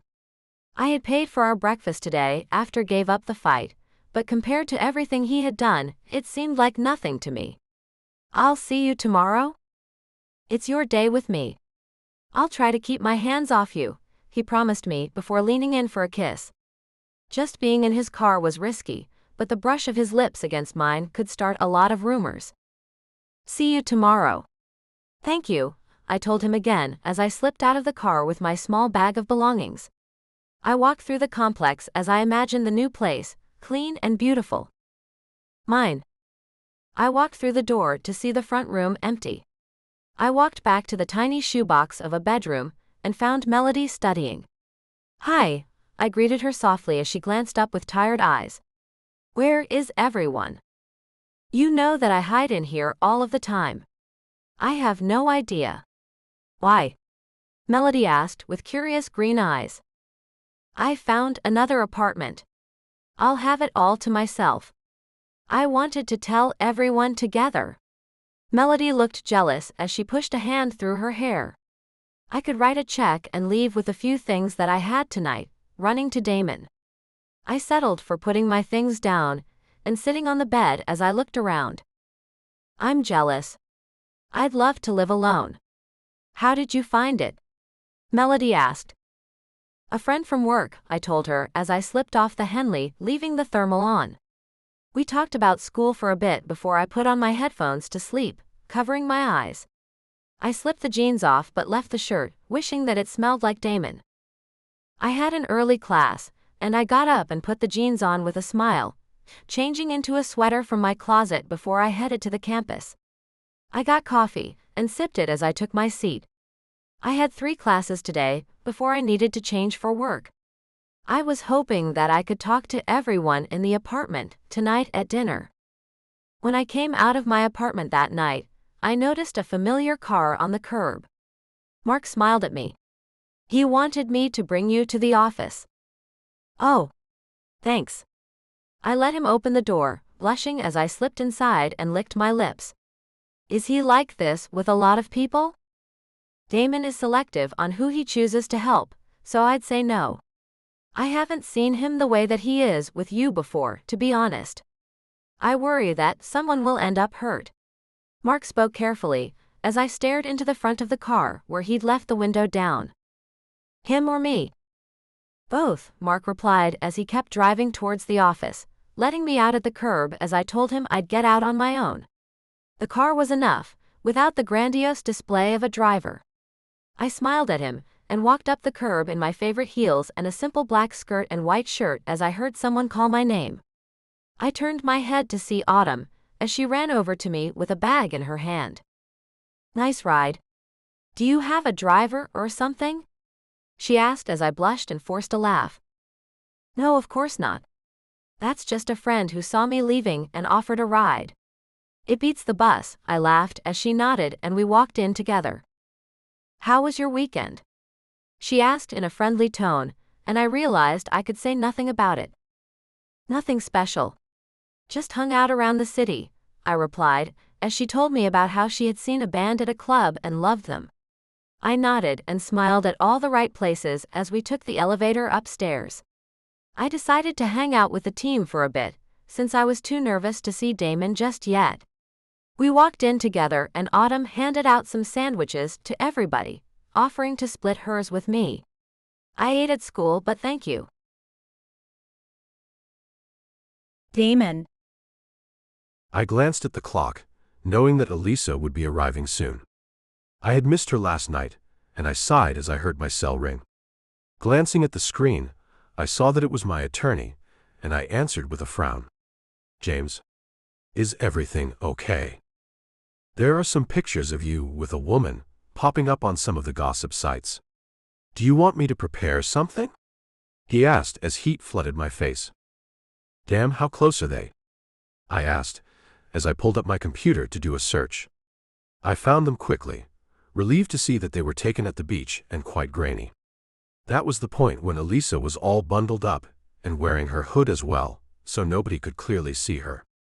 Of course, the story talked about the inn and my romantic weekend with the mystery woman. I groaned. I didn't understand how we escaped further photos, but I thought I was in the clear. If anyone asks, it's nothing serious. Of course, James agreed as we ended the call. There had been bits and pieces about me in the gossip columns before, and even pictures with women along, with a lot of speculation. That didn't matter before now, since it was never an employee. I didn't want Elisa to suffer the backlash that would come with the publicity. There was a good chance that I'd escape without any damage, but she was just starting her career. It was a couple of hours later that she tapped on the door and walked inside when I told her it was open. "Good afternoon," Elisa greeted me as she sat down and licked her plum-stained lips. She looked stunning in a simple outfit that showed her curves, parts of her that I was very familiar with after this weekend. "How are you?" "I need to talk to you," I started to say as her face paled. "There were some pictures this weekend that showed up online. You're not recognizable in them at all, but I wanted you to know in case anyone said anything." All the color drained from her face as I reached out to take her hands. "Mark drove me in today." "You sent him?" I nodded, not realizing then what it could do to this situation. Autumn saw me, and I passed it off as him just being a friend. What if she sees the pictures and someone knows who he is? This wasn't supposed to happen like this, Damon. It has been so brief. I have a plan. I will get someone to pose with me in a few convenient places. A friend. That will make everyone think it was her with me at the inn and the beach, and all of this will go away, I told her, as Elisa narrowed her eyes. "Who?" Her voice was small, and I stroked her hands with my thumb. "Nobody that I'm involved with, Elisa. She'll only be a prop," I promised her, knowing that I'd slept with Brooke a few times during some drunken nights. She was a friend of the family, and it was never meaningful in the least, but it would get people talking. She just made the most sense in the moment for me. That is the quickest way to deal with this, before people start digging. "Fine. Do what you need to." I saw something cross her face before she took a deep breath. "What can I help you with today, assuming we're done with that?" "I haven't gotten any work done at all today. I've been thinking of you," I told her as I looked at the door. "Go lock that." "No. There's enough chance for chatter as it is, Damon. We need to work." I saw her pulling away again as I turned to my computer. I emailed James and told him to make a reservation at a trendy place in town and get Brooke there so we could get that started. "How did it go last night? Did you tell them?" I asked her. She shook her head. "Why not? We're rarely home at the same time. That's going to be hard, but I was going to try tonight." "Should I?" she asked me as I stared at her silently. "Of course. The apartment is yours." I cleared my throat. "I can meet you at my place later tonight. I'll send Mark to get you." "Bad idea. I think that we should just keep our distance for now so you can do what it is you're going to do with your prop," Elisa said as she ran a hand through her hair. "I am going back to the team. We're not going to get anything done today." Elisa stood and walked out, leaving me alone and in shock as I watched her close the door. A part of me wanted to call her back, to demand that she stay and listen, to do anything to make her hear me out.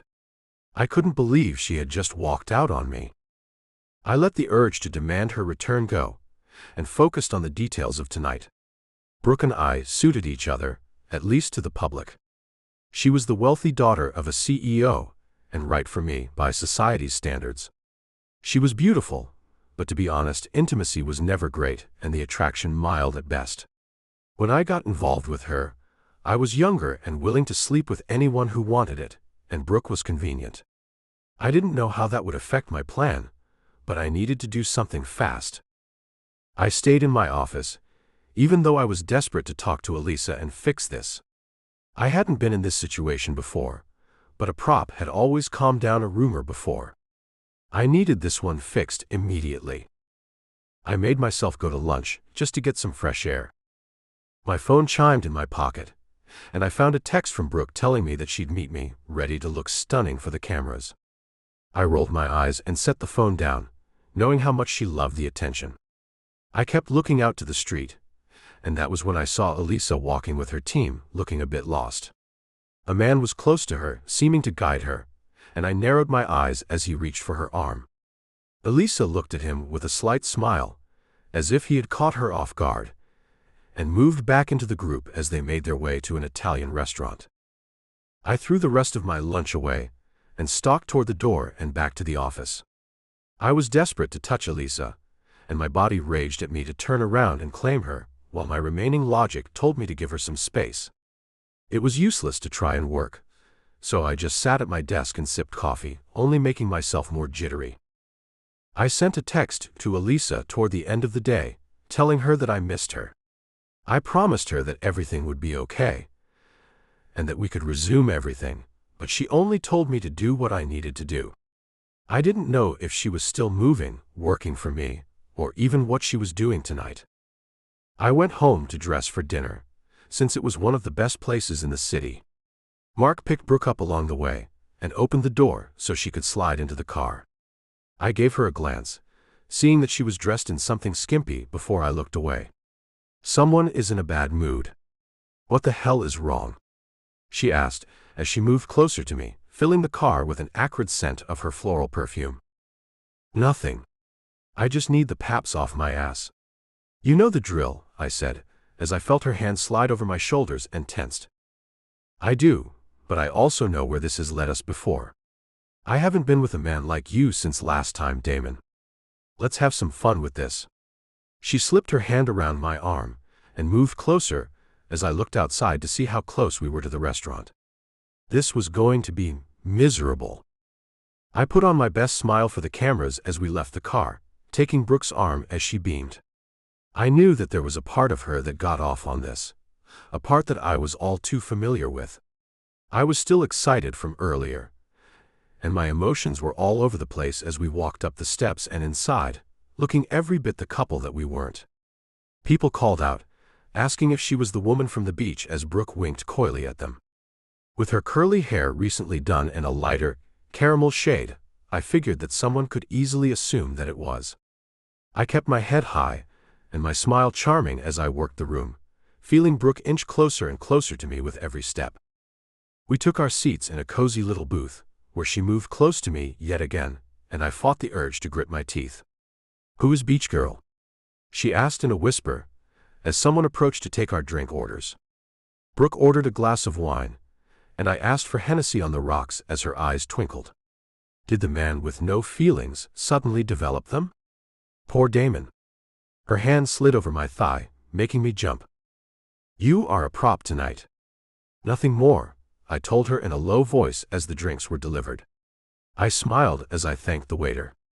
I assured him that we'd be ready soon as I grabbed the menu, hating my body for reacting to a woman's touch after the day that I had. "Enjoy your free dinner and the spotlight, Brooke.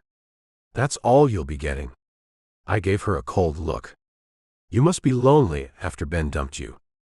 I knew that her engagement had ended recently, one to a good guy who I knew through family connections. I didn't think it would ever happen when I'd heard the news, but Brooke got caught with another man and ended things badly. That was a bad move. "This might boost you up, if you stop acting like a desperate tramp." "Screw you. You called me, Damon, or had your attorney do it. I think that this night is on your shoulders," she shot back, as the blood in my veins turned to ice. I reminded myself that it was just a few hours. I smiled and faked a toast with her as we read the same menu together. There would be a lot of pictures from this night, and I needed them to be convincing. We stayed at dinner for 2 hours, and I forced the meal down my throat, smiling and laughing as I flirted with her. We left in the same rush of camera flashes and questions, but I told Mark to pull into my private entrance and let me out before he took Brooke home. She stared at me as I slid toward the door, almost in disbelief. "That's it. I'll see how this works out over the week, and James will contact you if we need a repeat." I stepped out and closed the door behind me. This was routine for all of us, and it wasn't her first time. Still, I couldn't understand why she was acting this way, unless she wanted something more. I shook the thought off. My mind was elsewhere, caught up in the ache I carried for Elisa. I watched the car pull away before heading into my empty apartment, the silence pressing against me like a weight. I reached for my phone, scrolling through the notifications before going straight to call her. The phone I'd given Elisa was powered off. The rejection stung, and I fought the urge to hurl my own phone across the room. Instead, I let it drop onto the couch and made my way to the shower. Hot water rushed over me, but it didn't wash away the restless energy burning inside.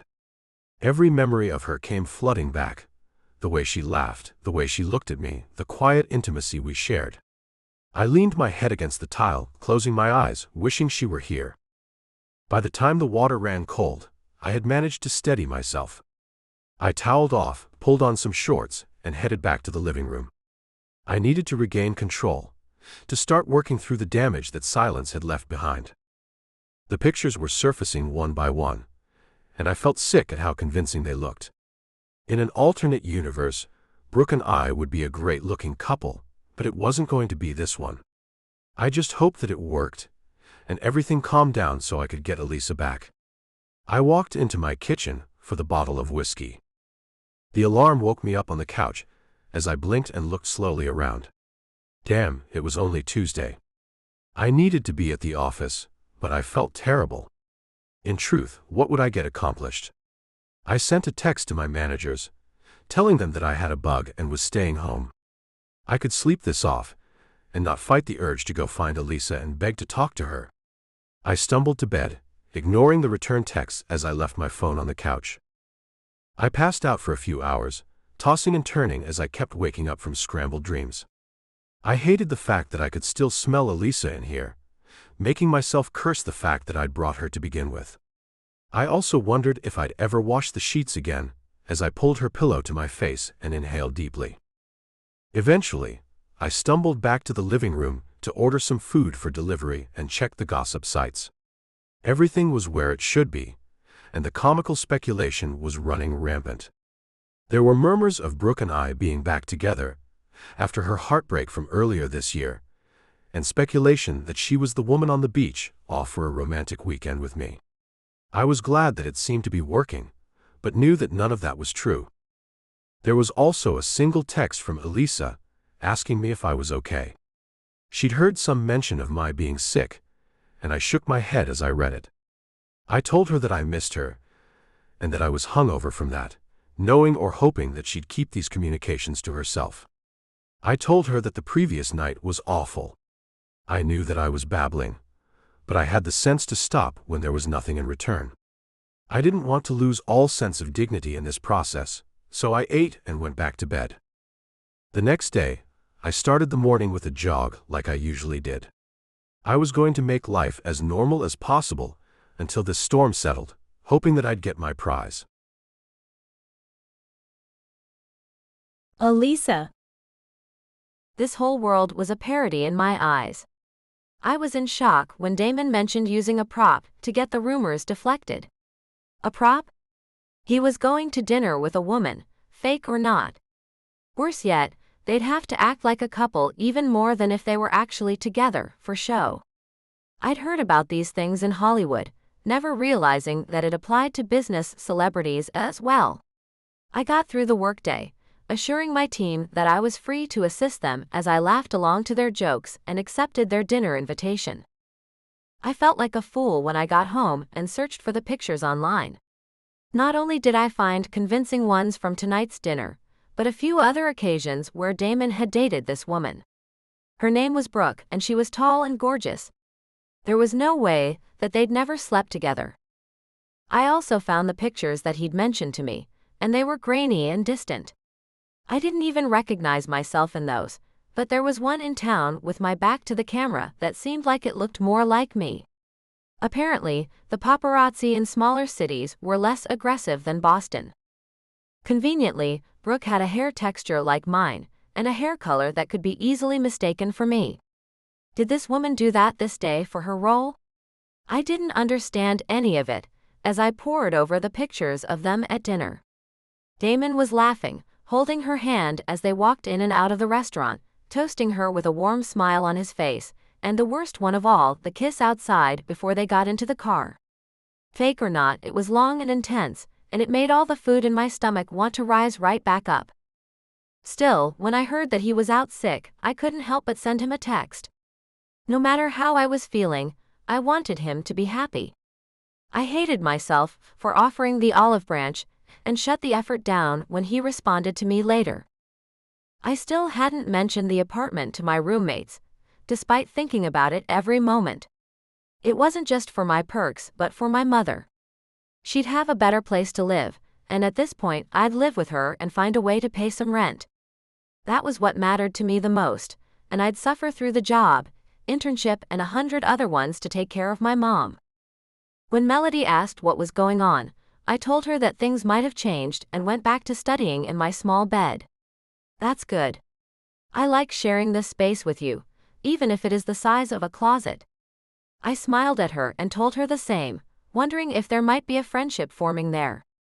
Wednesday was my day to work with Damon, but I had weighed that heavily in my mind during my sleepless night. I could intern, go to school, and work a part-time job to afford the apartment. It would be crazy, but tons of college students did that every day. It wasn't permanent, and I would graduate sooner rather than later and get a great job. I did get some financial aid, but it wasn't a great deal, and not enough to support my mother and me. I decided to talk to Brent and tell him that I was just going to be sticking with the internship. I'd blame school and family issues, which usually worked and were the truth. I would compose an email to Damon and send it off, feeling motivated by the offer of a weekend job at the coffee shop in my favorite bookstore. I could keep my financial aid with a few hours and hopefully budget enough in for something for Mom and me. I did the email from my laptop, surprised that the weak Wi-Fi was working so well. It sounded professional, and I thought that I sounded upset as I explained a phantom college issue asking to be replaced. I offered all the items that he gave me for the new person, as well as any passwords that he'd given me. I didn't want anything to do with the job anymore, and I hit send before leaving for my classes that day. I changed into a dress at the apartment and took a bus to work. I had the phone, along with everything else, in my bag, powered down. I intended to work with my team today. I'd made myself clear in the email. I stepped onto the elevator, finding it empty for a change, as I glanced around and pushed the button for my floor. Surprisingly, the elevator stopped on Damon's floor, and I stared forward into his icy blue eyes before he told me to meet him in his office and walked away. It was obvious that he'd received the email, that he was, at the very least, angry, and that I'd be in for it once I reached his office. I licked my glossed lips and walked out calmly, as if I was just going in for my shift. Nobody seemed to notice me as I approached his door and tapped softly, my stomach in knots. Damon was standing at his desk, staring at me as emotions crossed his face, one after the other. "What the hell was that email about?" he asked as I stood in a stunned silence, not knowing what to say. "Do you want to pretend that you never knew me, when I've been thinking about you every second of every single day, Elisa? Do you want to pretend that we mean nothing to each other?" Damon, He walked over to me, his hands capturing my face as I started to talk again. "No, don't do this." Even saying that, I made no effort to pull away. I was intoxicated by his heat and his scent, feeling dizzy in his presence. I reached forward, clutching his shirt as I closed my eyes and dropped my head forward. "I want to be over you." "No, you don't." His lips met mine, and he lifted my face to his with a quiet intensity. My lips parted instinctively as we kissed, the world around us fading away. I wrapped my arms around his neck, and he lifted me effortlessly into his arms. I didn't care where we were, being with him like this, close and completely absorbed in each other, was enough. Damon set me down on the couch, his hands skimming over me as his mouth trailed heat along my skin. "I want to take you home, Elisa," he whispered against my lips. "I want hours with you, all of you. After everything this week, I need you to know the truth." He pulled back, his expression raw. "I did all of that to protect you from the media. They think I'm with Brooke now, after one dinner, and the storm around those pictures has passed. But I hate that it hurt you. I hate that it made you doubt me." "I know why you did it, Damon," I said softly, though my heart still twisted with uncertainty. I don't know how to fit into your world." His lips brushed mine again, gentler this time. Sometimes I don't know how to fit into it either. He held my face, his eyes burning with sincerity. Nothing happened that night. The pictures were staged, every last one. It was all for show, Elisa. I came home alone, wishing it was you beside me. That kiss? It was the most rehearsed, hollow kiss of my life. It didn't mean a thing. All it did was remind me of how much I wanted you. The intensity of his words broke something open inside me. I pulled him closer, my hands in his hair, his mouth moving urgently with mine. Every ounce of doubt melted away in his touch. "Damon," I whispered, my voice trembling with need and relief all at once. He cradled me against him, his forehead resting on mine. "You're the only one I want. The only one I'll ever want." We clung to each other, the storm of the past days dissolving as we gave in to what we felt. When we finally collapsed together, I closed my eyes, my heart racing. For the first time in days, I wasn't thinking about the media or the lies. All I could think about was Damon, his arms around me, his words, his truth.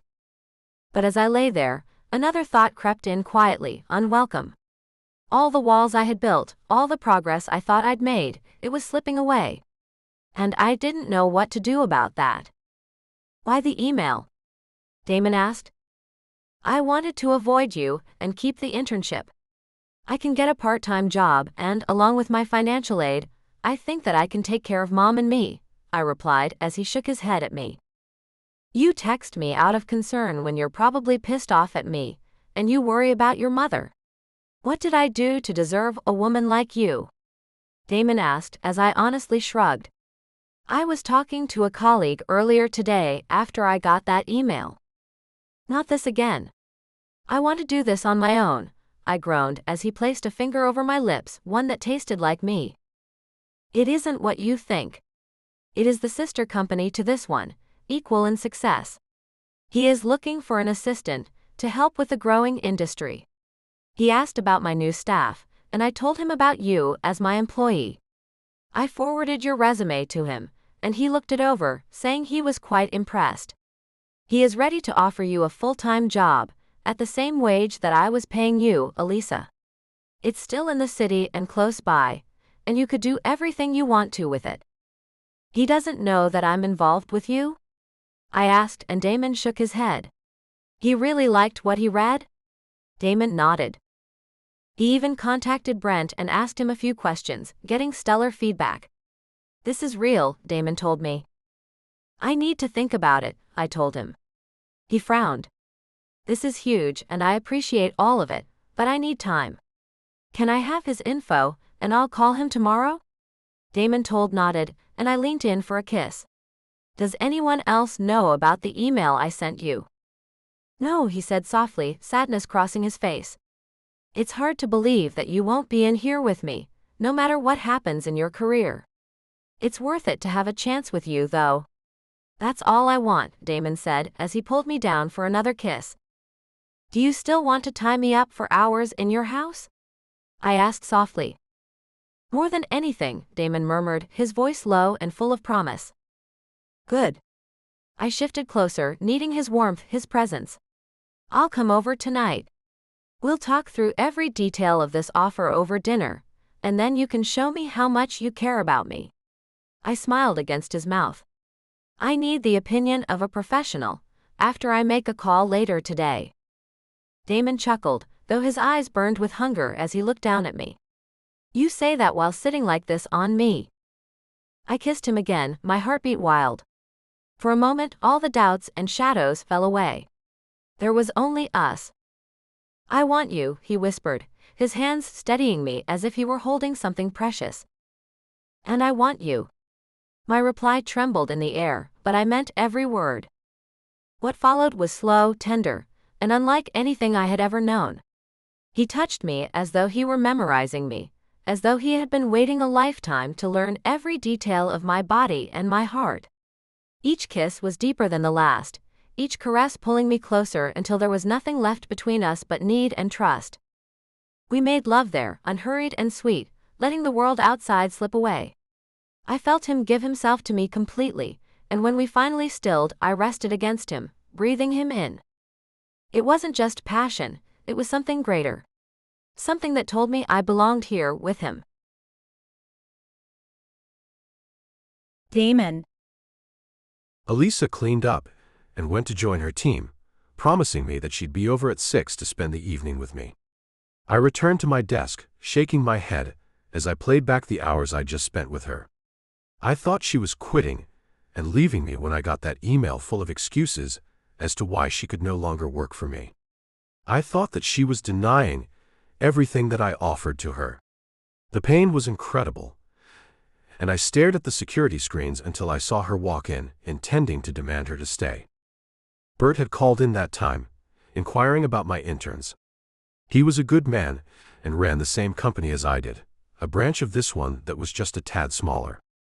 Kenneth needed another building to handle his overflowing client list, and Mark and James became his new baby, though he handed it off to a different staff of people. I spoke to them frequently when I took over, but not on this level. I was looking for a way to compromise with Elisa's standards while staying with her, and I brought her up, offering to forward her resume. Bert was impressed and told me that he wanted to speak to a few others that worked closely with Elisa, since I claimed I didn't know her too well. I agreed, giving him a couple of numbers before I hung up. That had calmed me down, and I stood when I saw Elisa approaching the bank of elevators. Somehow, she stepped into an empty one, and I went to meet it, pushing the button to make it stop. I knew where all the elevators went in the building, having learned those details when I updated the security in the building after we fired a troublesome intern. It was after that when I considered ditching the intern program altogether, but I was talked out of it. Now, I was relieved that I'd kept it going, since it brought me Elisa. I thought about the possibilities as I left a bit early, wanting to get some errands done before she arrived. I bought something to make for dinner, while I had Mark go get some roses at the best florist in the city. Together, we brought everything into my house, as he told me how much Brooke had sulked on the way to her condo. I laughed when he said that she met up with a guy outside and left with him a few minutes later. I explained that with any luck, I wouldn't have to pull a stunt like that again. I wanted Elisa and nobody else. I felt the need to shrink back from the public eye so much, and just settle into as normal of a life as I could find. Even if it wasn't with Elisa, I needed to go in that direction. This was exhausting. I set the roses up on the counter and loaded the food into my fridge. I was planning to make some salmon, fresh vegetables, and salad, as well as serve eclairs from a great bakery beside the grocery store for dessert. I felt good about the job offer and hoped that Elisa would as well, given that it was everything that she'd been working towards. She needed to see past the way that she got it and focus on the fact that she'd earned it. I glanced at the clock and realized that I had an hour before Elisa would arrive and went to take a shower. I gripped myself under the hot water, unable to get the memory of her riding me today out of my head. I hadn't felt the heat of a girl against me since I was a teenager, before I'd gotten smart about protection. Jerking off, I cried out her name as I shot against the tile again, breathing deeply. I dressed in jeans and a blue Henley, leaving my feet bare. I headed down into the kitchen and read some of my favorite salmon recipes, deciding on a simple dish with some butter drizzled over the fish. I wandered the apartment, even though my maid had been there that morning. I had her pop in every couple of weeks to make sure things were clean, even with my regular picking up. Growing up with a mother who depended on help had ruined me for life, and I'd never go back. I lit some candles and made a fire before I heard the knock at the door. Wetting my lips, I walked over to the front door. "Hi," Elisa said with a beautiful smile as I looked her up and down. She was wearing the jeans I had bought her, which clung to her curves perfectly, and she'd paired it with a long-sleeved cashmere sweater that highlighted her full breasts. "Is casual okay?" "You look downright edible," I told her as I held the door open and reached for her hand. Elisa laughed as she came inside and looked around with an impressed gaze. "Like it?" "Are you trying to woo me, Damon?" Elisa asked as I kissed her softly while closing the door. "Is it working?" I asked before I claimed her lips again, reaching down to cup her butt as I drew her closer to me. I'm going to make some dinner, too. I have good wine. I might even let you get to second base, if you're lucky. That has promise, she remarked as she wrapped her arms around my neck. I laughed and led her to the kitchen where she watched me prepare the fish for the oven. Elisa offered to chop the vegetables for me and sauté them in olive oil with some seasonings and garlic. She was a natural in a kitchen, and we chatted about light subjects as we got the food ready, finishing the salad together. I poured some wine, and we sat at the small table together to drink it and talk. I called Bert today. How did that go? He's very genuine, and I think he sounds professional. He admitted that he's taking a chance with an intern, but with my schooling and resume, he's willing to take that chance, Elisa replied as I nodded. All of that was legitimate, and I'd considered it all before deciding to hire her for myself. I would start at a slightly lower wage until I passed probation, but Bert assured me that you'd be willing to take me back should anything happen. I seem to be well liked at Elkus Manfredi. You are, and I would, apart from the fact that we'll be dating if you take that job. That might pose a problem. I even asked Brent about it, and he said to go for it, she said as I smiled. I am going to try, and not be stubborn about it because of your involvement. I pulled her close to me for a hug as I stood up, and she held me tightly. Does that mean that you'll forgive me? I asked. I know why you did that now, Elisa admitted as she smiled ruefully. It drew attention away from the weekend, even though I was jealous and must have looked at those pictures 100 times the following morning. I analyzed them, but when I see you look at me, I know that you don't have feelings for her. There was no sincerity in your eyes. I also found it funny when she had pictures the same night at a club, drunk with another guy, while the headlines speculated that you'd had a horrible fight. You need to choose a better prop, Damon. She's amateur. I don't want a prop. I want a girlfriend, I told her. I want a woman to spoil and be intimate with. I want a woman to cook for and pamper. I want a woman to support as she moves up the ladder in my industry. Taking any applications? Elisa teased as she pressed closer to me, kissing me hungrily. There's only one woman for me, I assured her, pulling her close as we made our way to the couch. I kissed her softly, letting the warmth of the moment linger between us when suddenly the oven beeped. We both sighed in frustration. We both stumbled in, and I pulled out the fish just in time while she turned on the stove to give the veggies a quick reheat. Elisa had already cooked them, but had left them covered to soak in their flavors and stay warm. I plated the fish, and she heaped her side dish on the plates before we both finished with some fresh salad. We took them back to the table, eating as she asked me what to expect across the street. What about the apartment? I asked, as we washed the dishes together. Well, it's for employees of Elkus Manfredi, so I want to save it for them. I have been doing some looking of my own, and found a cute place near here that my mom and I could share. I'll be able to afford it with the new salary, even losing the financial aid. I just hope that I don't get fired. You won't. You'll be a graduate before you know it, and have the world at your fingertips, I teased her, as Elisa laughed and kissed me again. Her eyes grew dark as she gazed at me, and I felt the heat in the room. Elisa took my hand and led me across the room to the door that hadn't been opened since last time she was over. I grabbed a key from my pocket, unlocking it and pushing it open as she walked boldly inside. I loved the dinner.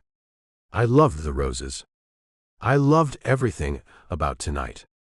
Her voice softened, but her eyes held mine. But right now, Damon, I want to be close to you. Her words sent a rush of warmth through me. I closed the door, letting the key fall onto the counter. I want what we couldn't have in the office, she teased, her smile playful. Then come here, I whispered. She moved to me with a tenderness that made my chest ache, her lips finding mine. The world disappeared in the press of her mouth, in the way her hands framed my face.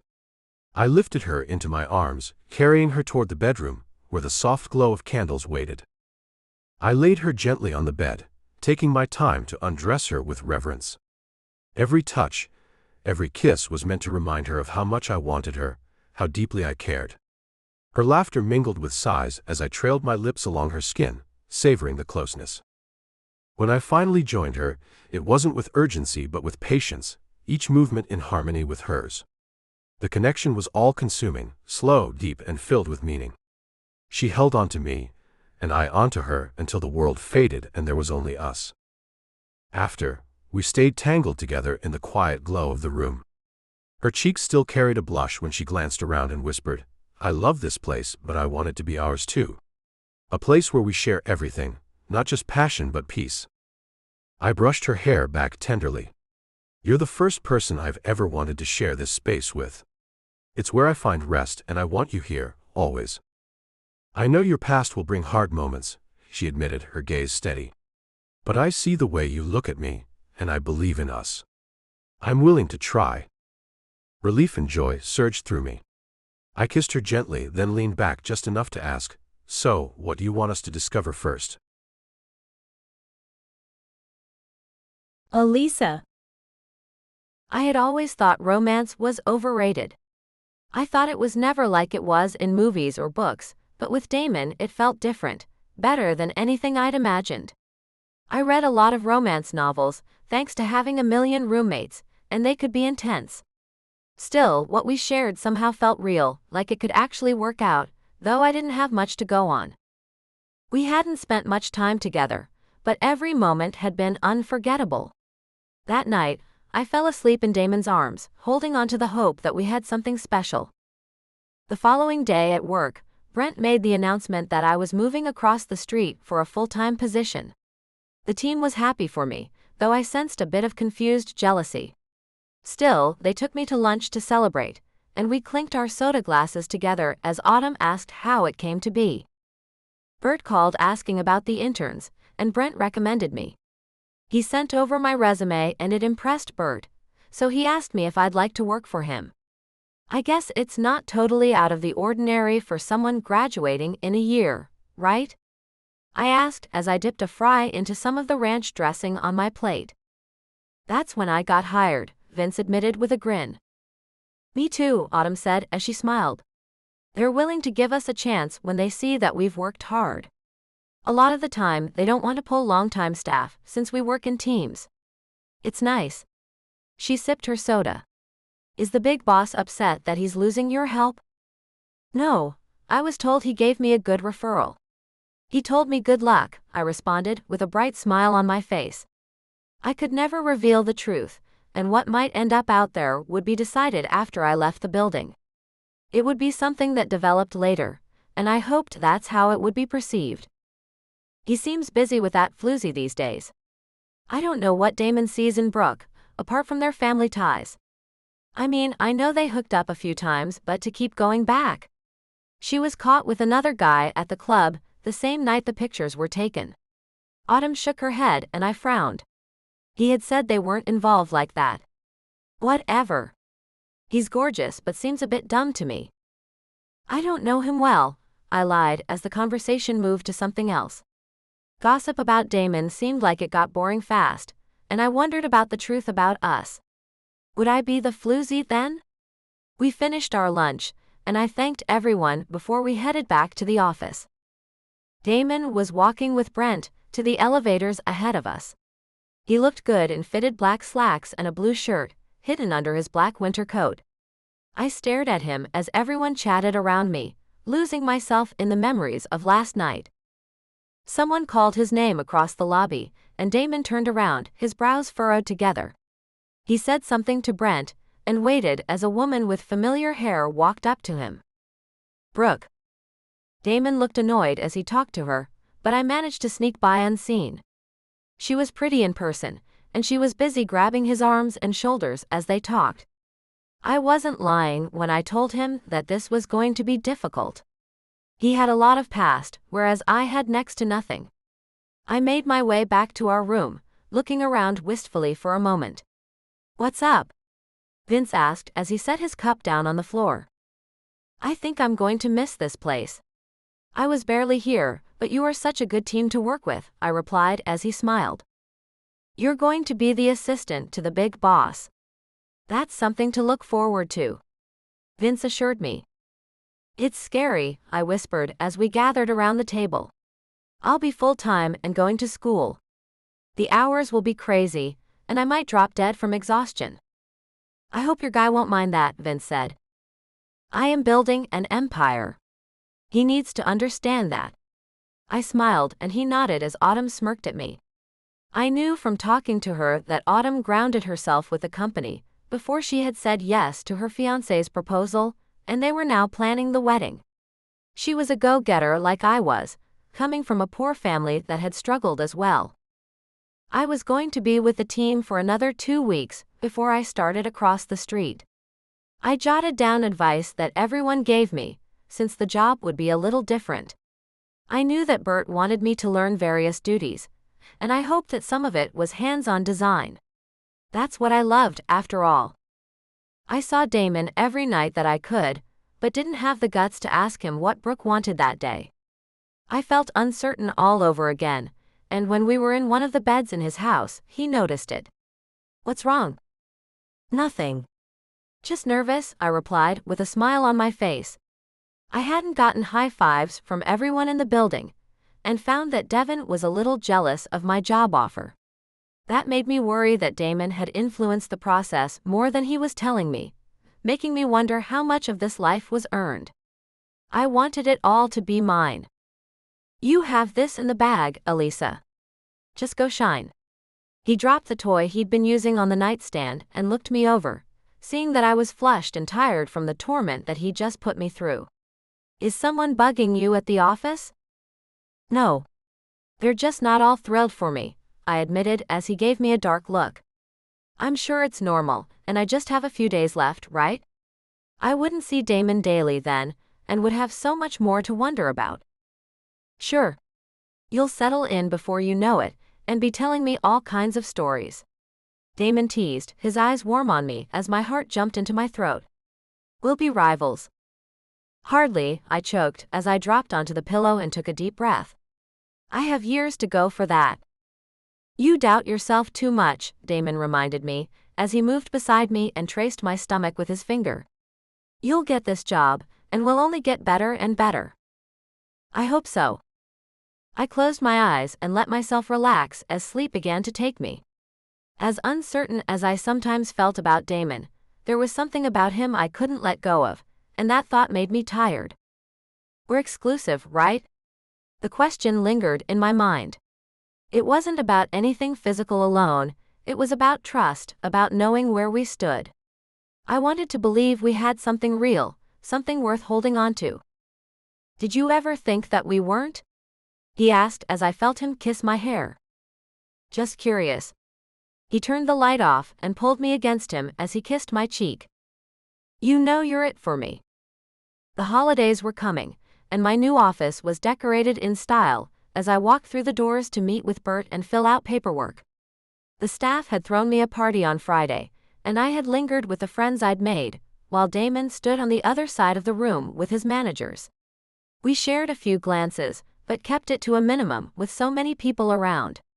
The food was excellent and the cake beautiful, with a champagne toast in my honor. A few of the people were going to a bar afterward, and they invited me. I glanced over at Damon. Come on. There's cause to celebrate. Okay.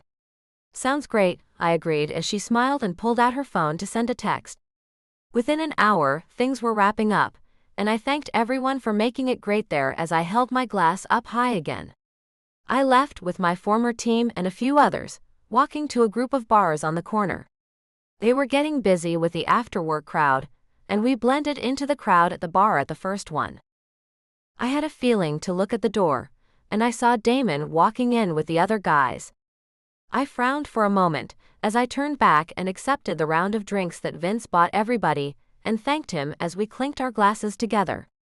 I knew that I would keep in touch with Vince and Autumn, and I stood closest to them as she waved across the bar. This is Tim, my fiancé. I looked at the tall, dark-haired man, and shook his hand as she introduced all of us.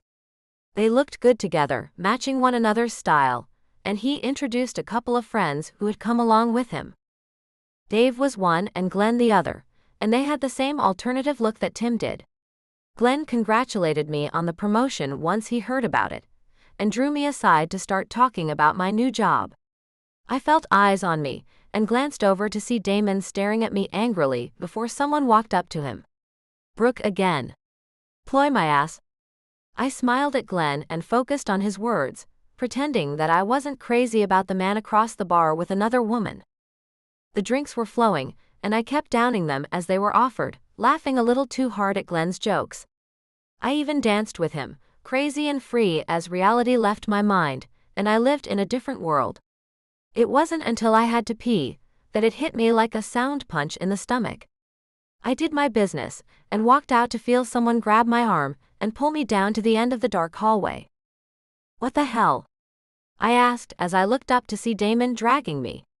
"What are you doing? Isn't your date missing you?" "Date?" he asked as he reached the end and stared down at me. "Brooke. I've seen you with her a few times and I give up," I yelled as he grasped my shoulders to stop me from flailing my arms. "A few times?" he asked, and I nodded as I took a deep breath. "At work here, and there's all those pictures of you with her. I know that you hooked up in the past too." His face fell as he stared at me, and all my happy buzz turned into hard, painful emotions. "I've been with you all this time, wondering who else you're with, as I'm taking chance after chance. I must be stupid." "Who told you that?" Damon asked as I stared sadly at him. "Is it true?" His silence told me everything. "I wish it was you. Now it looks like you are hiding something from me, and I keep seeing her. I don't even know what I want anymore." I was a mess that day. Everything happened with the pictures from the weekend, and I knew I had to hide who you were. She was the first thought, and I didn't want you to be worried about things because nothing has happened between Brooke and I for years. Damon insisted. "She is here by chance tonight, and she wanted to tell me something about my parents in the building that day." "That's it, Elisa?" His eyes darkened. "How do you explain the new guy? You look like you're having a great time with him. Who is he?" "I don't know," I told him, as I tugged my arm away from him. I hurried through the bar and out into the streets, crying as I searched my purse for my phone to get a ride home. I had the job that I always dreamed of, but at a cost I never expected. I was in love with Damon, but too insecure and jealous to trust in him. I saw a cab and held my hand up as I ran towards it. The last thing I saw before we drove away was Damon staring at me, and I turned forward and told the driver where I lived. I was alone that night, and I huddled under my covers, crying. I had given him back all the devices, and my phone was shut off. I wouldn't be hearing from him, and I hoped that he didn't come over. I needed some space. Damon.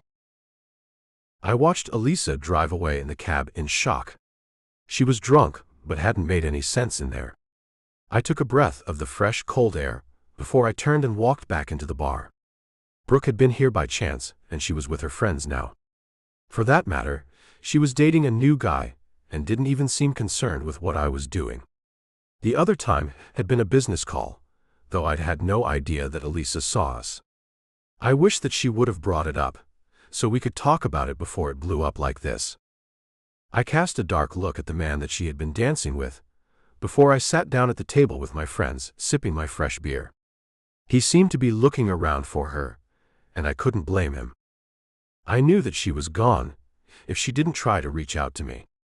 I knew where her apartment was, but I was going to try to resist being a caveman and dragging her out of it and back to my place where she belonged. Damn, I wanted to ask her to move in with me, and we'd set her mom up somewhere close by, tonight of all times. I didn't see any reason to hide our relationship, now that she had her new job.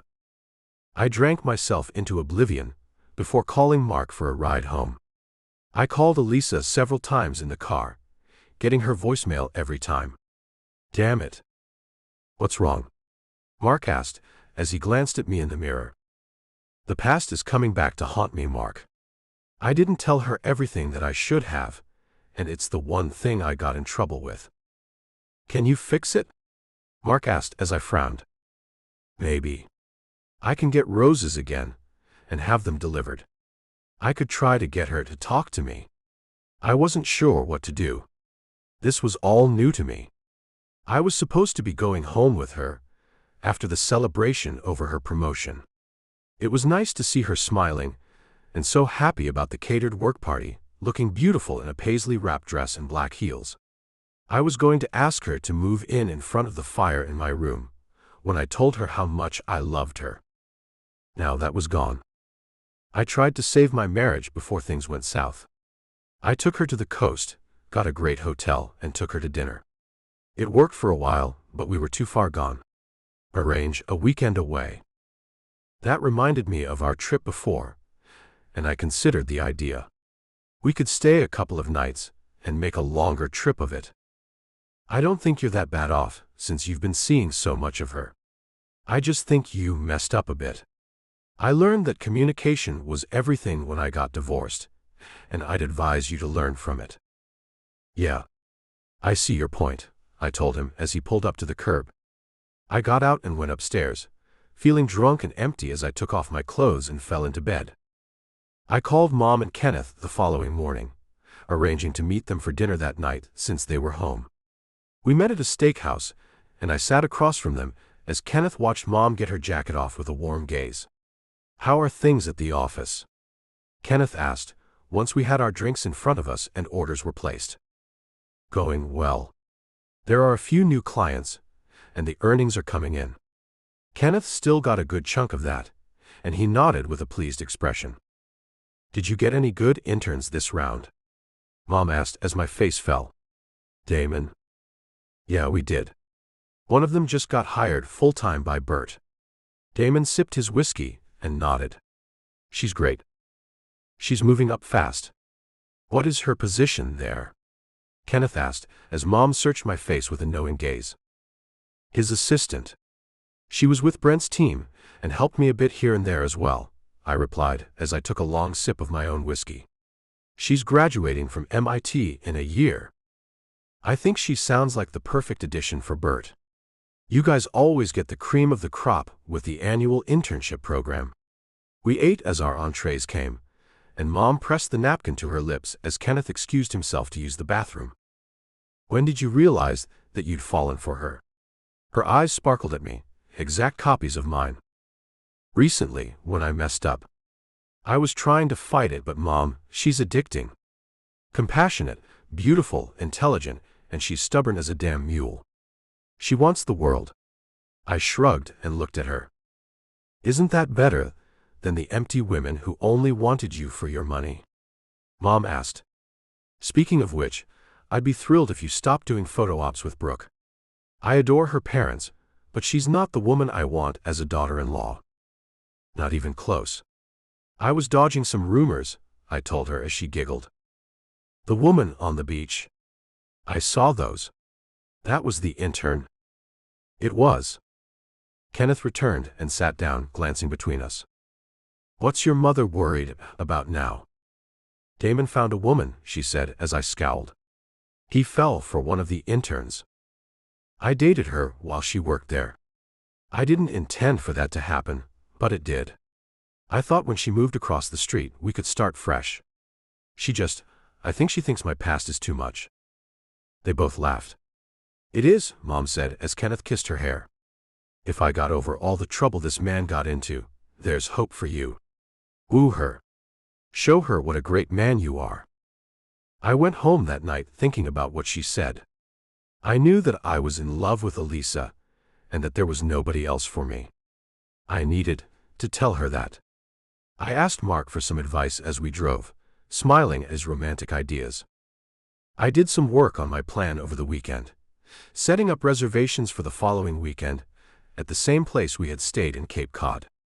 I asked for the most romantic room they had, and a lot of additions to get my plan in motion.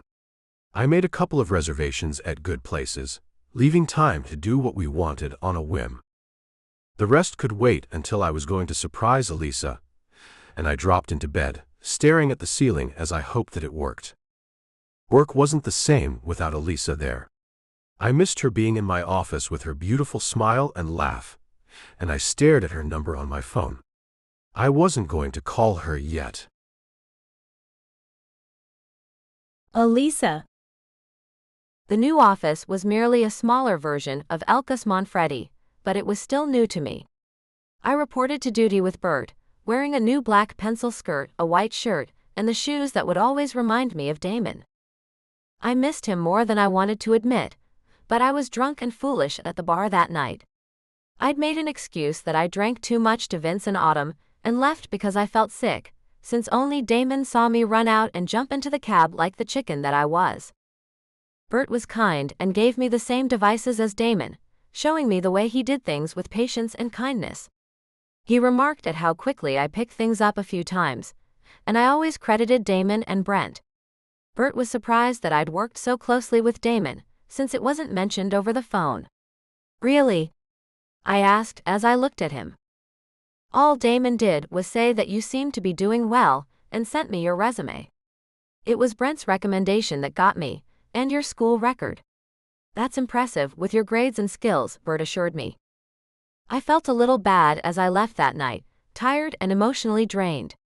I went and showered, pulling on my pajamas and going right to bed. Damon didn't set me up with my job like I'd thought.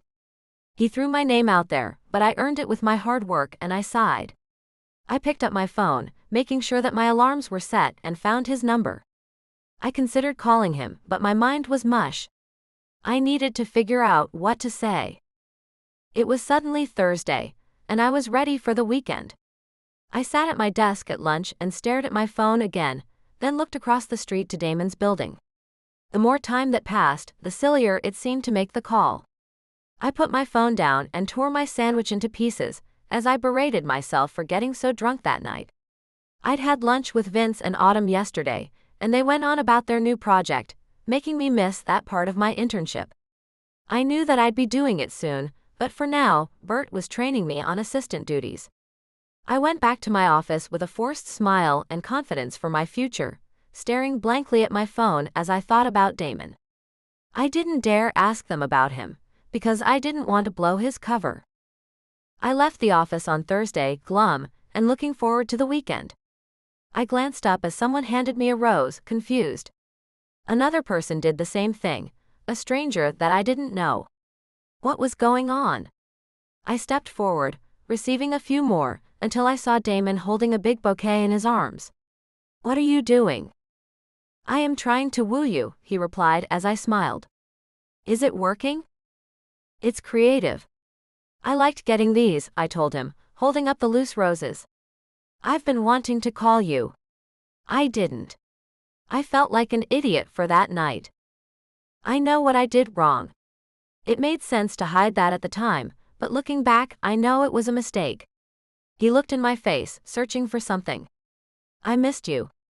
I was hoping that we could have dinner tonight and discuss something." I looked around.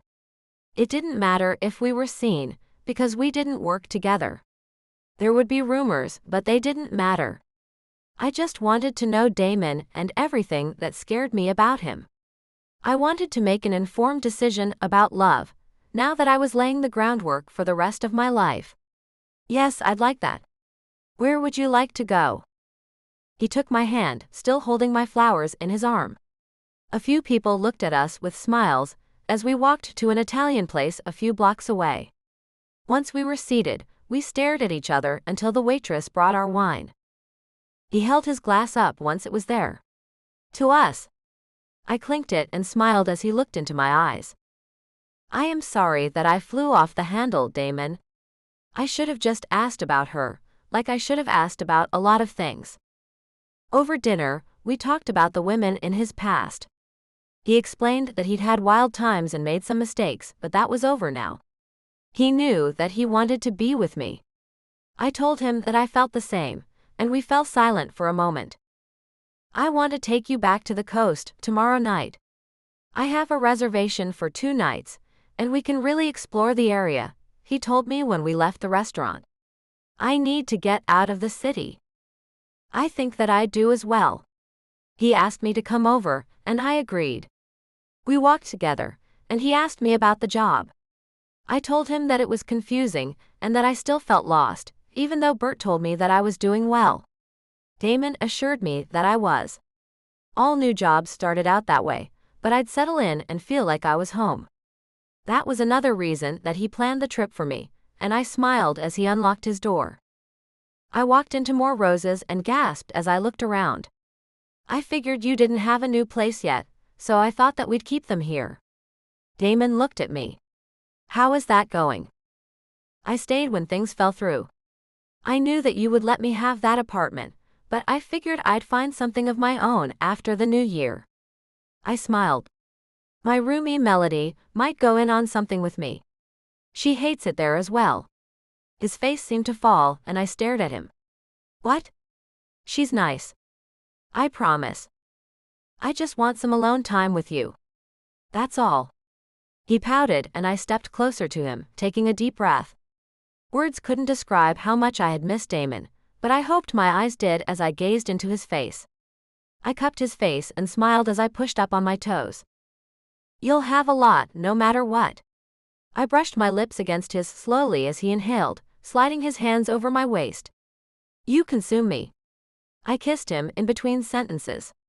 I can't stop thinking about you. Another kiss. I don't want to be without you. I gave him a last gentle kiss. I don't want to worry about nonsense. The next kiss was hungry, and he pulled me closer as he deepened the kiss eagerly. Is it bad to be intimate before we go away? He asked as I giggled and wrapped my legs around him. No, it's perfect. I can't wait, I told him as he carried me up the stairs to his bedroom. I didn't ask why we weren't in the other room. He set me down gently, and we held each other close, lips meeting in a deep, lingering kiss. Every movement, every touch, made my heart race. I've been thinking about you all day, he murmured, his forehead resting against mine. I've been thinking about you too, I admitted, feeling warmth spread through me at the intensity of his gaze. We wrapped our arms around each other, holding on tightly as if we couldn't let go. We spent the night simply in each other's company, talking, laughing quietly, and sharing long, comforting embraces. When morning came, I reluctantly got up, showered, and threw on a dress. Damon's presence lingered in my thoughts, and I smiled at the memory of the night. It was only 2 nights, but somehow it felt like so much more. I drifted through the day with a smile, a little dazed as I tried to focus on my work. I was picking it up fine, but I had a lot on my mind and stole several looks across the street. Damon had been perfect last night, making me feel like the only woman in the world from the moment that I saw him. We met for lunch, enjoying a sandwich together as we discussed the trip and held hands. I kissed him on the street, not caring who saw. I had my life falling right into place before my eyes. I hurried home to pack, taking just a few minutes before I called Damon to tell him that I was ready. He promised me that he'd see me in a few minutes, and I zipped up my bag and glanced around the tiny room. Have fun. Melody smiled at me from her bed. She'd started seeing someone from school, and it seemed to be getting serious. They were going to a concert the following day, and getting a hotel. You too. Check out Jared for me. I winked as I grabbed my stuff and walked out of the apartment to meet Damon. The drive was great, and we laughed the entire way, stopping for a quick dinner at one of the diners near the inn before we checked in for the night. The room was better than last time. It was bigger, with a spa in the bathroom instead of the tub, and a generous balcony overlooking the ocean. However, it was also colder. We'll come back when we can actually wear shorts one time, Damon promised me, as I smiled at the view. It's fine. This is lovely, I assured him as I looked into his eyes. We went back into the room and got into the spa for a bit before finding a movie in bed. I snuggled against him and looked around with a happy sigh. Thank you. I needed this, and I needed you with it. Damon. I watched her sleep, a beautiful, peaceful look on her face. She had been fiery tonight, taking the lead and rolling me onto my back. I had planned a little surprise for her afterward, but we were both too tired. We had 2 days here, with nowhere to be but a couple of restaurants. It was going to be perfect. I woke up to see the sky dimly lit through the balcony doors, and shook Elisa gently awake so we could watch the sunrise. She photographed every step of it with her camera, trying different angles as I watched her. "We'll be sure to watch it go down from a beach as well," I told her, as she nodded. When the sun was up and the air felt crisp, Elisa pulled me back to bed, kissing me softly as we stayed close, wrapped in warmth. We drifted into a peaceful nap in the beautiful room, waking later with appetites and a craving for coffee. We showered quickly and headed down to the in-house bistro, ordering the day's special and coffee as we gazed out over the expansive ocean. The morning was warm enough to explore, and we took our time wandering, discovering new beaches and charming shops. I could tell Elisa was falling in love with the town, and in turn, I found myself falling even more in love with her. That evening, we chose a lovely restaurant for dinner, watching the sunset paint the sky before returning to our room. Elisa rested against me with a content sigh. "Thank you. Today was perfect." "I wanted to ask you something, Elisa," I said, as she tensed before me. "I did a lot of thinking in this crazy time since we've been seeing each other. I've changed, and it was confusing but a learning experience." "Agreed," she giggled as her hand slid up my legs. "I knew something in the beginning, but I had to mull it over.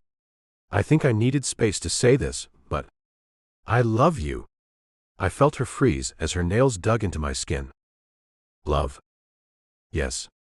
I love you completely, and I want to make things right with us. There's something else." "Oh gosh." Her voice was almost a whisper, and I kissed her hair. "Not that fast," I promised her as I took a deep breath. "I am going to be buying an apartment complex as an investment very soon to spread some money around. It's nice, close to work, and safer than that place you live in now." Elisa opened her mouth to speak, and I covered her mouth gently. "I can offer you something in there, as well as your mom, but I'd like you to move in with me." I heard her start to cry. "I love you too. I hated being without you." She wiped at her eyes, and I pulled her close. "I want to live with you, because we've spent too much time apart. Give notice when we get back, and get your ass in my place then." I teased her as I kissed her neck. "Let's do this, Elisa." We stayed in the hot water as long as we could stand it, before drying off and going to bed. I left only one light on by the bed as I kissed her, happier than I've ever been. "There's one more thing. I want you and your mother to have Thanksgiving with my family. Will you?" "I'm meeting your parents," Elisa squealed, her eyes wide with both excitement and nerves. I kissed her again, wanting to ease her worries and let her know how much this meant to me. The night had been a blur of closeness and whispered confessions, our bodies tangled together, until sleep finally claimed us. Even then, we woke more than once, unable to resist reaching for each other again, as if the night wasn't long enough to contain what we felt. By the time the sun began to rise, we were wrapped in soft robes, watching the sky shift into shades of gold and pink. Elisa's head rested on my shoulder, her laughter still echoing in my ears when she suggested, almost shyly, "Let's take a walk on the beach. Maybe we can find some shells." I smiled, tightening my arm around her. "I'd love that." Hand in hand, we stepped out into the fresh morning air, the sound of waves pulling us into a world that felt like it belonged only to us. She found a lot of shells and rocks, dropping them into a bag that she'd brought along. Everything was quiet, and it felt like we were the only people on Earth. "This is great, isn't it?" "Yes. It's such a change from the city, which I love too, but I'll miss this. Maybe we'll get a house here, down the line. Come up every weekend, and just chill. It can be big enough, for family." She pressed against me for a long kiss. "I love you. I love you." We held hands as we wandered back to the car, looking over the scenery as we glanced down for more shells. We headed home that afternoon, and Elisa moved in with her few things by the middle of the week. She paid the roommates a month ahead of rent, so they wouldn't get in a bind, and I took her to dinner the first night that she was officially living with me. Someone heard about us at work, but I assured them that we had held off on dating until she left the company. Once a couple of weeks passed, it seemed to die down, and many people liked me being settled down. They said I was less grumpy and a nicer boss, particularly Brent and the other managers. Epilogue. Damon. I waited until the following spring to propose to Elisa, and we got married at the inn in the very beginning of the fall. It was small and intimate with just family and close friends, perfect in my eyes. Elisa looked beautiful, with her hair in a low bun on her neck and flowers by her ears. Her dress was flowing and cream-colored, but not too fancy since the wedding was on the beach. The reception was in the large room at the inn, where dinner was served, and we offered an open bar. I had a friend come up to play music for the guests and perform the traditional dances. It was a beautiful night, and we headed to our room after it was over, where I had some surprises for Elisa. She had become an animal since living with me, learning all about her favorite room in the house. I wanted our wedding night to be special, because we were going to try for a baby very soon. That was when I would calm down, but first, the wedding night would be epic. Elisa. It took 10 hours to deliver our daughter, a year after we were married. I sobbed as I felt her coming into the world, since my epidural had worn off by then. I didn't care, because we were meeting our baby after 9 long and somewhat uncomfortable months. She was beautiful, with a sprinkling of dark hair, and the sweetest heart-shaped mouth. I hoped that she'd have Damon's eyes. I cried and he kissed my damp hair. I knew going home from the hospital that my life was complete. I had the job, the husband, and now the baby. My mom lived close by and watched the baby while I pursued my career, often coming to the beach house as well in the cod. Damon's family joined us too, as well as Melody and her husband. That was an anniversary present. Damon never seemed to miss his former ways, or even think twice about them. He doted on me and Avery, as well as Declan, when he came along when his big sister was 2. I told him that I loved him every night before we went to sleep, and we spent a lot of time just being us. We still used our room, locking it when we were both away. I wasn't ready to explain that to the kids yet, if ever. I would never regret giving Damon a second chance. The end. Sneak peek for The Stolen Bride. We hope you enjoyed listening to Filthy Neighbor by Michelle Love and Scarlett King. Now please listen to a sneak peek for The Stolen Bride by Michelle Love and Alize Valentine. Chapter 1. Kara. The sunset really is prettier over the ocean, I think, as I wash the drying blood from my face. My skin hurts all over. I have bruises, scrapes, and the mark of my new husband's wedding ring gouged across my cheekbone. But through the yacht bathroom's row of tiny windows, I can see the blood-orange sun sinking into a sea of brass, crimson, and gold, and remember that the world can still be beautiful. Even if this little corporate princess's happily ever after just turned into hell. It didn't start out this way. It never does. Before the drive out to the Miami pier and our send-off on Richard's yacht, I was so happy. My father was proud of me for going through with the match he found for me. My mother was proud of me for saving myself for someone who was worth it. Richard seemed to love me, and I was certain that my future was now secure. What a difference 8 hours makes. I keep cleaning myself up, numb, mechanical, as if I just got some normal injury instead of the reality check from hell. This is not how wedding nights are supposed to go. I don't have much experience with marriage, but I know that much. Richard and I had an early dinner with tilapia and champagne and talked afterward as he steered the yacht toward the middle of the Caribbean. Our courtship had been a whirlwind, as close to an arranged marriage as my father could corner me into, and we were still getting to know each other. I had a crush on him, though, until the second time he punched me. Richard Gamble is charming, tall, fit. He may be over twice my age, his blonde hair dyed and transplanted and his face tight from plastic surgery, but when your parents aim you at nothing but billionaires, well, a husband over 30 is a given. He might honestly have been one of the younger ones my parents were pushing me toward. I wouldn't have minded. I like older men. But apparently, some guys age without maturing. and some seem to be born without souls. It shocked me more than hurt me when the first blow landed. I asked Richard what he thought he was doing, and he shut me up with another punch. After that, he didn't let up. All I could do was try to crawl away from him while he kept hitting me, kicking me, and calling me a tramp. Not sure why he calls me that. I've never been intimate with someone, never even been kissed before today. I guess things are their opposite in his head. Lies are truths, words reverse their meaning, and you love your new wife by doing this. My idea of a wedding night was that it'd be awkward but sweet, with him gently coaxing me out of my shell and helping me have a good first experience. His idea of a wedding night was an entire bottle of vodka, followed by hard hair pulling and an attempt to take advantage of me. I screamed and recoiled from the sudden, painful invasion.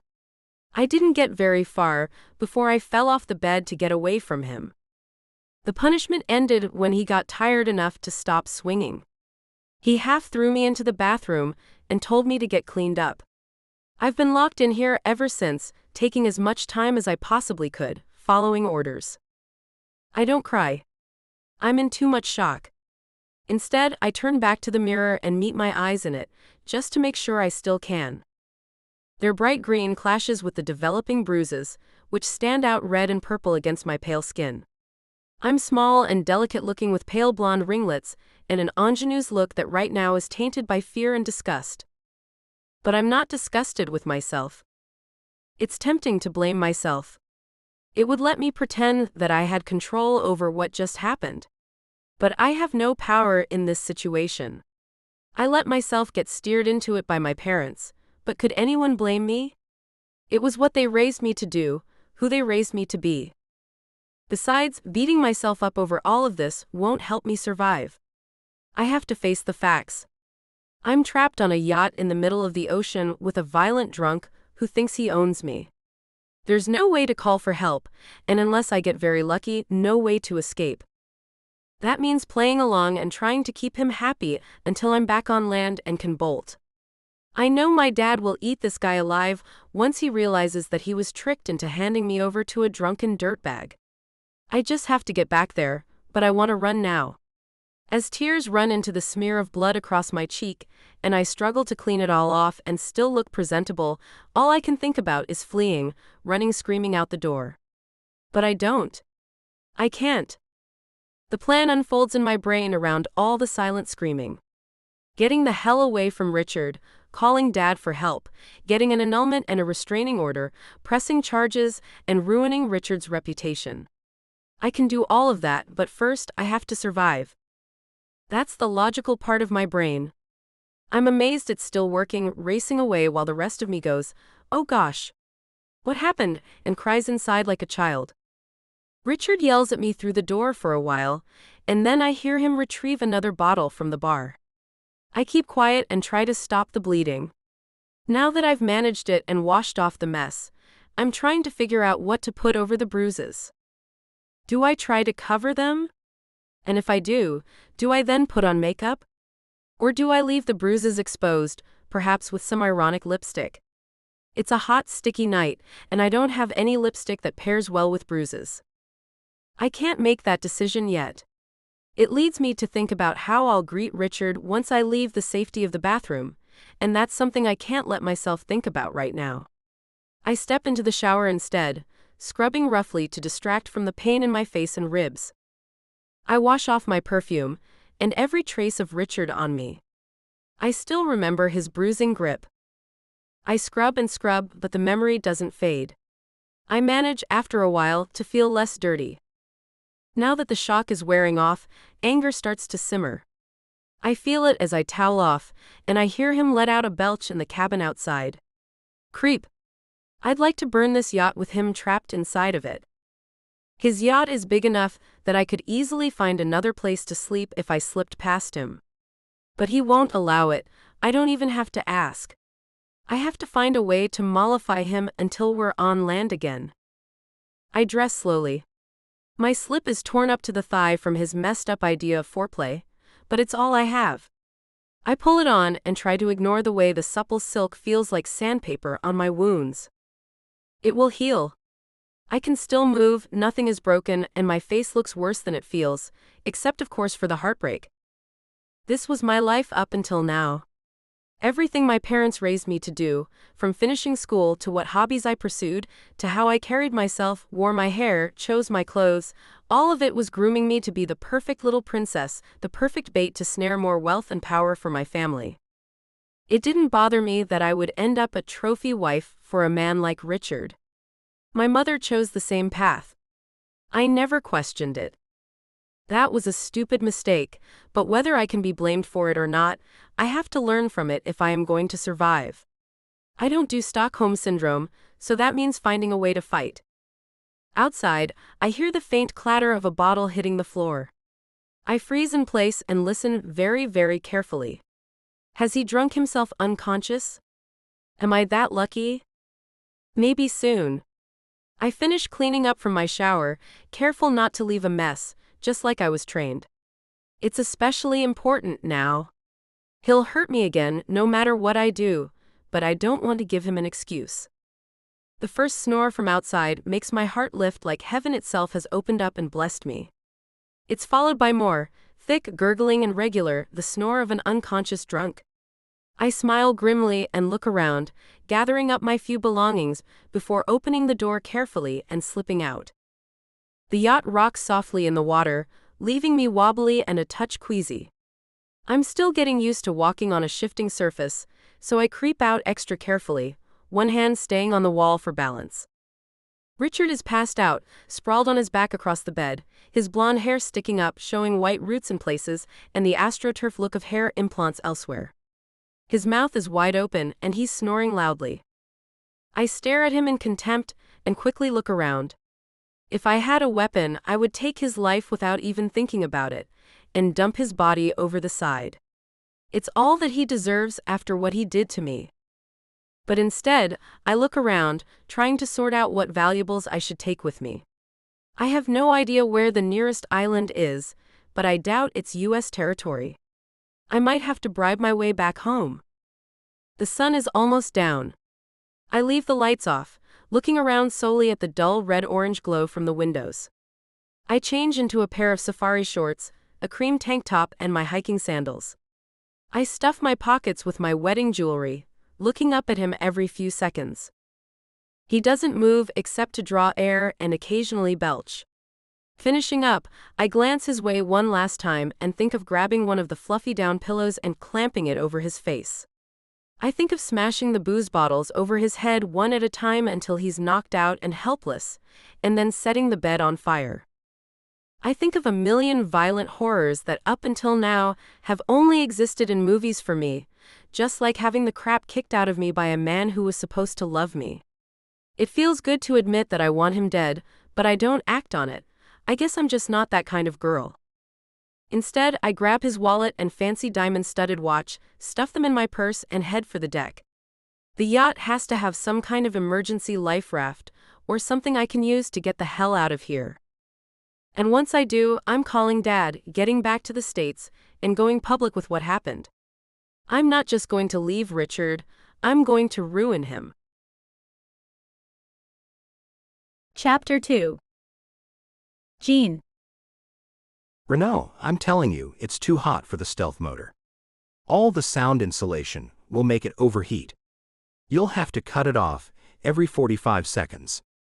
Anton Acosta, mechanical genius and master of Cuban-style tech kludges, shakes his head worriedly as I stand on the dock next to him, double-checking my gear. The dock, like almost everything in Cuba, is old, the salt-bleached boards creaking under my feet as I go through my bag. Rope and grappling hook, check. Silk mask and gloves, check. Safe-cracking gear, check. Chloroform rags, taser, and a nylon backpack to hold the contents of Richard Gamble's yacht safe, check. I offer Anton a reassuring grin. Don't worry so much about the engine, mon ami. I'll baby her just fine. Besides, I always use the damn oars once I get within a certain range. Just make sure this time. If you overheat the engine out there, one of the other pirates might be listening in on the shortwave when you call for help. I do not want to end up towing you back home and patching bullet holes in the speedboat's hull again. Hey now, that was not my fault. You were the one who checked the boat. Why didn't you notice the LoJack, those Bahamas dirt bags attached to the hull? Yes, well, I learn from my mistakes. I just want to make certain that you do as well. Anton frowns and fiddles with my speedboat's engine housing a bit, then sighs, shaking a head full of wavy coffee-colored hair as he closes the panel. Gene, are you even listening? Gene. I look up, meeting his big soft brown eyes with my sharp black ones, and turn serious a moment. I scratch at my spiky brown hair in irritation, then smooth it back with my palm. I'm listening, but if I don't do my gear check now, I'm gonna be halfway into international waters and discover I've left something, again. It's our usual routine. We intercept local Wi-Fi, radio, and phone traffic through receivers that Anton put together and determine who is piloting which local ship where. We zero in on one, wait until early in the morning when the yachters are asleep or on a thin crew, and I sneak aboard and rob them. There are several yachters just wandering around the Caribbean in the right season, and many are on their own, without a crew. I suppose it's part of the whole macho rich guy image to be able to pilot your own boat, but it means there's no one piloting or on watch when the rich guy and his companions bed down. I guess I'm technically a pirate, but really all I have done is take the whole safe-cracking cat burglar thing and bring it out onto the water. Baton Rouge is down one fugitive from the law now, and the Caribbean is up one guy who likes it better well outside of U.S. waters. Okay, so Gamble entered international waters around 4, started heading our way, then dropped a drag anchor and shut it down for the night, maybe 2 hours off Varadero. I consult the salvaged flat screen displaying the yacht's location. Yeah, I guess so. Beacon has them there for the night, and their itinerary has them docking at Varadero tomorrow. They're taking a honeymoon suite for a week, then sailing on. That means he's alone with his new wife. Anton joins me in looking down at the laptop. 2 people probably knocked out from champagne by now. Sounds like an easy job. Should be. Lucky creep. It's always the rich guys that ladies go for. Guess they wanted lots of privacy for their first night. He gets a wistful look. Anton is a hopeless and luckless romantic, a bit like myself, but a decade and a half younger. Who wouldn't? Look, just get in and get out as fast as you can. I have an engine to rebuild in the morning. Will do. I'll be done in time for you, me and your brother to have a late-night beer when he picks up the stuff to sell it. One of the good things about working with Anton, and there are a million of them, is that his brother fences goods off of his boat, selling them to tourists. By the time that someone discovers that they've bought stolen goods, he's an hour away in another country, and the recipients are the only ones left to get in trouble. Thus, most buyers end up leaving it alone and not asking too many questions. It gives us a steady stream of clean money coming in from all over, without much chance of tracing any of it. Just remember that we're using the 3rd channel today, if you have to catch me on shortwave. Luke and those creeps out of the Bahamas are not raiding us again mid-job. Anton straightens up and cracks his back. All right, everything's shipshape with the speedboat. Good luck. I'll see you when you get back. Gear check's done, I'm good. I grab the map printout and hop aboard the modified speedboat. It's a decommissioned Coast Guard vehicle that Anton souped up in ways I could barely follow when he explained it to me. All I know is it's fast, quiet, light enough to row once I get near the yacht, and has a small arsenal hidden inside of it in case things get crazy. Adios, he calls after me, and I snort.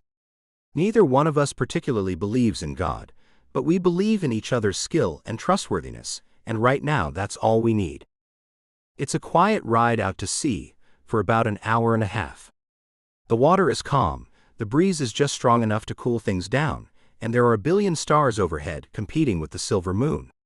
Nights like this, I wish I had someone to share it all with, someone besides my beer buddy and partner in crime anyway. I miss having a nice lady in my life. I'm not into self-pity, but enjoying the night by yourself gets lonely after a while. At least if you're a guy like me. Anton and I have commiserated over many a beer about the sorry state of our romantic lives. There have been women, just not the right women. I never have a problem getting laid, but when it comes to having someone, I really look forward to seeing day in and day out. I haven't had any luck beyond friends with benefits in almost 10 years. There was Shayla in New Orleans, who was saving herself for marriage, until one of my then friends had gotten her drunk on absinthe and raw dogged her in my apartment living room. There was Margaret in Baton Rouge, a sweet, gentle married woman who told me about her actual status the day she went back to her husband. There was Carol Ann in Miami, whose husband tried to come back after abandoning her for 4 years and who chose him over me. There was Andrea, whom I would have married had she not cheated on me twice. There were tons of others that I had tried with, but I just did not feel that spark. Fortunately, finding hot women in the Caribbean was ridiculously easy. It was finding ones who wanted more than a vacation boyfriend that was tough. Not that I should be complaining. In spite of being able to get a woman pretty much whenever I want to, at times like this, I look up at the sky and wonder if I'll ever have anyone waiting for me when I get home. I wonder if I'll ever have the whole wife and kids thing. I wonder if I'll settle down and give up my career of larceny on the high seas. The engine is whisper quiet for an outboard. I baby it as much as I can, running it long enough to get good forward momentum, then cut the engine and let it cool down while the boat glides through the water. In the quiet between running it, I can hear the night, the soft splash of water, the whisper of the wind, the faint sounds of other boat engines running somewhere in the dark. It's a soft, warm night, relaxing and full of promise. I smile a little as I turn the engine back on and start forward again. It won't be long until I'm there. Finally, the dark hull of the yacht appears ahead, floating in the water without so much as its deck lights on. Someone could run into it out here. Either Gamble has no sense, or he's gotten so wrapped up in his new wife that he's forgotten things like making sure his yacht is visible to passing ships. It makes things easier for me, though. It guarantees they won't see me coming. I cut the engine and put the oars in the water, rowing forward with my eyes on the yacht the whole time. I pull the boat through the water with long strokes, my eyes locked on the deck where nothing moves. But then I notice something in the water beside the yacht, and slow down. It's yellow rubber, a life raft. It's floating a few inches below the water's surface, and now and again, a fresh froth of tiny bubbles escape from it, and it rides a little lower in the water. It looks like someone was trying to deploy it when they discovered the holes in it. Did they then go to bed, or are they up there still in the dark? My heart starts beating fast, and I peer at the deck again for signs of a flashlight being used. Nothing. If someone's on deck, they're likely sleeping too.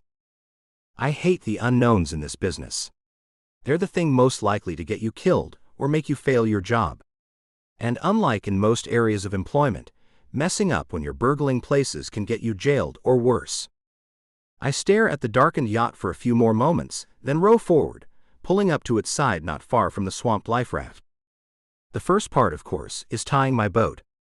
Anton has supplied me with ropes tipped with small bolos. I grab one and sling it around a few times, then release it toward the deck railing. The bolo flies true, wrapping its weighted ends around the railing, and I give it a yank to tighten it up. I tie off the boat, then grab my rope and grapnel. The rope has knots tied in it every foot, so I can use it for climbing more easily. I don't want to fire the grapnel using a grapnel gun. Instead, I swing it over my head, around and around in a circle, until it's pulling hard at its own tether, and I know it will fly true. I let the grapnel go, and watch it sail neatly over the edge of the railing, then give it a gentle tug and feel it catch on something. I smile faintly, and tie the other end to my belt like a rock climber. I try the rope with a harder tug, and it stays in place. No clatter, no slack, no slippage. Good.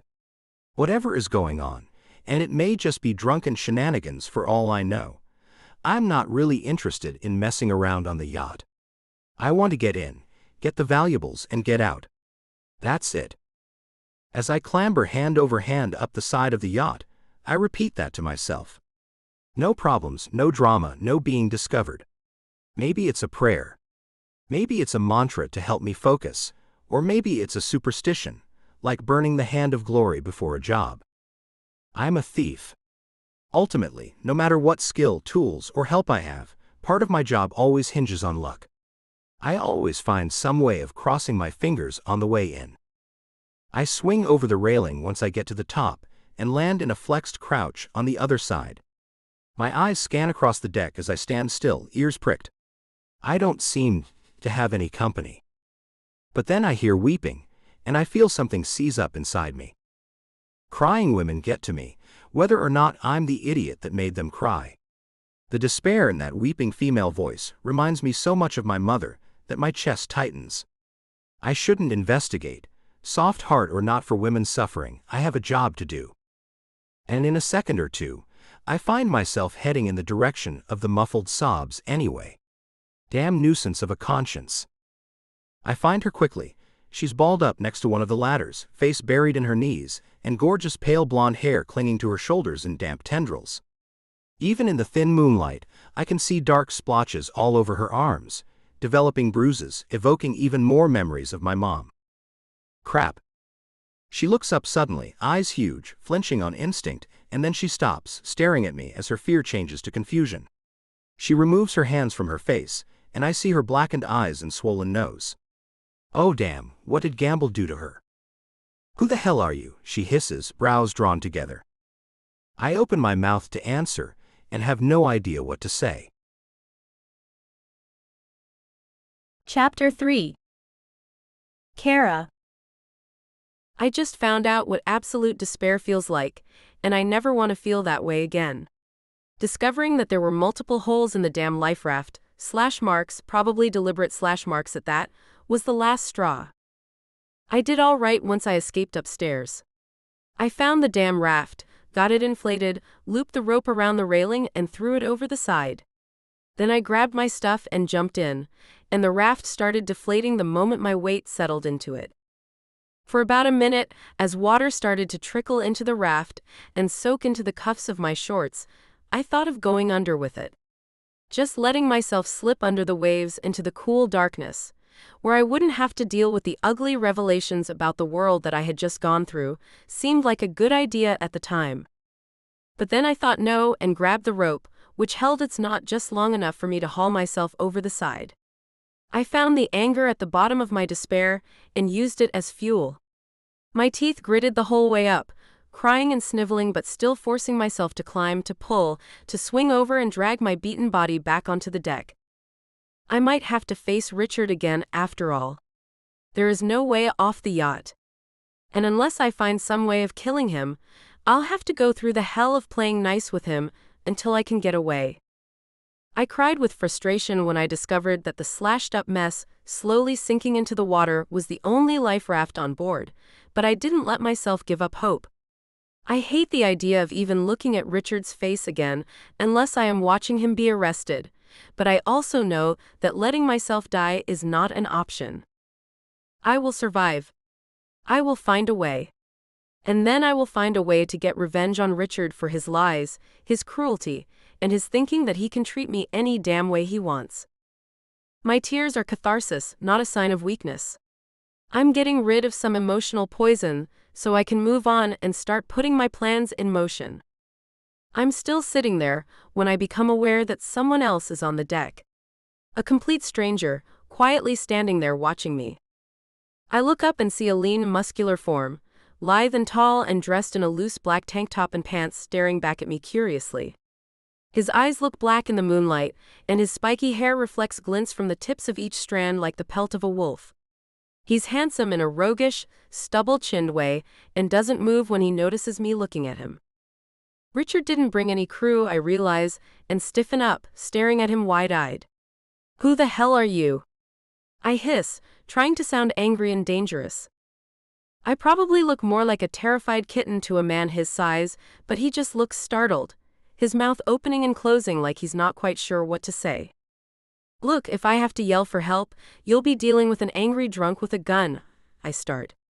No way for him to know straight off that it's an empty threat. I'd rather die than call for Richard. "No," he says in a hushed voice that is deep and has a faint French-sounding accent. "Cajun, maybe? I can't tell." "No, don't." He holds up a placating hand. "I don't mean any harm.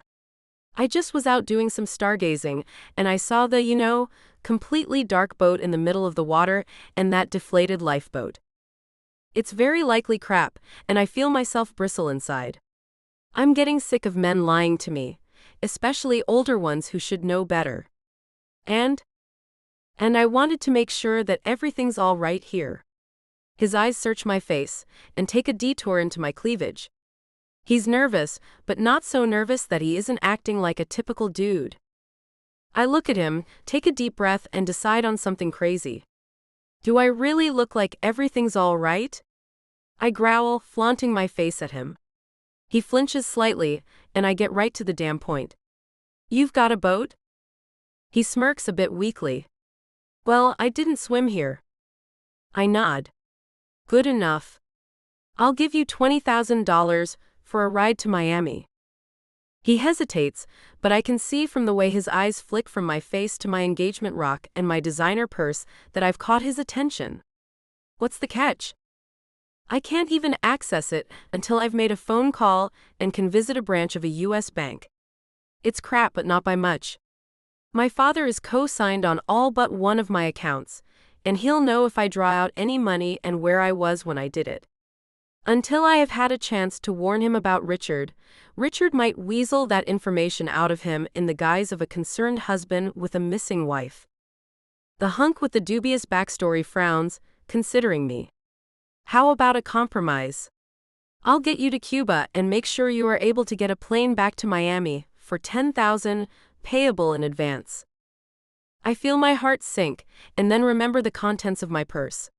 What form will you take it in? I pull out Richard's wallet and open it. He's got a bankroll in there, but it can't be more than $1,000.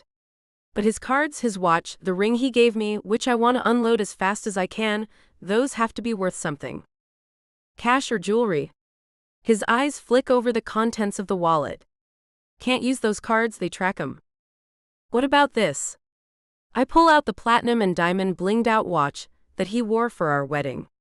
It looks like something a pimp might wear, and I can only guess how much it costs. His eyes widen and he licks his lips.